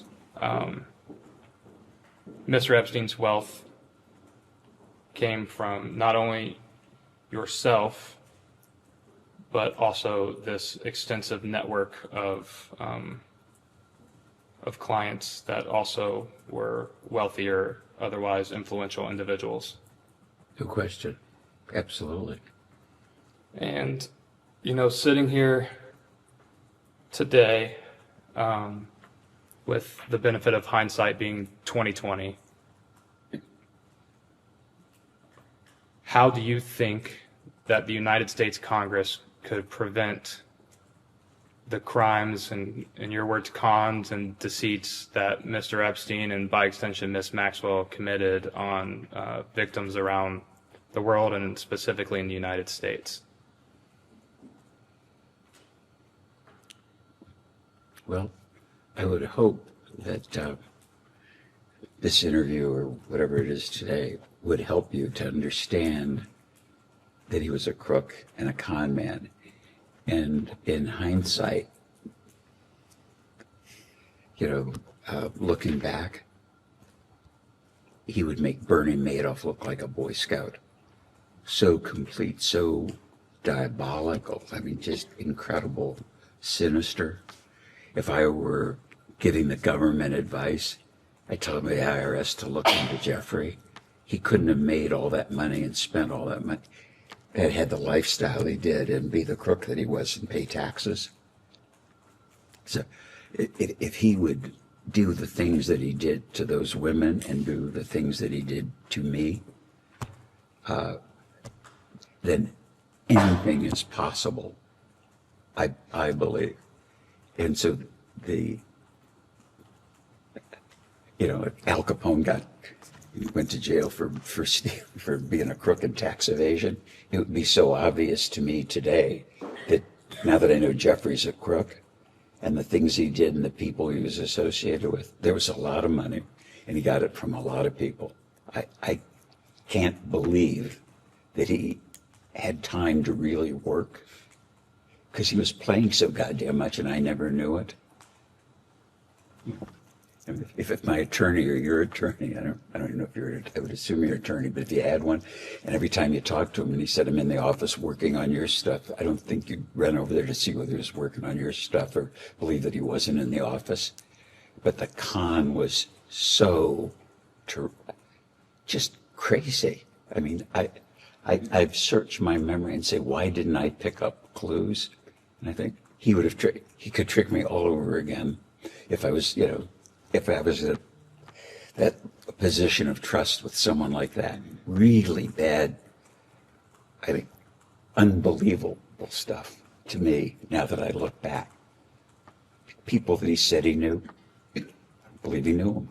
People that he said he worked for or where he went, but you don't do what he did and just rob one bank. I think bank robbers rob a lot of banks. That's how I look at him. Are you aware, did any other individual come to you at any point and make clear to you that they felt they had been defrauded or otherwise wronged by Mr. Epstein in any way? No, and crazily enough, no one ever called for a reference. No one ever called you for a reference? No one. People would call that he said, like the chief technologist of Google. And then a guy would call up and say he was the chief technologist of Google and I want to build a boat. So somebody says that they know the chief technologist. A guy calls you up and says, hello, I'm the chief technologist. I could have been talking to an actor in hindsight. It's just, I don't think I've ever been conned before. I've seen movies about it. It's like, I think if the government really understands that, then a lot of things you'd be able to dig into that aren't he should be exposed.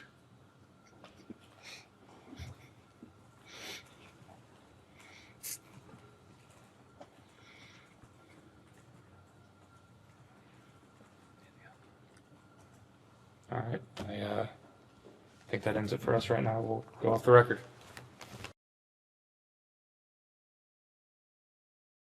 We can go back on the record. I've got just a few sort of individual cleanup questions about things we've talked about earlier. I'll just move through them chronologically, going all the way back to when you first hired Mr. Epstein. If you could just articulate what you recall about what you thought you were getting from him. You described what he ended up doing for you, but what did you understand yourself to be hiring him for at the time?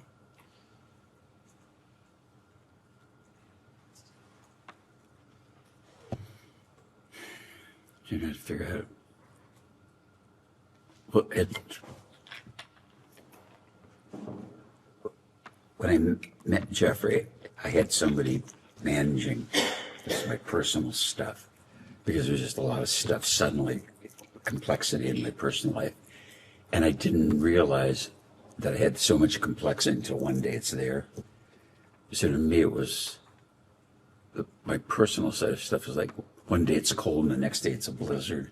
And I realized I've got houses and stuff that should be inventoried and, buying a car, selling a car, with just a lot of stuff. And hired Harold, and just to make sure that I wanted somebody who had accounting, not financial sense, because I wasn't looking to make more money, just someone to kind of manage things. And so today, I guess you'd call it a family office person, because I wasn't looking for accounting and I wasn't looking for investment. I was just looking for someone to just make sure that everything was in order and nothing crazy was happening. And I had sensed that Jeffrey, or that Harold wasn't doing a good enough job, just didn't have the bandwidth for the complexity. And mentioned to Bob and Wendy that things were a mess, or I was worried they were a mess. And then coincidentally, drove down the street, as I mentioned, met him, and I asked him, I don't know if it was 6 months later or a year later, something, talking to Bob and Wendy, they said, we should call him. So I called him and said, you remember when we met? I said, I've got a guy running my stuff, personal stuff, because I want to keep business away from personal. And could you take a look at it? You're smart, you're financially oriented. And he said, it's not what I do, but you're Wendy's friend, you're Bob's friend. I'll come and take a look. So he started doing that and said, Harold isn't very competent. Nothing's amiss, just it's not tidied up the way you think you should, way I think a professional would think things should be tidied in your financial personal life. And I said, well, but you've been, you looked at this, what do I owe you? And again, part of the con was, I don't want to be paid. And so after 2 years of him sorting it out, cleaning it out, I thought, started to pay him for the work.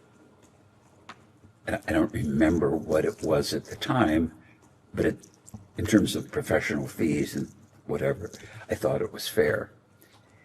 And that's how it happened. So I think I'm giving you a long answer, but to understand in context, because if I just say yes or no, you won't understand it.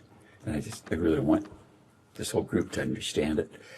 And I never would have guessed I was being conned. Never, ever. The deceit was so subtle. Yes, I know. Answer the question. Yeah. Okay. I'm sure we all appreciate the stories. We're just trying to answer the questions they actually want to be answered. Okay. That's very helpful. Thank you. I hope it is. And could I ask you, I think you said in the last hour, it was your understanding that Mr. Epstein, while he was working for you, also had other clients. Is that right? Yes. So would that mean that his work for you, you understood it to be part-time?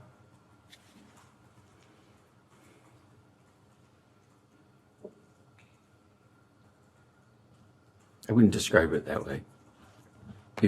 I knew it wasn't I thought it wasn't full-time because he had other clients of substance, real substance. As a listener, it sounds like substantial demands that you're describing. You were, and of course are, one of the wealthiest people in the country, managing all of your personal affairs, I would think would typically demand all of somebody's bandwidth. It sounds like that was an issue with the guy before Epstein. How was he able to do that job, but also do work for other clients at the same time?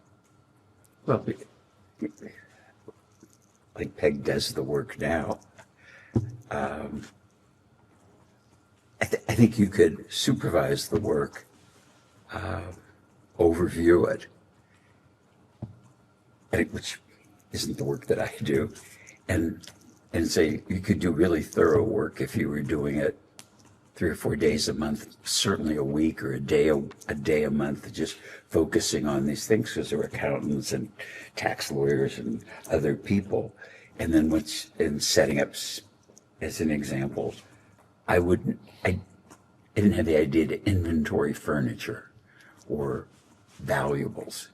And it's like, how could you have all silverware in your house? And I didn't count forks and spoons. And it's like, Jeff said people could be walking out with forks and spoons. I said, gee, that's a good idea. We ought to have an inventory.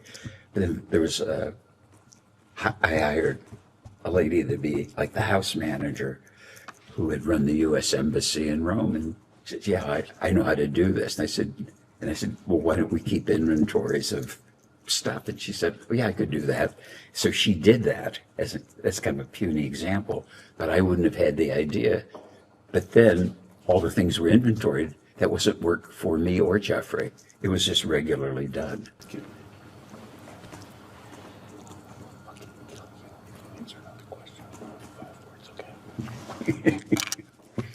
Answer the question. Okay. A discrete question on a different topic. We know that at one point you owned a property in Palm Beach. It was a large oceanfront estate. We understand that you sold that estate to a guy named Abe Gossman, and that later Mr. Trump and Mr. Epstein got into a bidding war over that property. Do you have any knowledge of, or did you have any involvement in that dispute between Mr. Epstein and Mr. Trump? No.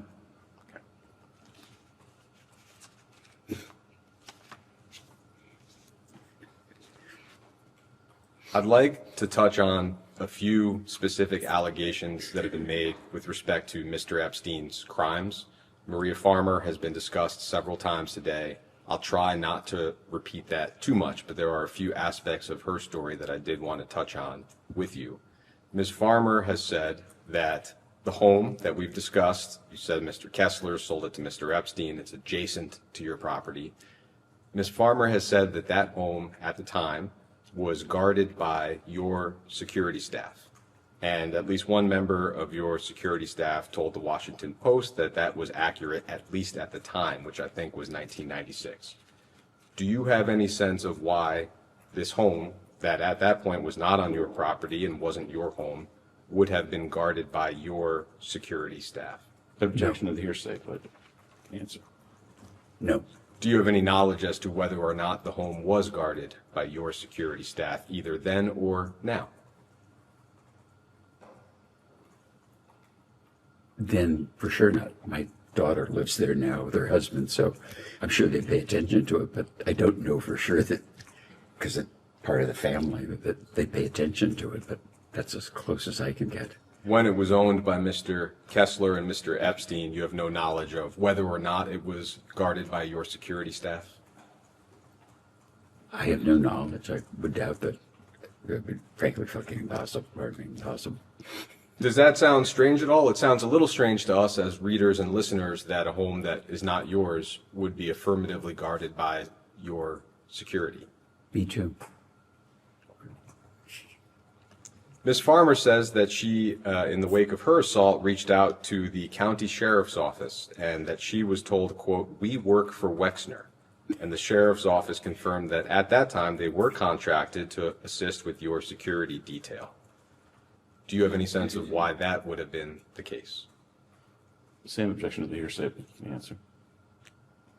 No, the closest I could get to that would be sometimes people who work for county security, Columbus Police Force, we would use part-time police, like at entrances or patrolling, but not, they wouldn't have been employees of ours. I mean, so it's possible, but I didn't. It's weird. I don't know the sheriff. Could you elaborate for a moment on what would that part-time role have been? Like a special event? They would be at the entrance? Yeah, it would have been special events. Yeah, that's very accurate. Okay. Ms. Farmer says that that summer, when she wanted to leave the home, she had to call the main house, your house, and ask for your wife's permission. Do you have any knowledge about whether that's accurate? I doubt that it's accurate, and I have no knowledge. And I think you said earlier, but just to make sure, when did you first become aware of Ms. Farmer's allegations? In the press. Did your security staff or anyone else on your staff ever alert you to any unusual incident or event involving Mr. Epstein at the home that we've been discussing? None. Are you aware of any other incidents related to sexual assault or misconduct where somebody on your property or Mr. Epstein's former property adjacent called the sheriff's office for help? Absolutely not. Not aware. I'd like to touch on Victoria's Secret and Mr. Epstein presenting himself as a recruiter. Again, I know it's been discussed earlier. I'll try to cover new ground to the extent possible. I think you had testified that you were alerted to that issue once. It's been publicly reported that in 1993, President Cynthia Fetus Fields, who was an executive at Victoria's Secret at the time, was alerted that Epstein was holding himself out as a Victoria's Secret scout, and that you were alerted to the problem and, quote, said that you would stop it.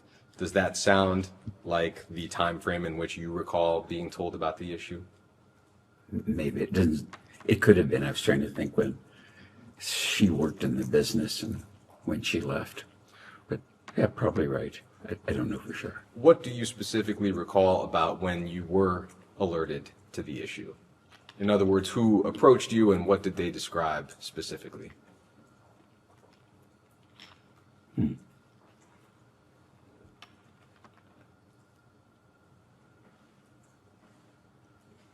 Something like Jeffrey's trying to pick up women, and he says he's a Victoria's Secret talent scout. And I said, that's terrible, or the nonsense, or I'll put a stop to it. Something like that, because it could be possible, I think, in my memory, but I didn't believe it. But I know I called him up and said, Jeffrey, what is going on? He said, do you think I'm stupid? And I said, because I hope not, because if not, you'll be dead. There was a very brief conversation. I remember him being definite about it didn't happen, and it wasn't a long conversation. I was mad. So it was a blanket denial from Mr. Epstein. That's very accurate. And did you believe or were you convinced by his denial at the time? At the time, yes, I did believe it. So is it right that you were no longer upset following that conversation because you believed that he had not, in fact, held himself out as a scout? That's accurate, yes. That's how I felt. Do you recall whether you had the impression that your executives simply made the story up? Or...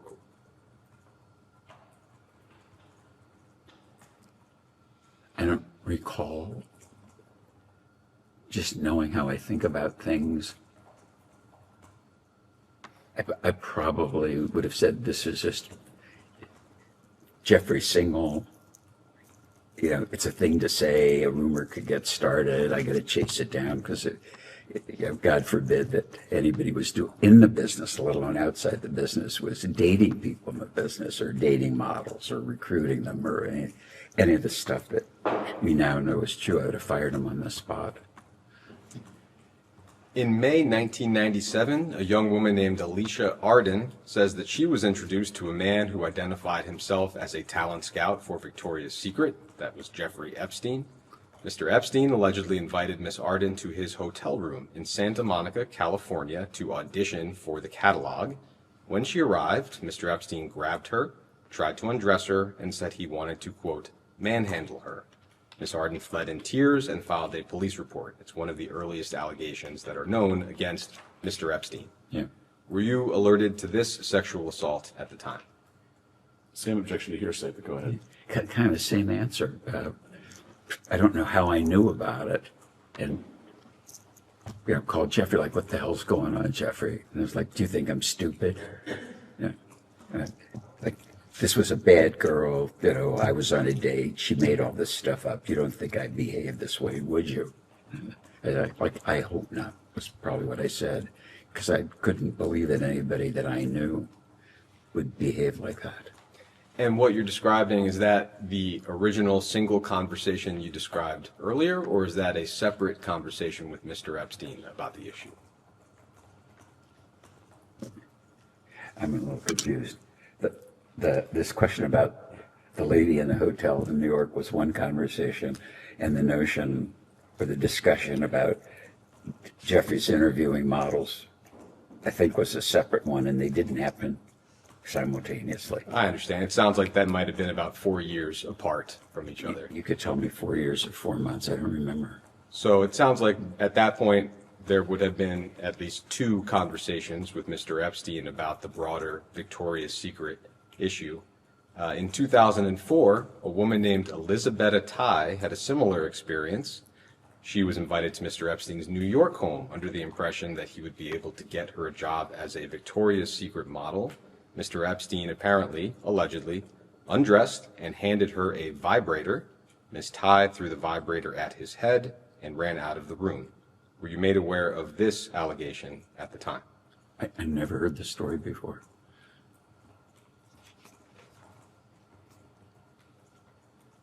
In 2005, the New York Post ran an article describing a Romanian model who allegedly landed a gig at Wexner's Victoria's Secret brand thanks to Mr. Epstein. Did you have any knowledge about models who actually acquired jobs at Victoria's Secret directly or indirectly through Mr. Epstein? No, but I didn't meet, interview, or pick models. That wasn't what I did, and no one in the business did. But just to phrase it clearly, to your knowledge, did Victoria's Secret ever hire or contract with a model at the recommendation of Jeffrey Epstein? No, I can't imagine they did. No, I wouldn't know if they did, but the way that we handled our marketing, it couldn't have happened. I think I would have known because it just wasn't the practice. Could I ask one follow-up question with respect to that second conversation and the young woman named Alicia Arden?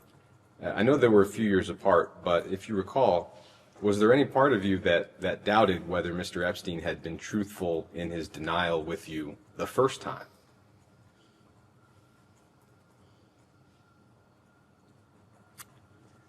At the time, I don't think I connected them. You can't imagine how busy I was. I was engaged, I was married, I'm running 20 businesses. I never made the connection. And as far as you recall, those are the only two times that you were alerted to Mr. Epstein holding himself out as affiliated with Victoria's Secret. Those stories, yeah.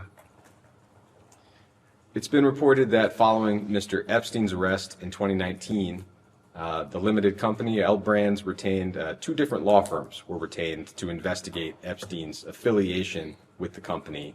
We're not aware of those reports ever having been made public. To your knowledge, were those investigations completed? When was it? This would be after the arrest, so in 2019 and 2020.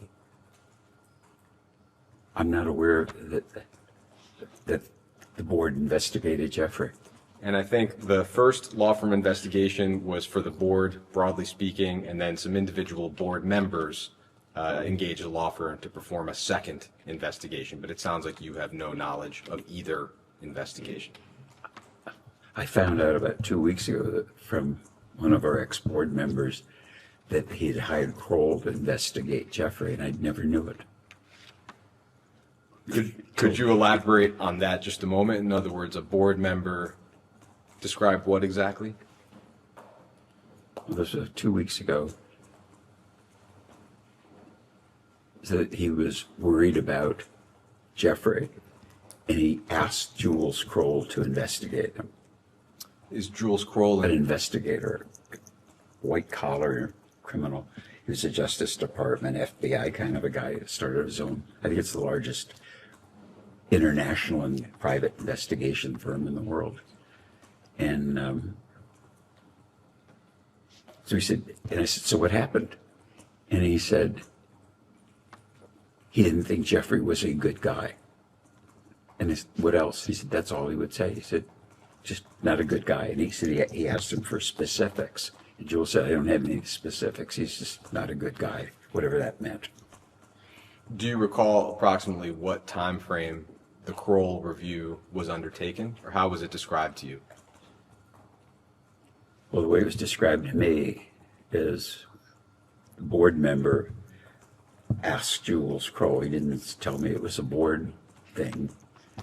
And so it must have been, I don't know, about 19 or 20, because I know when I retired, I know when I think I know when COVID was and all those things. that happened, but I had no knowledge of it. And I was quite frankly, it made no difference to me, but I was kind of surprised that somebody on the board would investigate somebody and not tell me, or, as the founder, principal, whatever. They didn't, which is probably a good thing. So for the two law firm investigations I described and this separate Kroll inquiry, it sounds like you had no awareness of those when they occurred. Nothing.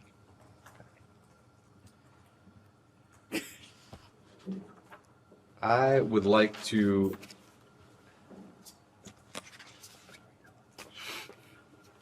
introduce Minority Exhibit J.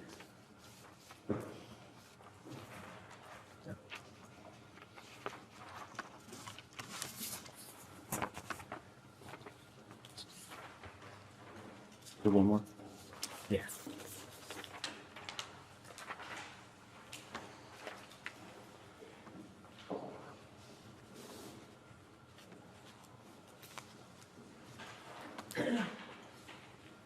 So, as you can see, this is an email from June of 2008, right around the time that Epstein pled guilty to soliciting a minor for prostitution. And you said to him, quote, "Abigail told me the result. All I can say is I feel sorry. You violated your own #1 rule, always be careful." And Epstein replied, "No excuse." So clearly, either you knew or Epstein had said to you that his #1 rule was to be careful. What, in your recollection, was he so careful about? About being honest and stealing from me, us, these criminal, terrible, horrible things that he did. And I don't know what prompted me, because when I saw this, I think I was just giving him the finger. It's something in the news, something. Maybe it was the fact that Abigail told me, and I was cooking on it, and I just wanted, you sold yourself as a careful, honest fiduciary, and you completely robbed us, did all these terrible things. It sounds like you, at least at the time, understood that Mr. Epstein, it sounds like Mr. Epstein would say that his #1 rule was to be careful. Is that correct? Correct. Okay. What do you recall that being in the context of when Mr. Epstein would say that? Why was that his #1 rule? I'll phrase it that way. Well, again, he alleged himself to be a fiduciary, and I'm always careful about my clients.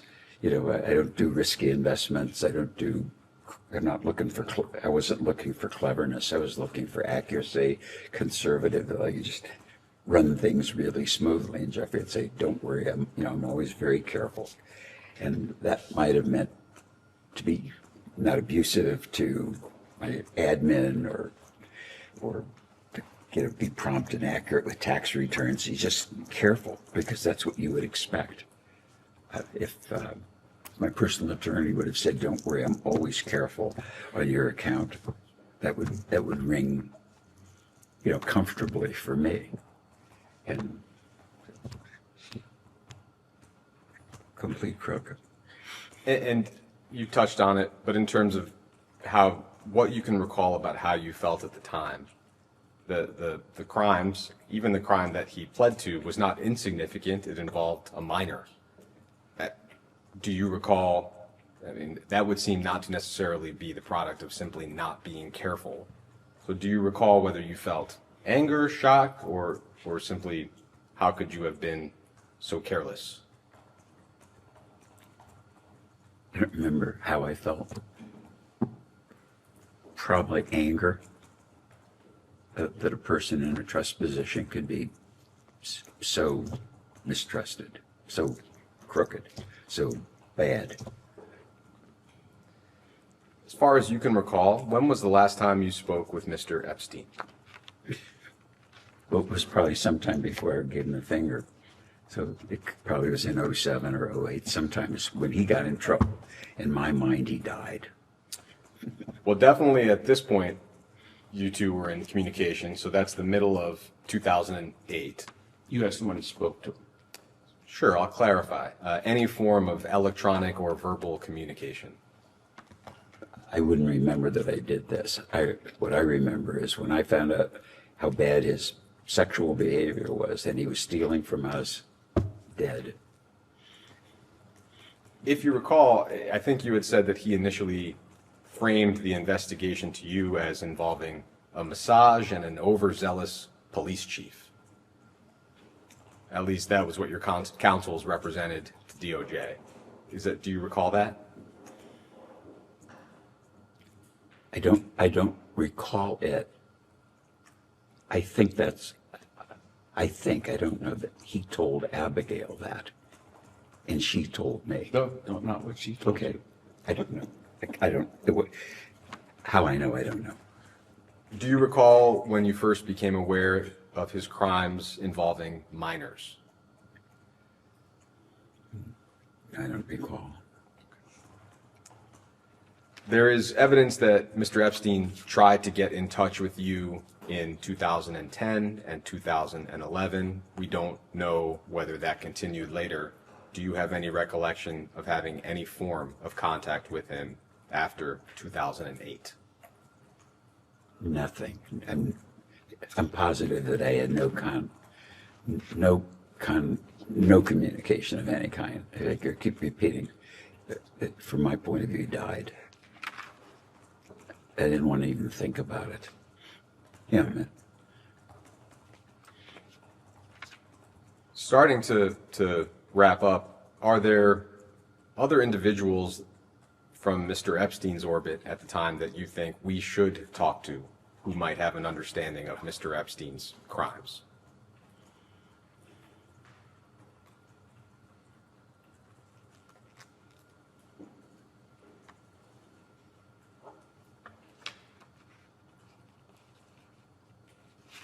What I'm thinking is that he referenced several people that I never met. Do I think they might have information? Possibly, but I don't know whether he made it up or he really did it. Do you recall some examples of people he would reference? Yeah, he'd say, I was in Aspen last week. And I'd say, oh, what were you doing in Aspen? And he said,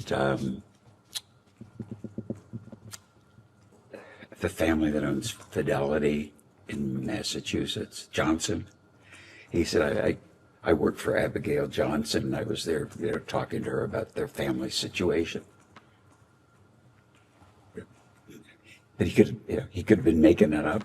But at the time, I said, geez, he works for the Johnson family. They're pretty sophisticated.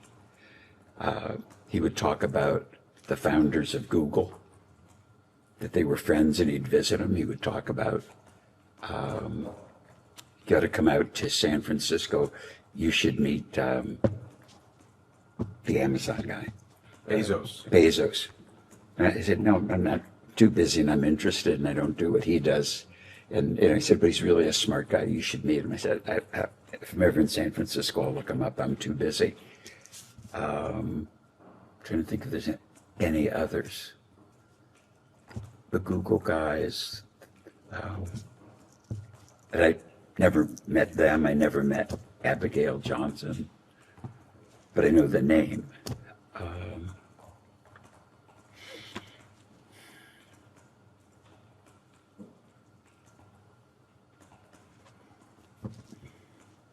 That's all I can recall.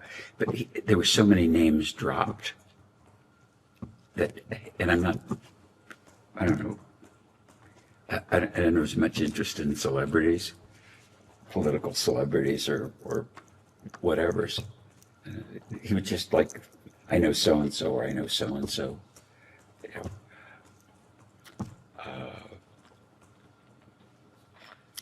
don't want to mislead you and get a woman I don't know in trouble like Abigail Johnson. But up until the fact that I believed that he was a crook, I believed that he knew all these people. Do you recall whether he ever described anybody as his closest personal friends? Do you have an understanding of who his close friends would be?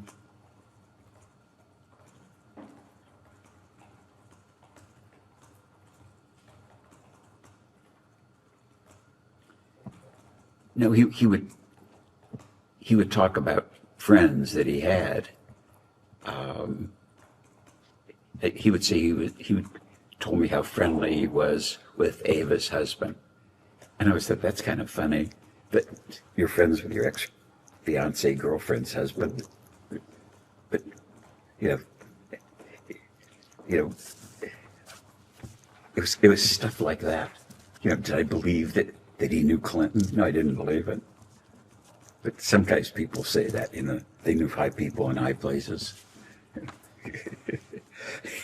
Do you have any reflections as we close this conversation, whether it's on your relationship with Mr. Epstein or the pain and suffering that he and his accomplices inflicted on countless victims and survivors, largely with your resources? Any reflections of any kind on the entire topic? Objection assumes the fact not in evidence. Well, I believe he had a lot of resources beside mine. I think the only thing I said earlier was that if you really, if you understand, I think he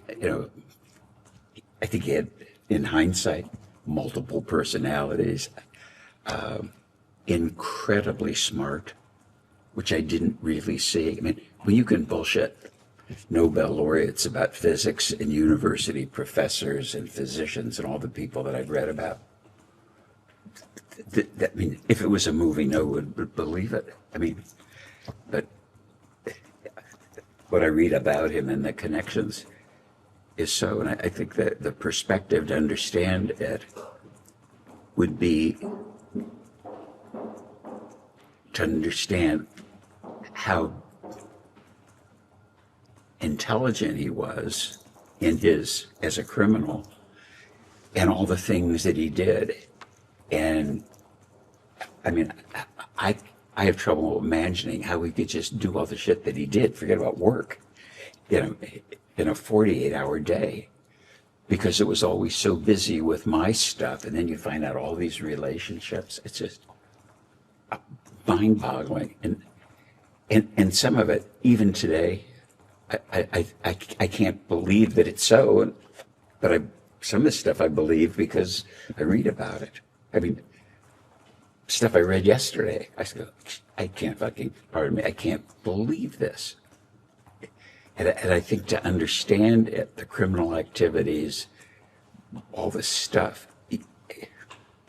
it's like, I hope you guys are really good. And I, as I said earlier, I hope, probably the dismay of my advisors to give you an accurate picture of how I am and how he was, how I perceived him. And I mean, diabolical isn't a big enough word.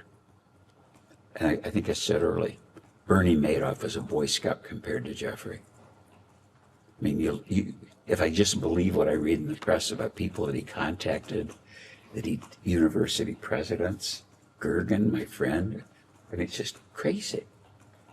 But he was beyond perfect or good at doing all the shit that he did. It's just, I think it's the rumor and innuendo that goes around makes me very mad, because I think I'm a very straight arrow and a very responsible person. I don't want to give you a speech on my virtue, but I'm comfortable in my own skin. And I look up and say, it's so preposterous to me what he got away with so long with so many people that I can't imagine how a mind could do that and be robbing banks. It's crazy. Thank you. And then one last question. I think your counsels represented to DOJ that your assets accounted for virtually all of Mr. Epstein's wealth. Sounds like you don't agree with that? I wouldn't know it. But I really don't know what his wealth is. But, island house, all that lifestyle, buying people's gifts. You know, and it would seem to me that having a good sense of how much money now he probably stole from us, or more than that, that we don't even know about yet, because it was disguised. I think it's a vast, I know, if you said it, to do all the things he did, and now I know he was, if you would, a bank robber. Bank robbers don't rob one bank. That was just, there's more there, and I can understand why people like myself who were robbed don't want to be mentioned, because they don't want to talk about it. They don't want to, you know, appear naive or dumb. I mean, when I look in the mirror, I know I see an honest person, but in this, I was completely blind. Okay. Thank you. You can go off the record.